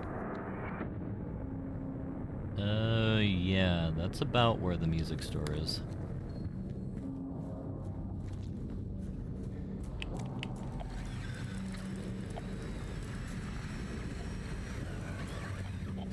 Oh, now that I think about it, at the very beginning of the game, there was a walled-off section that I was curious about, that the game kind of made a somewhat big to-do to show it to you and to be like, oh, well, I guess we're not going there.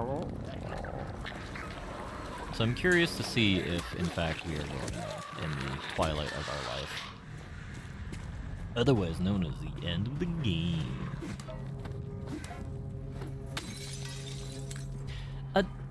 How much of the game is left, by the way? Given the fact that we're stuck in hell, I feel that we're entering into the twilight stages.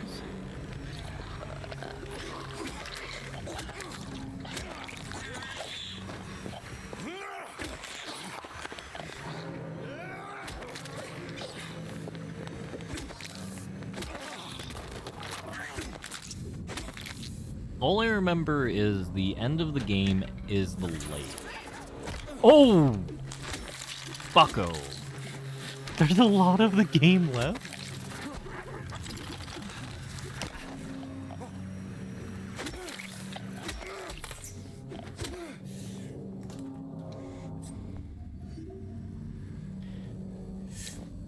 Time to take our heroin. Honestly, I'm just surprised at how long this game is.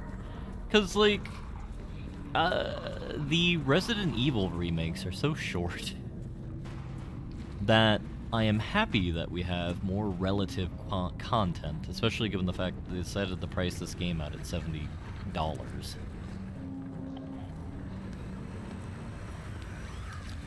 So it makes it more of a justifiable purchase.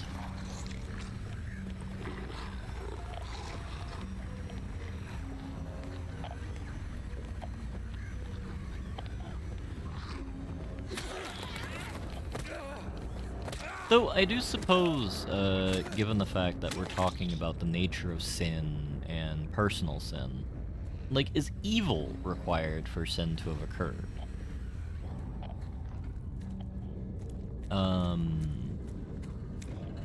Is it evil in one's heart that draws one to sin?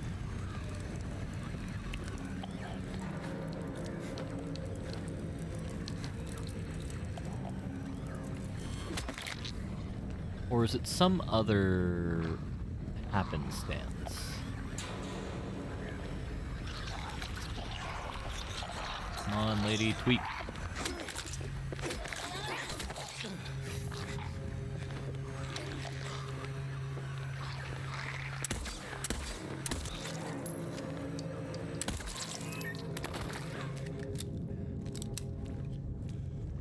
I really do gotta start using them bullets more given the fact that we have 200 now.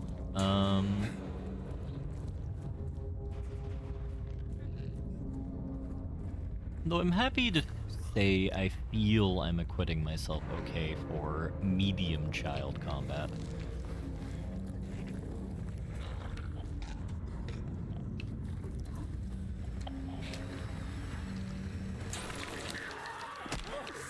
I knew they were gonna fucking do this.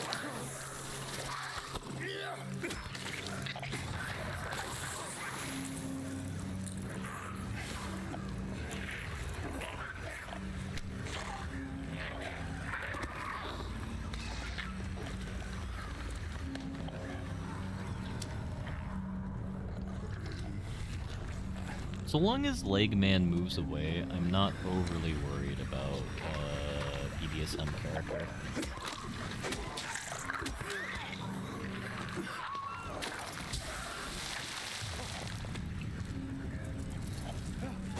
Though I will say, in regards to like, in old style Wellington fashion, to like talk about game design elements, I really do appreciate the fact that the game hasn't picked... So, enemy design over video game history is, let's just make the enemy tankier with the same attack patterns.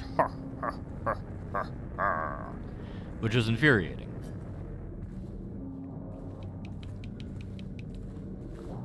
They just took the whole sidling animation, dust particles, and all and reused it, did they? Oh, they did? That's amazing. You know, I'm okay with people being cheap when it comes to stuff like that. It's a delightful little, like, it provides a delightful little laugh. It's actually why I enjoyed Cyberpunk 1.0. For me, it was playable, so I could take joy in it, but it was certainly a fascinating experience.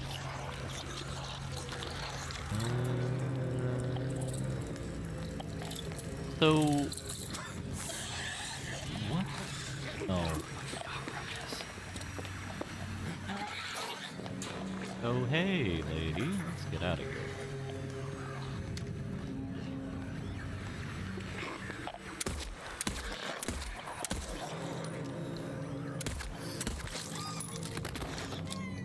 I like how the combat style between similarly shaped enemies is different, and you have to remember the combat differences in them. So for example, BDSM character type A, BDSM character type B. So if you're fighting A-type BDSM characters and then forget that there is an issue with them,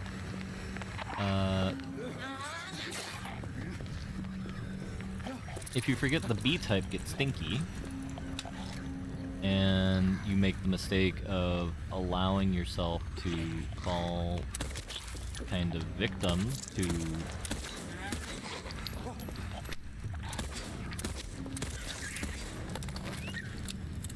let yourself fall victim to the stink cloud that forms at the end, it is sad.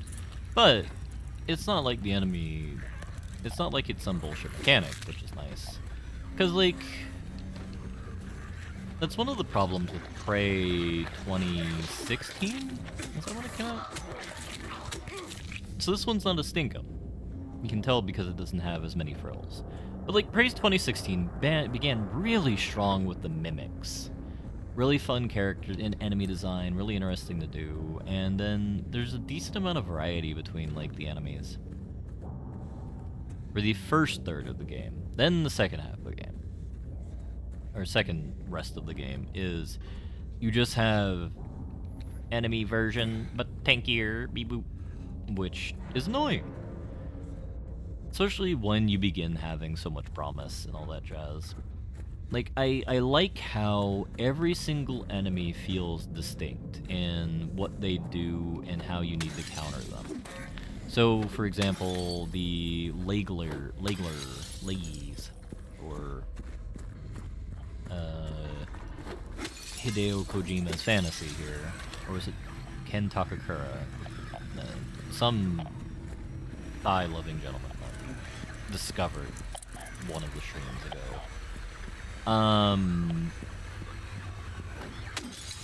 You know, that's good fun.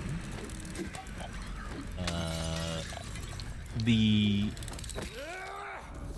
execution isn't perfect per my preferences, but then again, it's my preferences. We all can't have what we want, as sad as it might be.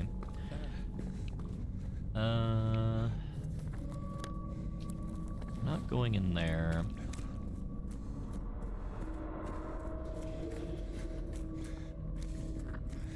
Oh no.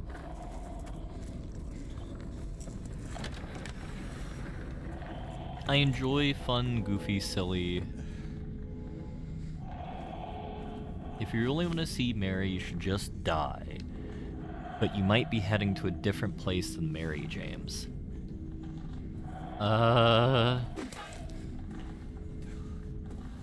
So I want to say in this timeline, the music box didn't get nuked. Which I suppose implies that it's a different dimension. So we have circle, circle, question mark.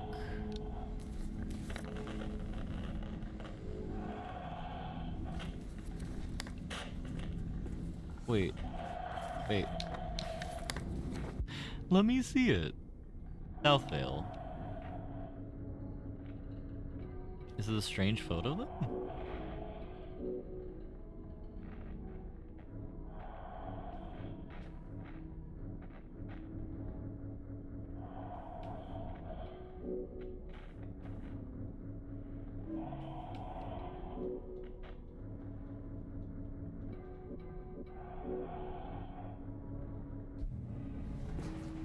Oh, right. We need to do the obligatory check to see our wife hasn't turned into a goo monster.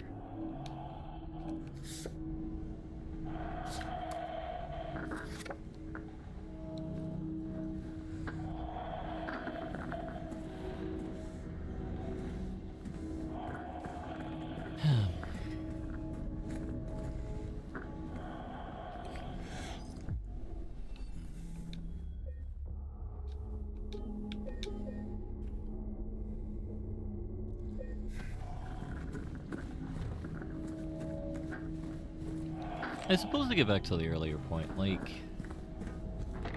is evil a requirement for us to be tortured by the sins that we believe we have committed or whole? Which then I suppose gets to the concept of what's evil. Which I don't think I'm in a mental state to have the capability of, like, what is the meaning of evil? What is the, you know, or what is evil? What is sin? You know, in theory, we could have a book club stream where we talk about books we've read. Okay.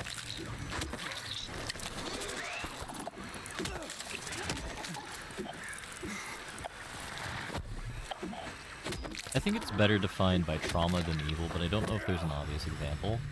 I mean, that might be what the game's going, actually, where the game is going. But I think, like, if we're talking about sin, if we're talking about trauma, if we're talking about XYZ, like, what trauma is kind of easier to comprehend, where it's events that have occurred that leave a kind of impact on your proverbial soul, whether or not you believe in the concept or not, but there is kind of your metaphysical being that is always under some level of psychic attack by the world around you. Where the intensity varies over time, but I would say there's always some level of attack there. I think my phrasing might be a little bit Alex Jonesian, to be candid.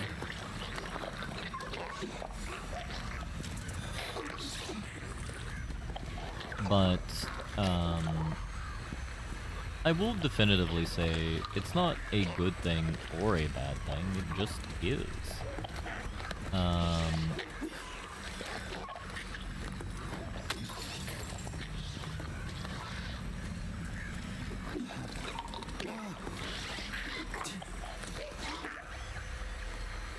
This is getting obscene.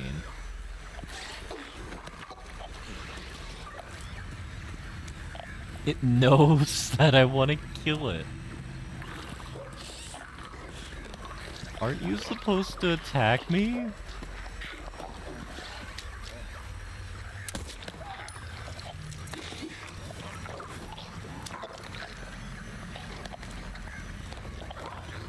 Where I think the game is talking about sin or perceived sin, mainly based off of the fact that, you know, I think it's very heavily implied that Angela killed her mother.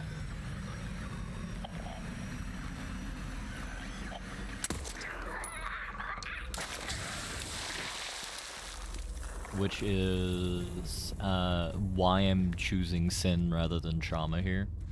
Though, without knowing the machinations of what causes Silent Hill to manifest itself differently to others, I suppose we can never truly understand the why.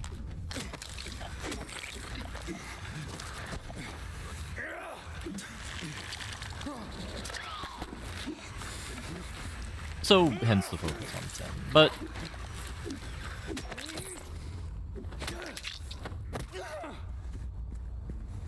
I feel that my meandering is going to continue. So I'm going to try and keep a focused-ish mind. Like, what is evil? Evil in, like...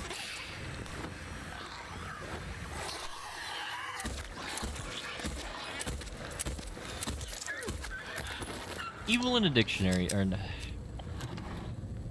So let's start chronologically. Evil in a biblical sense, for the Judeo-Christian folks, I think is something related to the emotions that Satan generates, or something like that. Now, I'm not a Bible scholar, which I think should be evidenced based off of my phrasing here.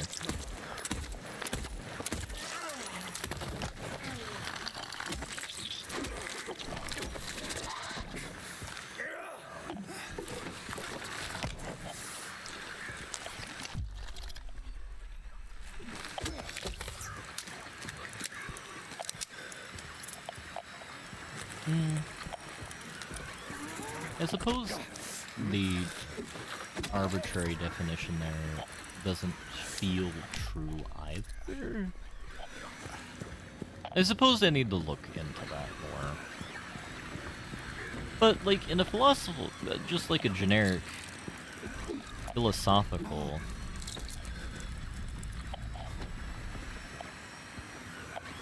I mean, I would be surprised if anything was definitively, proven.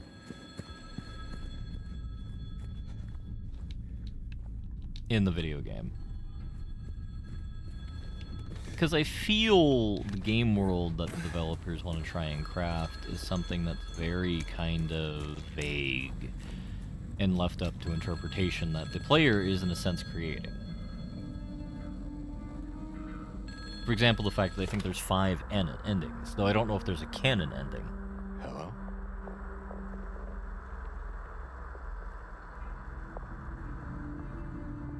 Anyone there?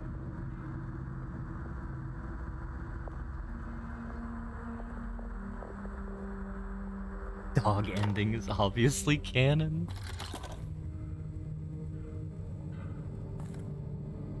Didn't they remove the dog ending?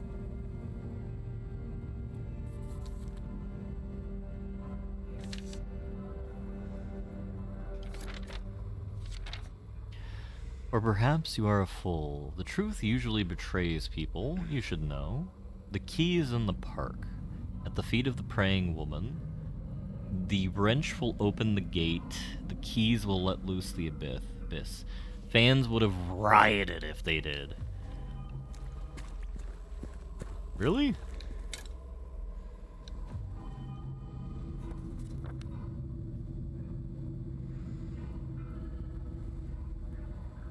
Alright. Moment of truth, lads. Hello, Brelix. I suppose I have stayed up so late that we have the Brelix awake now. I guess it's time for me to end. No. In fact, I'm not that evil, but... I don't know. I don't know what Eddie's deal is. I don't know if... since we've expanded the concept of what's going on, that it's some mix of trauma or sin that's causing them to exist here. I have never been more upset in a video game in my entire life. I've never been cucked harder in a video game. The fact that I can't rob this grocery store is the most upsetting thing ever.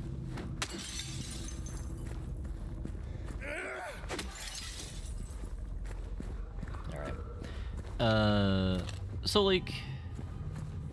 Yeah, you know what's funny is, in between stream 1 and 2, I had half a mind to, because I checked the grocery store lore, like how, if, like, we were gonna get any more hints after the stream ended, and I saw in fact we were not, and what the answer was, and it made me viscerally angry, but I decided that, like,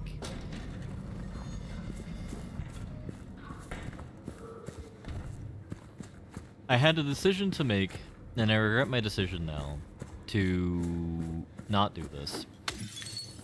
But I took a save prior to going to the grocery store, and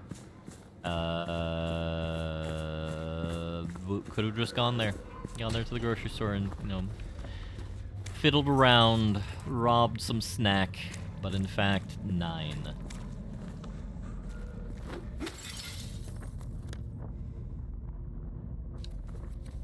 I didn't mean to go this way.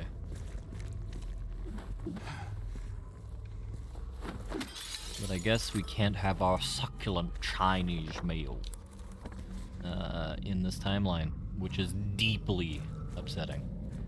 In part because the Chinese place is also closed. So... I suppose to stop beating a horse dead beyond its fetid dreams. We've talked about Ethan a fair bit. We haven't really touched on Angela other than I believe that she has murdered her mother. And that is probably...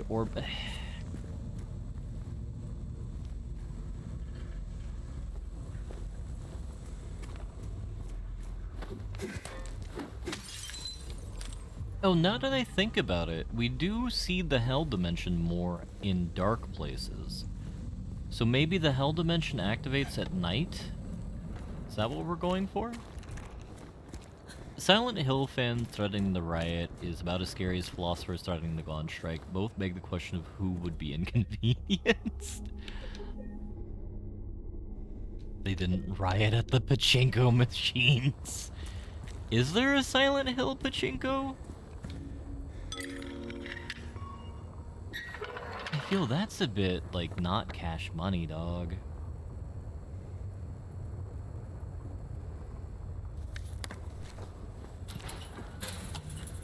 Oh my god. See, this is why Japan can't. Shit. Gonna get a duck lip monster again. I'm very. Nope. No. I don't know what the fuck you is.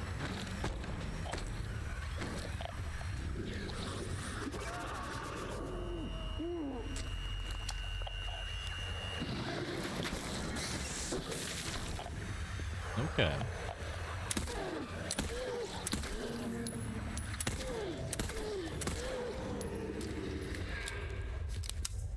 Fascinating.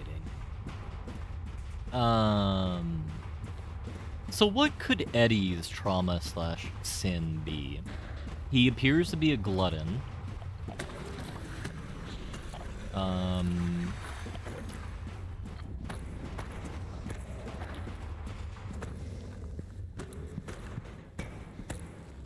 It was also announced soon after removing PT.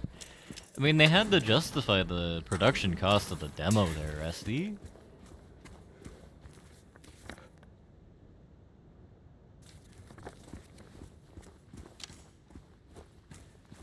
They were out a couple $2 billion.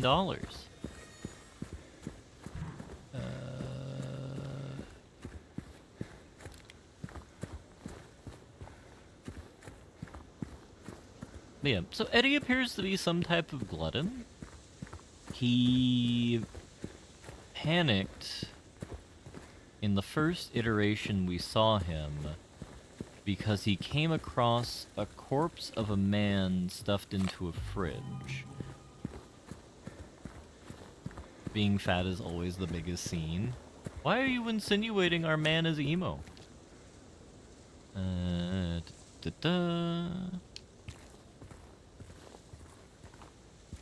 Oh, okay, sin. I mean, gluttony is one of the 7 deadly sins. Given the Japanese penchant for looking at these things, from that perspective, it could be possible.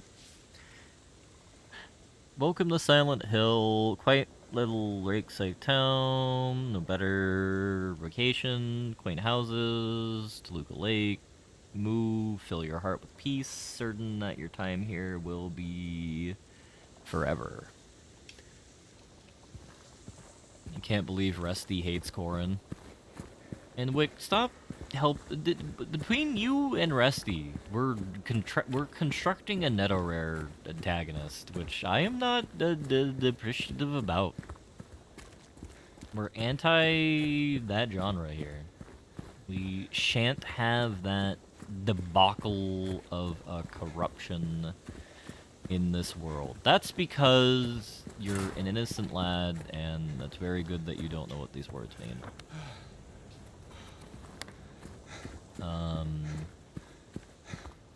It is a genre of Japanese media product that is very kind of depressing to think about.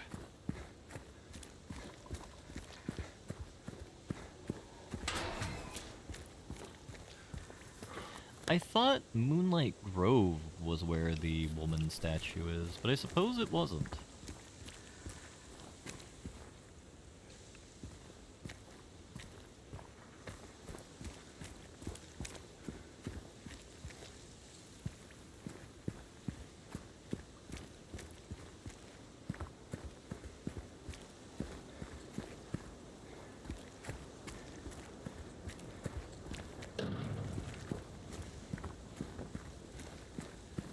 Rusty forgetting words already?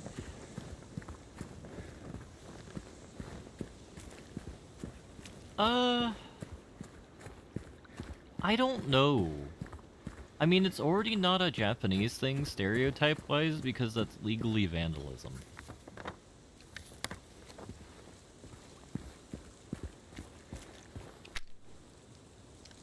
It's Angela? No. Hey. Are you feeling better? This place is different from what I remember. I guess things never really stay the same, do they?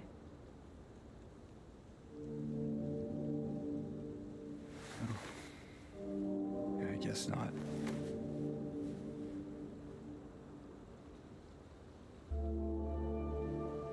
I don't think she's here anymore, James. Who?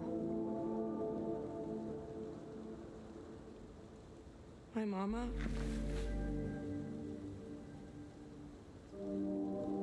She doesn't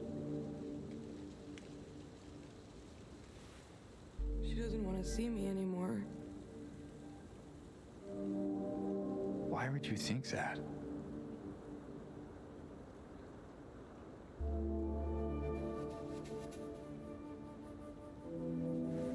Anyway, I'm happy to see you. Happy to see me? Alive, I mean. Oh. Yeah.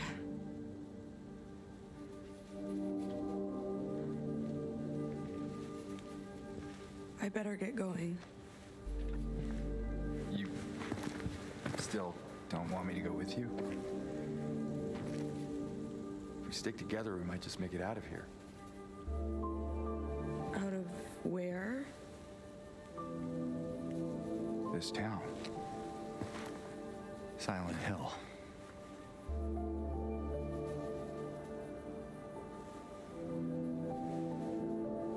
No, it's fine. Okay. Oh, you didn't happen to see a little girl around here, did you? Are you still looking for the girl? A little girl? Yeah, Angela? Are you all right? Angela? No. Please. You shouldn't be here. Angela, it's okay. No, don't touch me!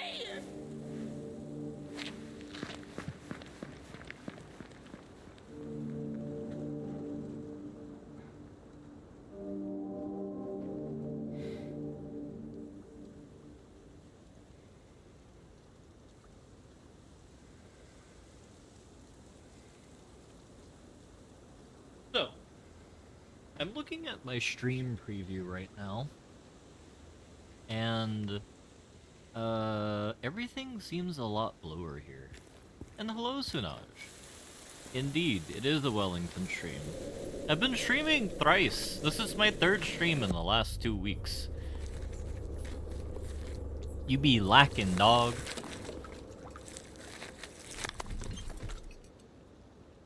You be caught lacking, dog. That's what VODs are for, Brelix. You want to see some of this deep lore that I don't actually quite enjoy VODs a lot. Personally. Yes, I stream at perfect times for the European mind.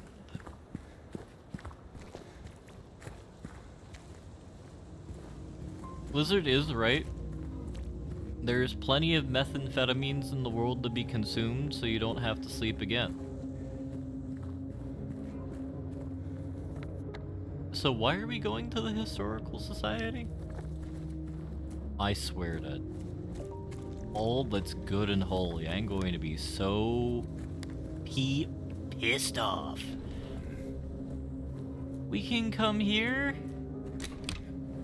Oh my god. Alright, the reason why I'm upset is we can go to this godforsaken little goblin shack of a motel, but we in fact We can't even look at the Baldwin mansion that lady was so frickin' spooked about.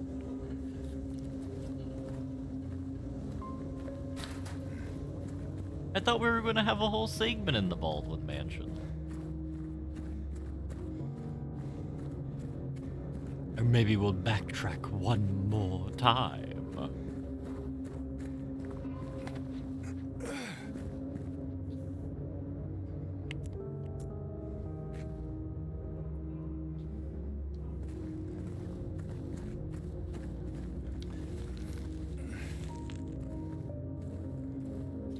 The original game had a side story with Maria that took place in the Baldwin mansion. So basically that whole aside was some sort of,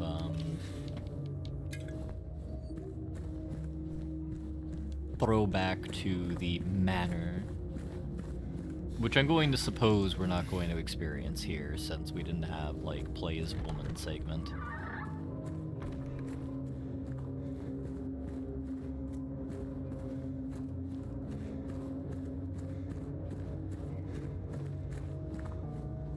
It is disturbing how calm everything is. Though I suppose we'll do a Peter Pan and go straight on to morning.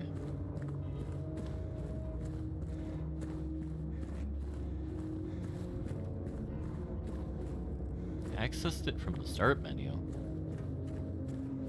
Oh. Is that like... chronologically, when does that happen?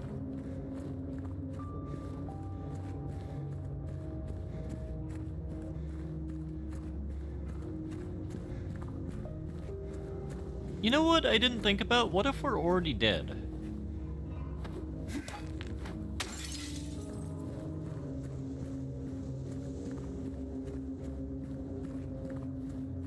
I actually haven't considered that one yet. And I guess, given the fact that it's having her be like, oh, I have a bad feeling about that place, rather than like, I was here earlier and oh my god, that place was terrible. This is just a beaver simulation? We don't talk about the beaver simulations, Rusty. You gotta be careful unless you want to get got. Unless you want to be taken downtown, bucko.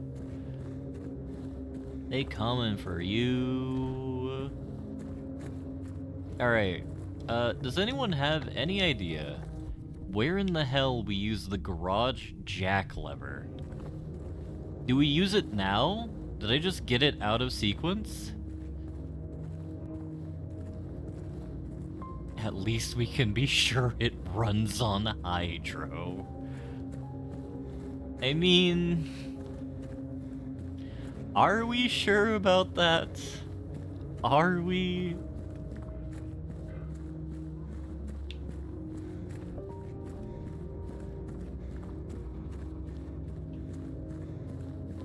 Because, like, beavers create dams to refrigerate their food, right?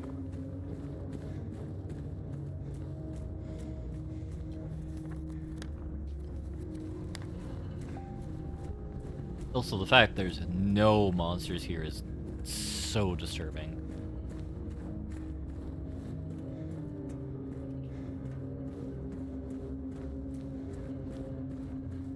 I want to test something.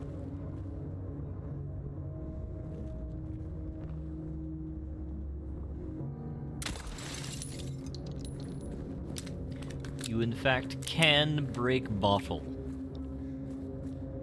Good to know.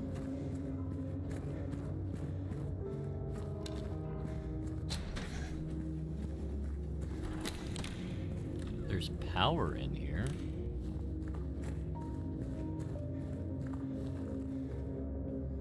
Pizza still half eaten.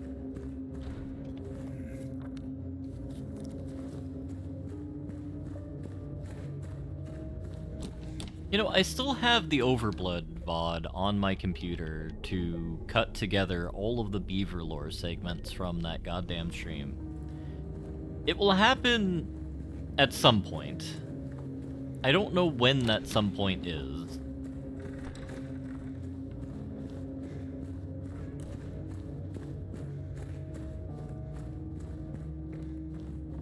think the idea of what I want to do with it is cut together the segments in chronological order for the narrative rather than chronological order of the stream.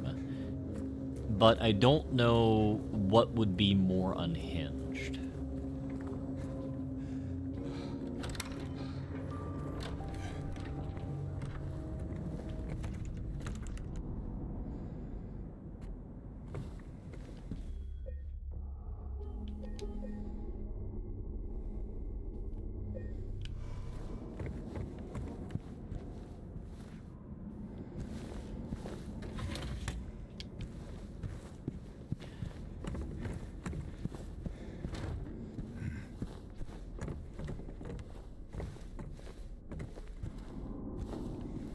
I do like the little 1920s hats and stuff that we have here. Like going through Boardwalk Empire. Lady of Light unveiling one of two statues commemorating the local folktale. That's textless.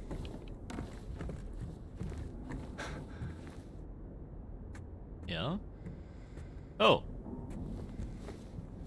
It's him. Misty Day Remains of Judgment.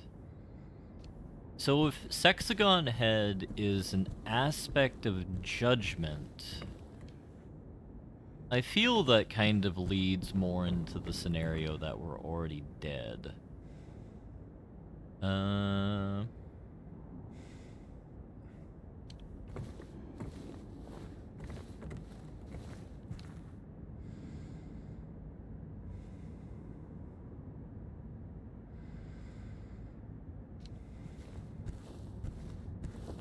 I mean, I watched Jake and other people play Silent Hill 2 many a year ago, but I don't remember much of anything. All I remember is that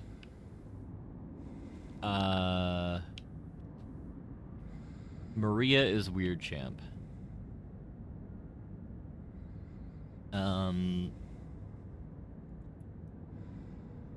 And potentially don't trust Big Chungus.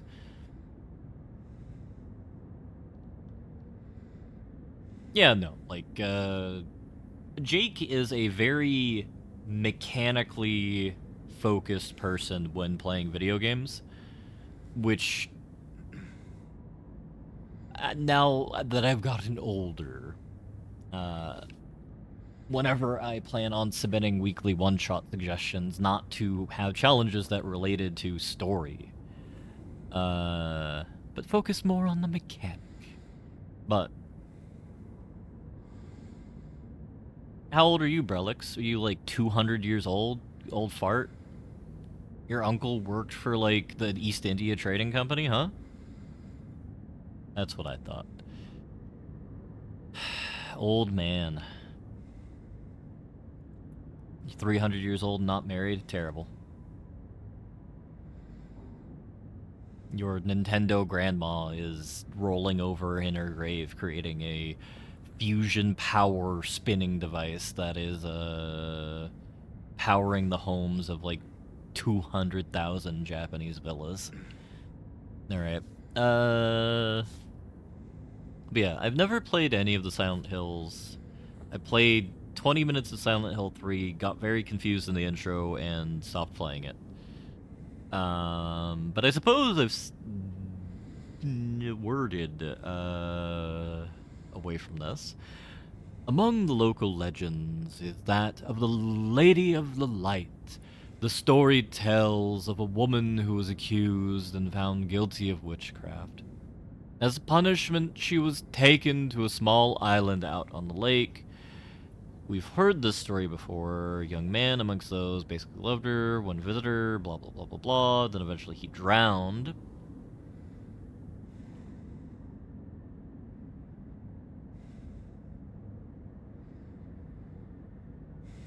A light in the darkness that would lead him to his beloved. On that night, moon shone so bright and so vibrant.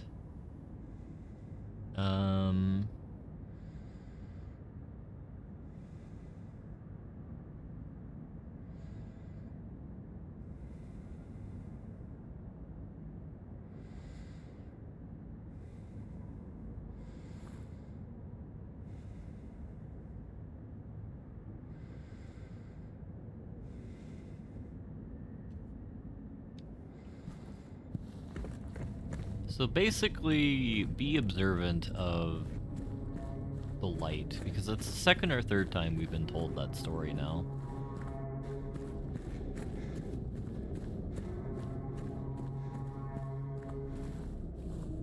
No, this isn't terrifying at all.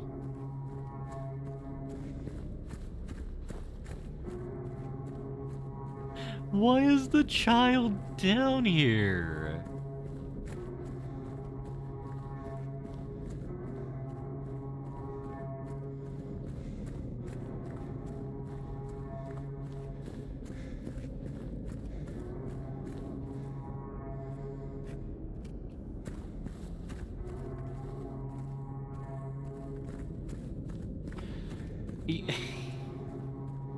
Because the horn noise is getting, like, further away periodically, I don't know if I'm actually, like,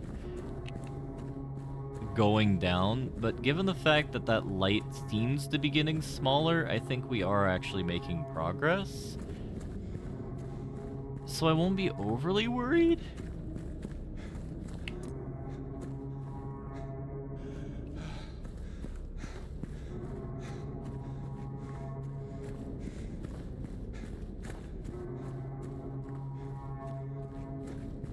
Soft lock by horn. Reach the end of a long staircase. What if I don't want to be at the end of the long staircase? Am I even supposed to be here? Oh, we have a prison segment? Oh, no. Why is there a prison segment?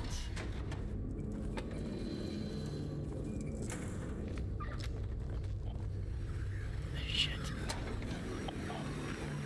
Is it really the best segment, Wick? Is it? Is it really?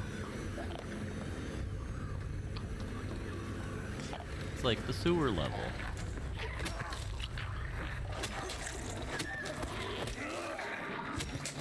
I do like the idea of the sewer level ice temple. Unironically, yes, this is the scariest one. I don't want to be here for spooks. I'm here for philosophy. As we all know, I'm a coward. Oh, back in my younger years, the Resident Evil remake was so scary I could only stand to play it for about 30 minutes at a time.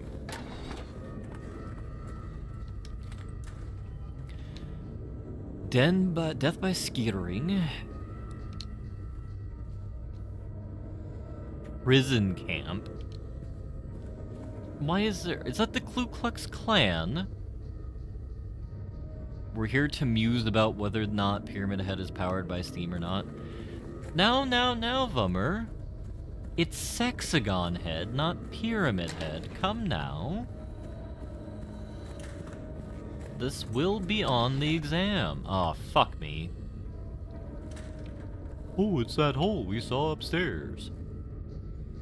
Bam.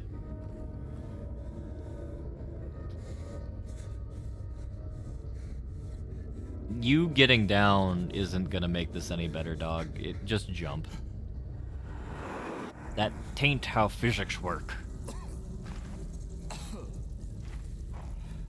Wait, is this actually a sewer level?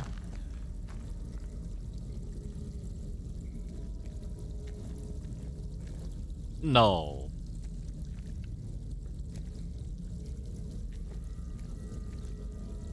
I thought you were kidding about it being a sewer level. Or there being a sewer level.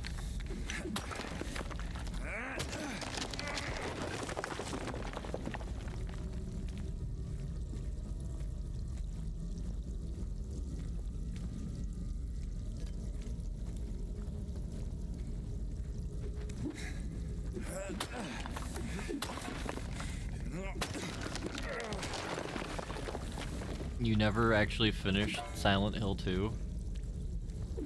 Is there always a Silent Hill sewer level? Can we have a Silent Hill Femboy Hooters level? That sounds pretty pog. You know, something to kind of arrest the spooks for a bit. We go from spooks into japes. I did not like the look of that.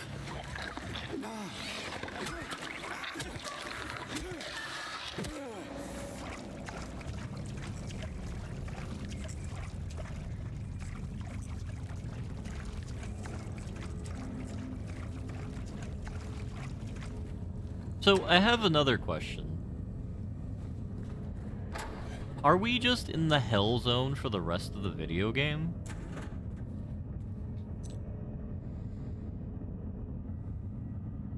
Just slowly fade out to RE2 Remake and we'll never be able to tell the difference.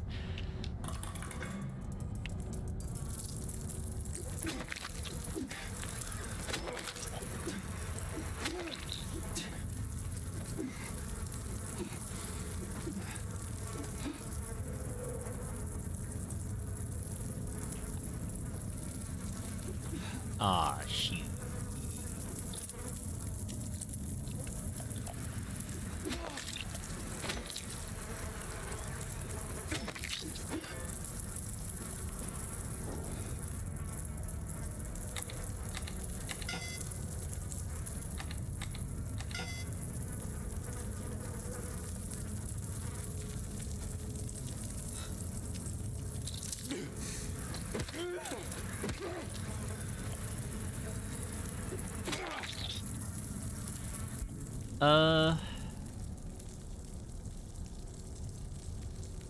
Doubt that leads to purgatory.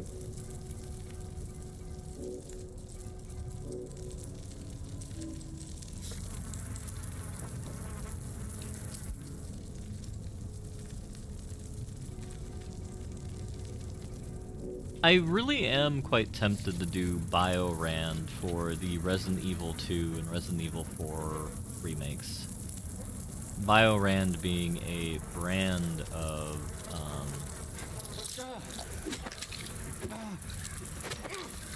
remake-based device that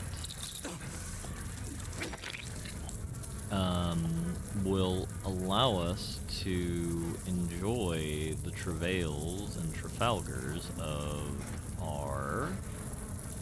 Are the cockroaches cleaning the wall?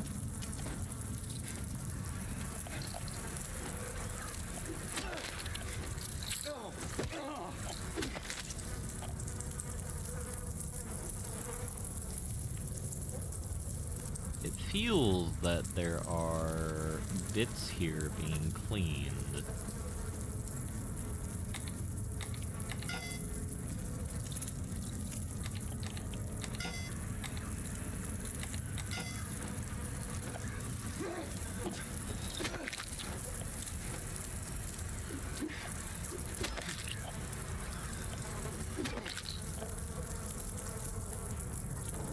What am I missing here, puzzle-wise?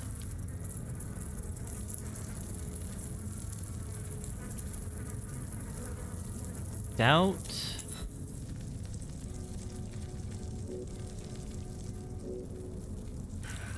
Tis doubt that leads to purgatory.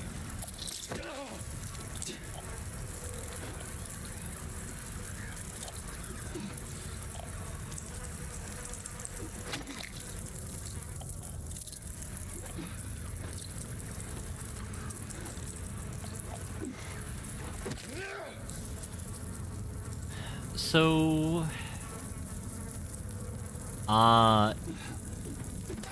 it wasn't that the cockroaches are cleaning the wall. I hit the wall and it caused that texture to appear. I see.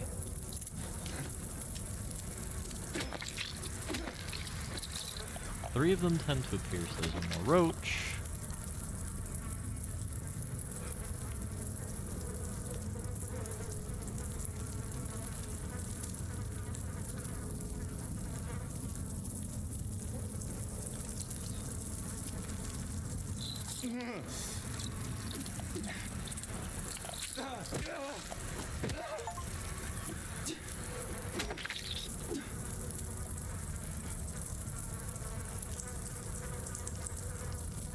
What am I missing here?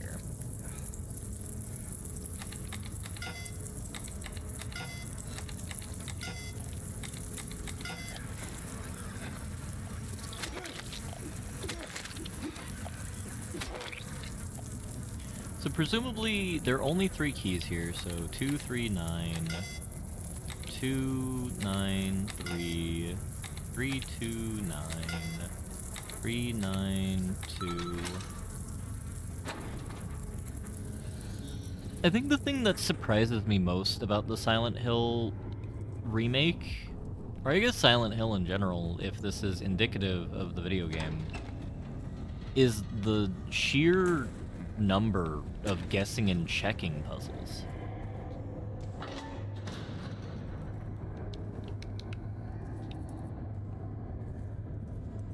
Come on, Ethan, you've already done it once. So this might be a case where the gravity's going to switch once you go. No? That's actually surprising.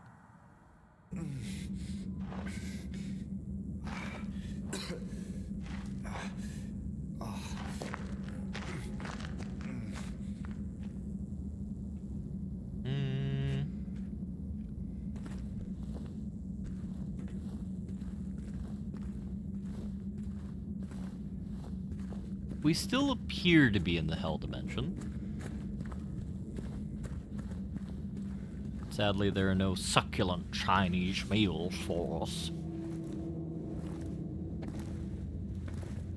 Yeah, that's why you gotta have the grav boots from Fallout, otherwise known as Inside Job, otherwise known as Chell's Victory Scenario, otherwise known as Portal.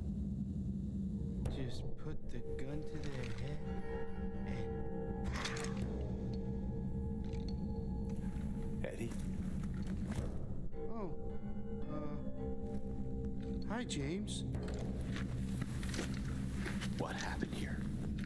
Who was that? I don't know. Just came at me.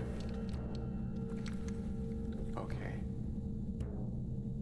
So he attacked you, and you shot him. Yeah. Yeah, that's right. He made me do it. Okay, calm down, Eddie. Any idea why he would do that? I don't know. He came out of nowhere. Tried sneaking up on me in the dark. I heard footsteps, so I turned back and he was right there. And you could tell that he wanted to hurt you. Yeah, I mean, the way he looked at me, I just had to do it. He looked at you. I thought you said he came at you. Yeah, I mean, I could see it in his eyes. His eyes. He kept looking at me, making fun of me. And I told him not to, but he didn't listen. Eddie, you can't just kill someone because of the way they looked at you.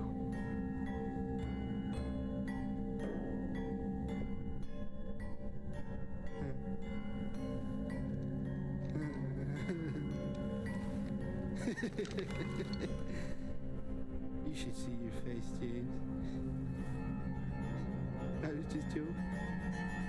The guy was dead when I got here. I got you, didn't I? Well, anyway, I better get going. Wait. You're gonna go out there alone? Yeah.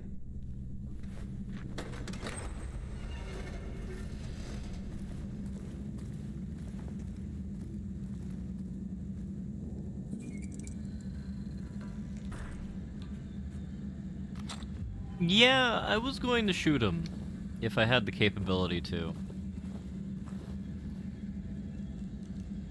Blood spatter indicates this is greater than a bullet would do. especially when we look at his hands. So Eddie's probably not lying. The fuck was that?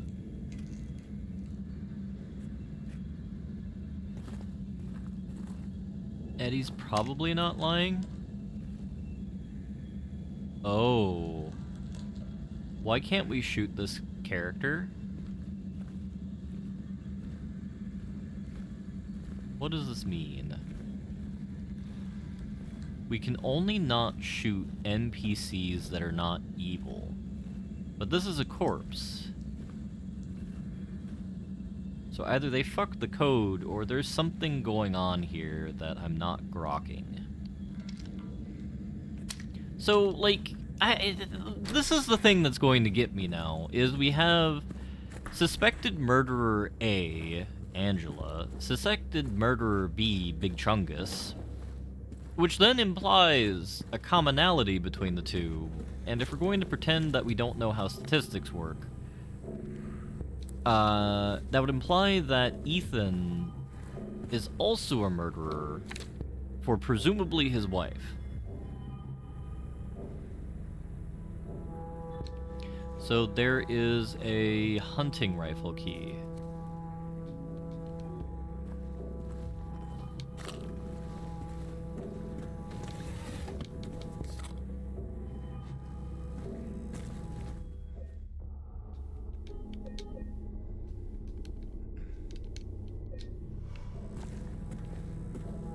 This is all getting very disconcerting now.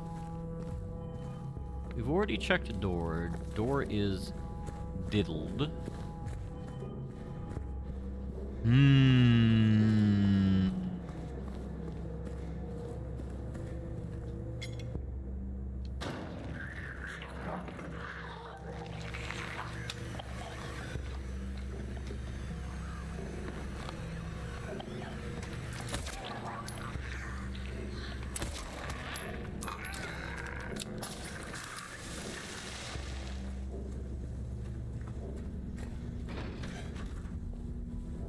The chaplain's office. And you all know that a good priest has a good bit of heroin on him. Hell yeah, hell yeah, hell yeah. Prisoners do not feel remorse. The fact is, they do not feel themselves to be sinful at all. Even the simplest of them will try to shield themselves from the Lord to gaze with what little words they know. And so they dream blissfully of the sinners that they are, for no matter how foul and loathsome one's existence may be, human nature abides. I can't imagine how unpleasant it may be to be a chaplain in a prison. Also, isn't, like, Toluca Lake a city with, like, 1,000 people in it? Why do you need, like, a mega prison?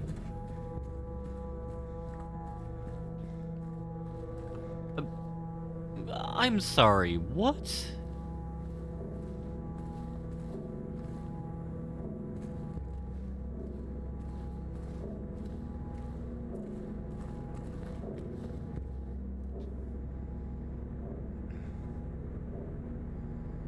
Why is the clan here?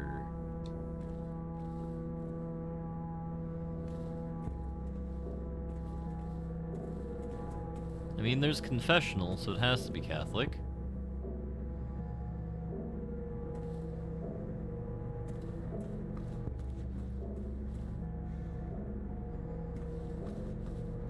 What is this, like a... What is this? That's a torture device.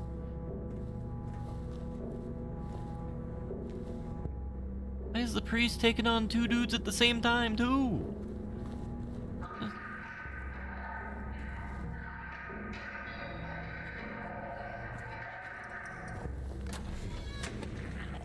This is all very sinful.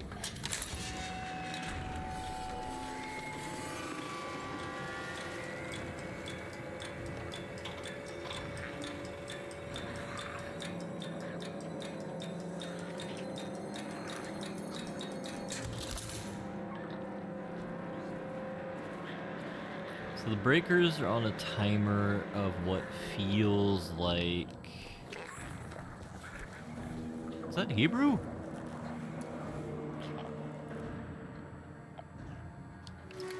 No, seriously, is that Hebrew?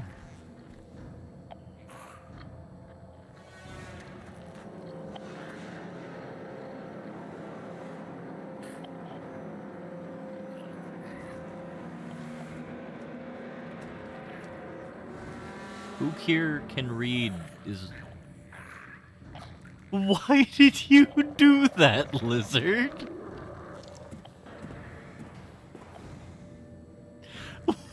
Why?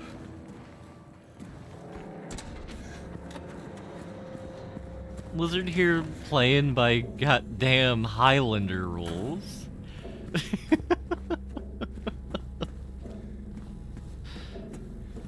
Damn, dog, that's cold.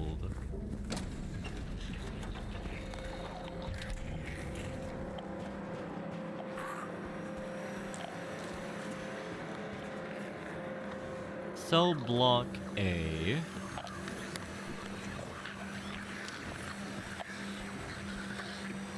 Oh hey, it's you.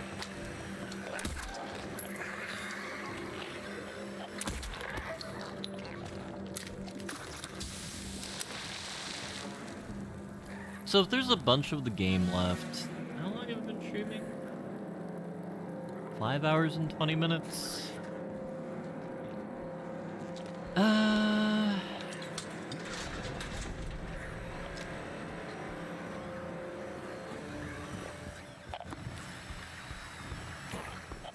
I took my melatonin and my vitamin D supplements a few minutes ago. So the stream is now on a timeline towards death. The only question is, how much do we want to do before that? Yeah, I can tell.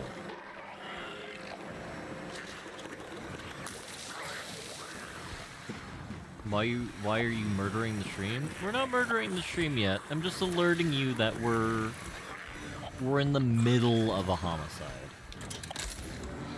We're in the middle of light homicide duty right now. Oh hey, it's dog.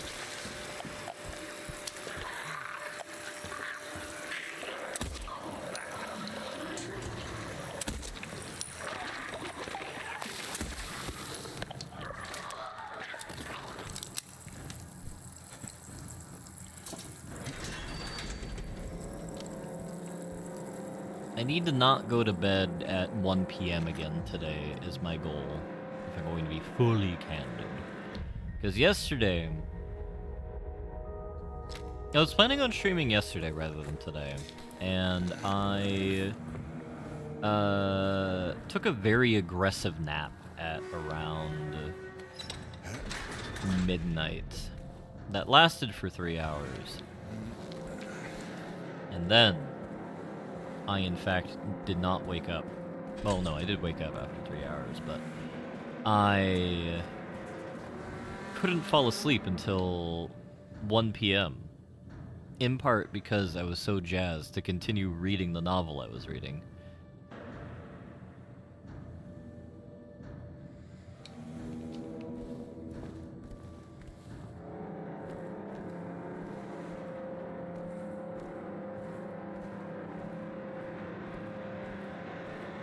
Hell yeah. I mean, isn't Hell a Wellington stream with minimum brain rot? I'm reading Death Mage, which is a Japanese web novel about a very silly premise. That has been just amusingly goofy. Been on a big, like, very lighthearted reading kick, as of late. Before that, it was, woman reincarnates into the body of the villainess while, actually being super duper jazzed about being the villainess rather than panicking. Like, she's like Oh, hell yeah, I'm gonna bully the fuck out of this female lead. I'm gonna make her cry. Which is a very amusing way to go with that genre, given the fact that, like, you have Bakur. Okay, this is gonna be anime talk with Wellington now. So, like, for those of you who enjoy the harem genre, though more specifically in this case, the reverse harem genre, there's Bakurina, which is the best of the reverse harem genre, which is anime girl gets reincarnated into the body of the villainess, panics that she's going to be yeeted into the shadow realm because, you know, you're reincarnated into an otome game, which is like, if you imagine like Eroge as like Japanese big booba game for perversion's sake, like an otome game is like a dating sim, but aimed at people who like attractive men rather than attractive women. And usually in a... Well, actually, I don't know much about the travails of anime games, so... Or the other one that I don't know, but I'm not going to think about right now because I don't care. So, reincarnated in the body of illness, it's like, oh no, I'm going to be shot 70 times in the back of the head, it's going to be brutal suicide because I know about Boeing stock price and... Oh, fuck this. Oh, hell no, we're not going in the yard right now.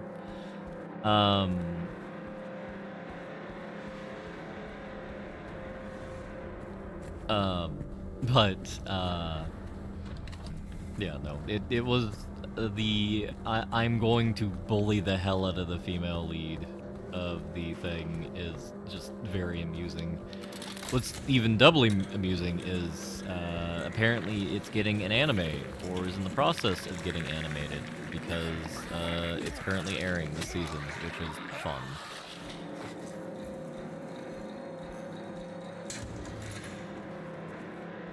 I don't understand what the value of these lights are if they're just going to go off for 15 seconds and you get sufficient illumination from your flashlight.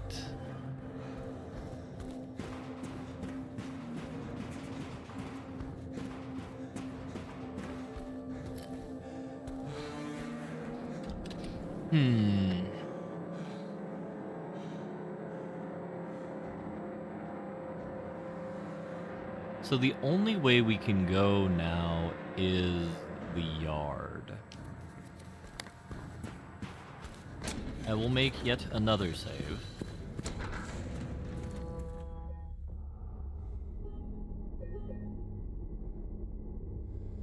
I'm trying to think if there's anything else that I'm really jazzed about this season.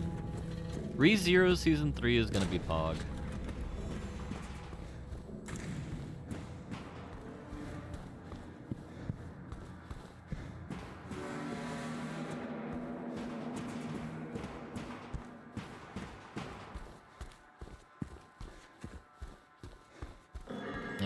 For those of you who don't know, ReZero is a fascinating thing in which person has a ability to not die, which is actually a terrifying concept. Because imagine, if you will, you had the ability of checkpoints in your life. What would you do with that power? Would you be spooked? Would you be sad?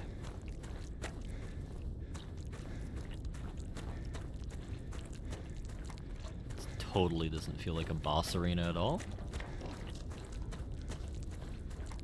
Oh, there's a save point in here. Oh, I don't like the fact that there's a save point here. Oh no.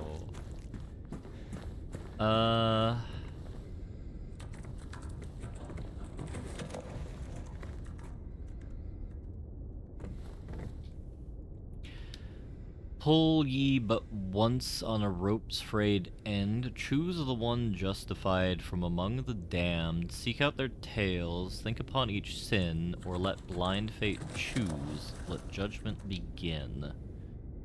So, I suppose, in a sense, Sexagon Head is implied to be a Justicia of Judgment. Or some overly pretentious thing like that.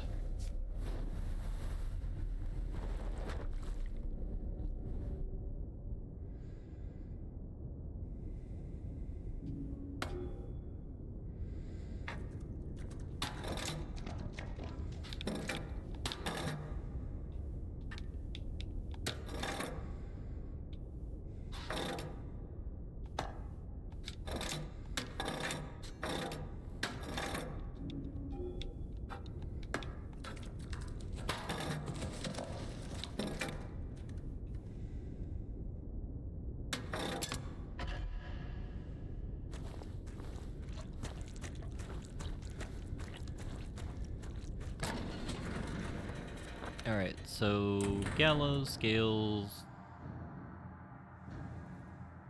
There's a snake door here that I missed.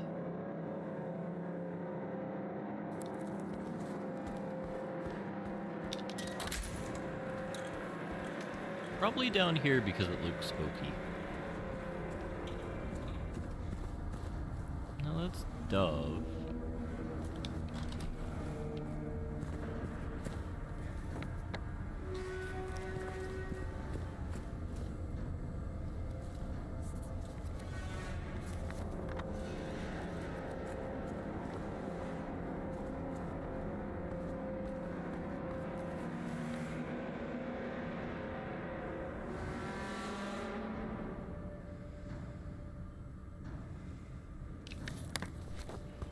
Probably over here is the snake.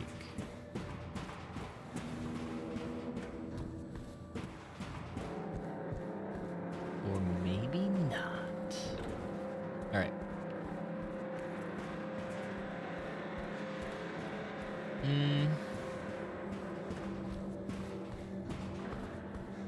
I feel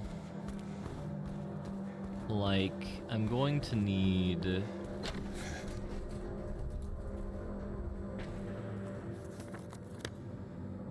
witness checkpoint, the death chamber,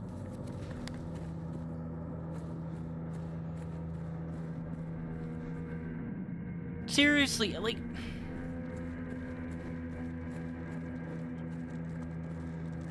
I've been thinking about the electric chair as of late, and I am baffled at why it is a thing. Like, I understand having it for a period of time, but, like, guillotines are less weird champ than them when you think about it. Because I didn't realize how ineffective they were.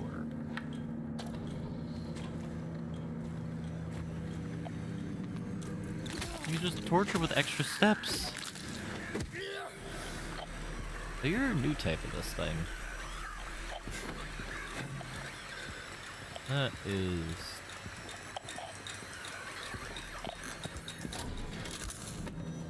neat.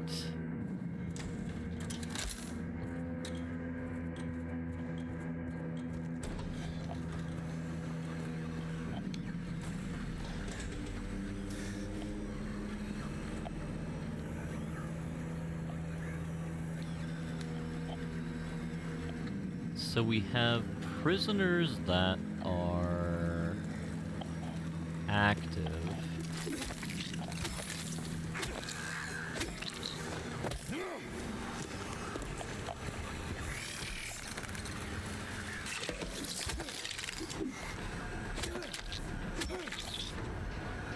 I'm not even sure it's that, because if, like, we wanted to torture people, like, just do death by strangulation at that point.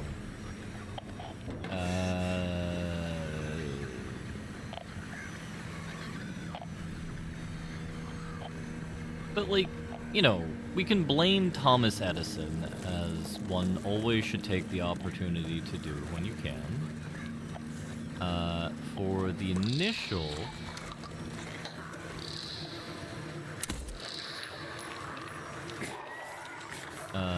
sort of declarations involving the electric chair. But what is the correct way to do what, Rusty? My brain is rapidly decreasing in capability.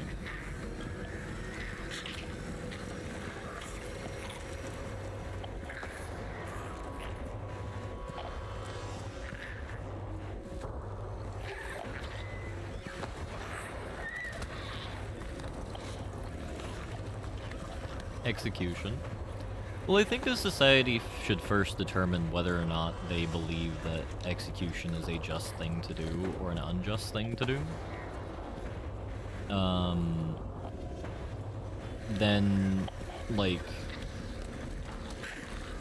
determine, like, what from that point on is the point of it.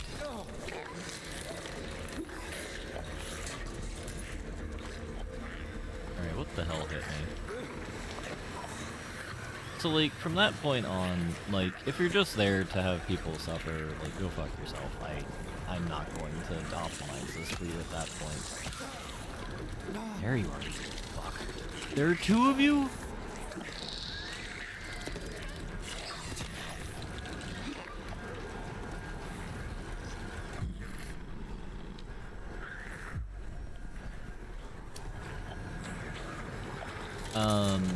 But, like, let's say it is due to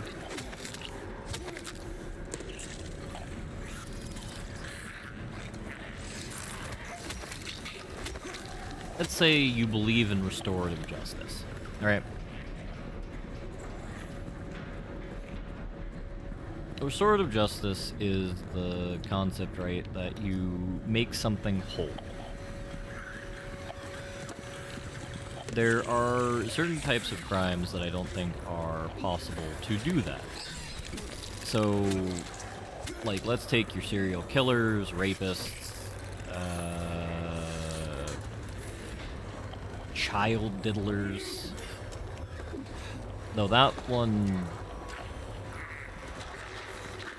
can get more complicated depending on how you want to view that.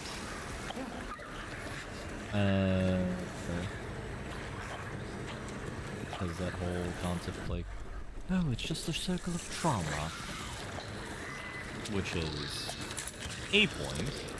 I won't say what is a good or bad opinion on that, because I don't think I can phrase it in a psychiatrist-like manner right now. But you have to pick what classic category of criminal that you're determining that, and what your threshold is. Like, do you want to believe that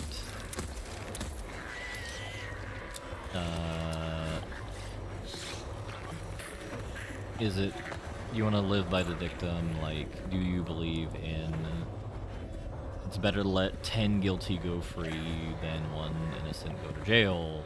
Like, how many people, how many justify, like, under these then criteria, how many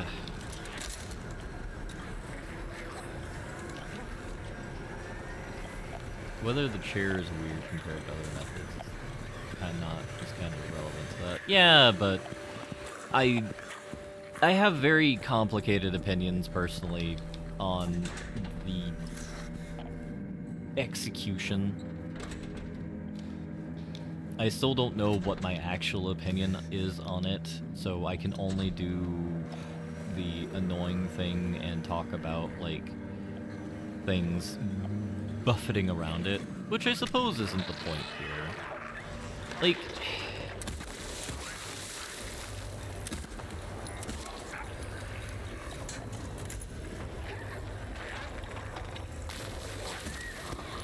We're not in the Middle Ages anymore. If you want to make a spectacle of an execution, like, fuck off. So, from that perspective, you want it to be quick. Guillotine is probably the most humane way to do it. Heroin overdose. Like forcible opiate overdose probably makes some level of sense.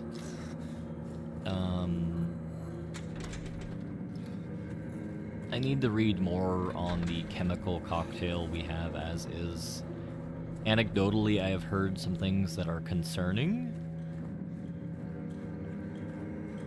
So I'm not sure how I feel about that.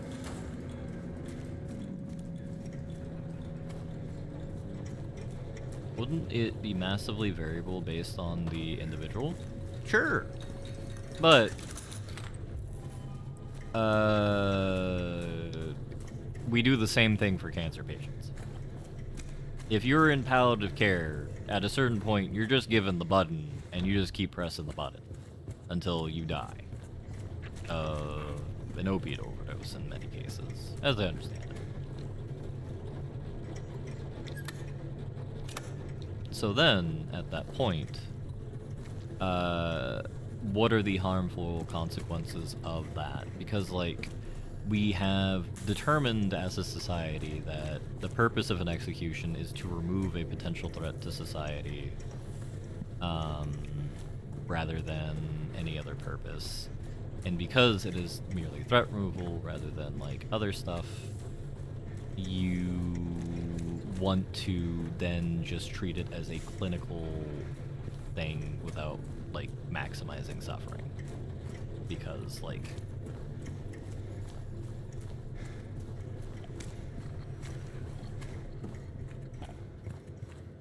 from a legal and religious perspective, I don't believe that you want to maximize suffering. Because, like, let's say you're in the Judeo-Christian sort of sense. It's the whole thing of, like, vengeance is not good. And the execution based off of suffering implies some level of vengeance to kind of weigh the scales, yada yada yada yada. I don't know. Electric chair, inefficient, maximizes suffering, as I understand it, and, like, I'm just thinking of, like, Shawshank Redemption and other things where they are not comedic, but exaggerated.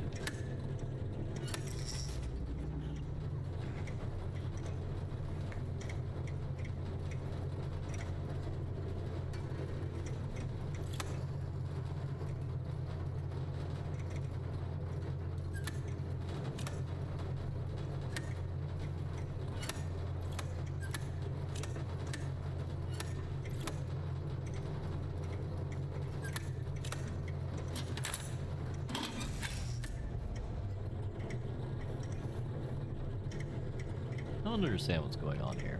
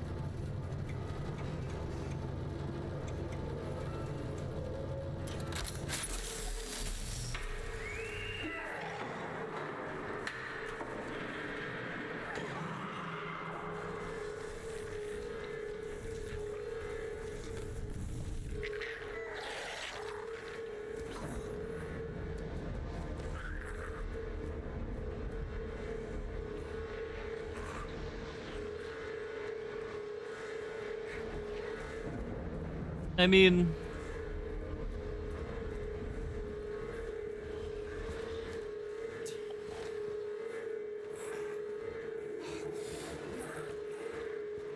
That is, yeah,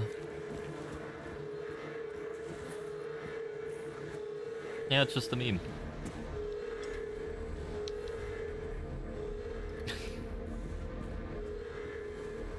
I suppose there are worse names for the person who is the manager of the device, so to speak.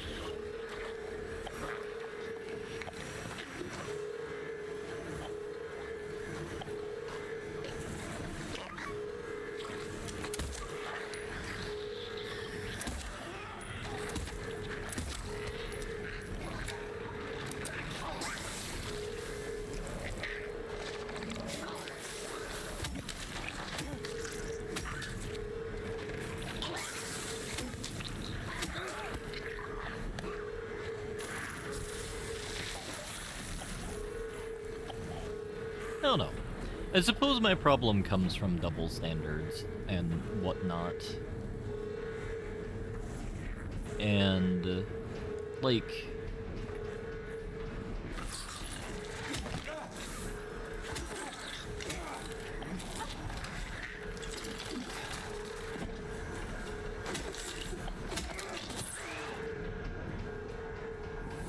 I've been thinking more over the last year or so, I've been thinking about a lot of problems we face today are related to the idea of inertia.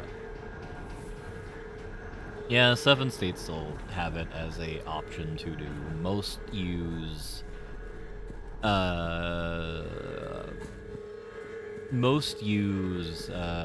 chemical injection, I believe, which is a 3-form thing, which is the other one that's weird, is because, like,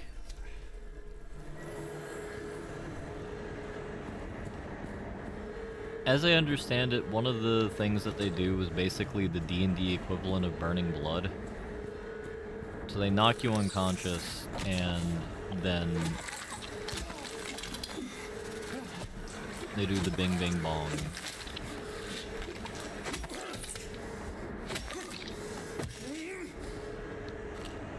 Canada's weird too, because, like, that, you have, like, I don't know if they have the death penalty in Canada, but as I understand it, like,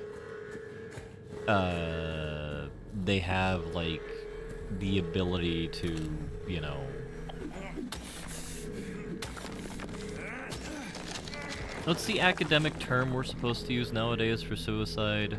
Is it... It's like completed something?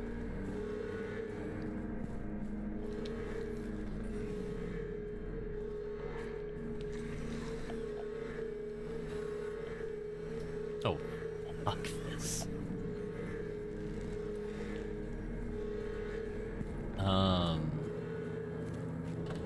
Oh, no.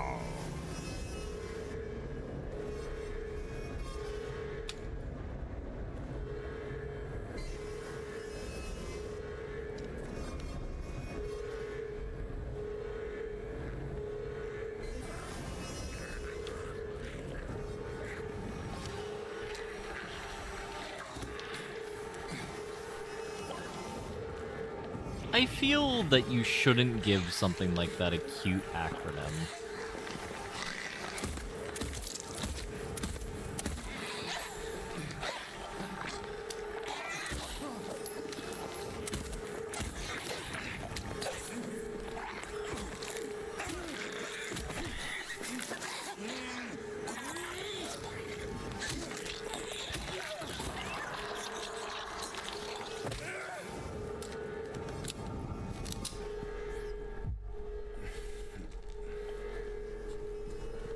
That I find troublesome. And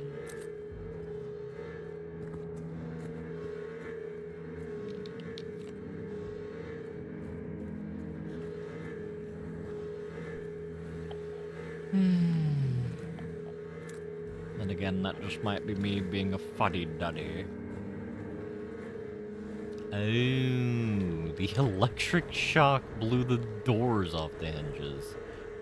No to medical staff during last night's execution. Assumed to have been disabled. Simply stood approach a chair without any assistance. From now on, take most care when reviewing the prisoner's medical history. Guards need to be made aware of how capable the prisoners are and avoid any incidents.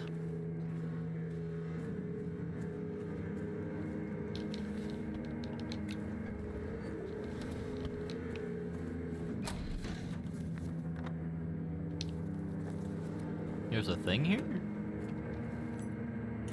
Oh, the armory key. Based.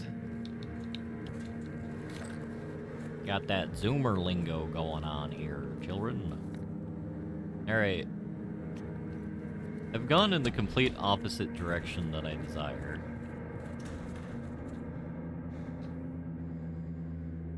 Toluca Lake, Darker Side, Bread and Butter, Ghost Story, 1918. Ship blew up, 39.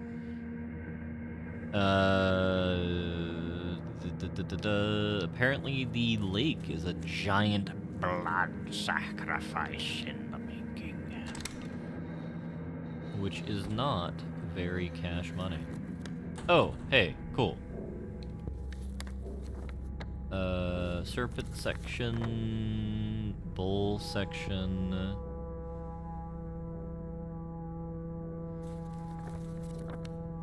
Boar section. Other boar section. Bird section.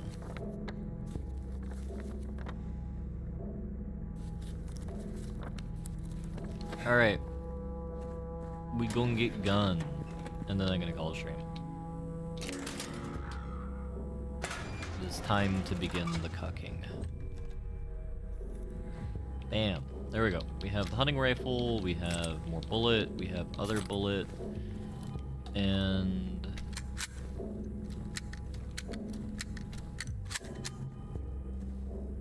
hunting rifle just appears to be a regular hunting rifle, not anything special like the Springfield, which is sad. We will give it a cheeky little fire before we go, though, to see how the report sounds. Sounds pretty good. Alright. Ladies and germs, we have completed yet another stream today. Just as the local gardeners of the world unite and begin mowing outside. I'm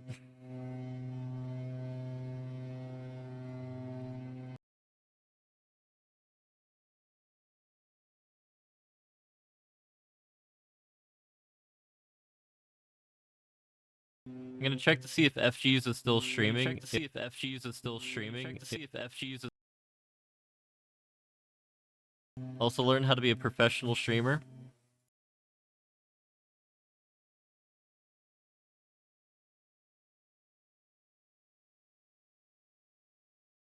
Alright, bam. FG's is streaming. Good night, everybody.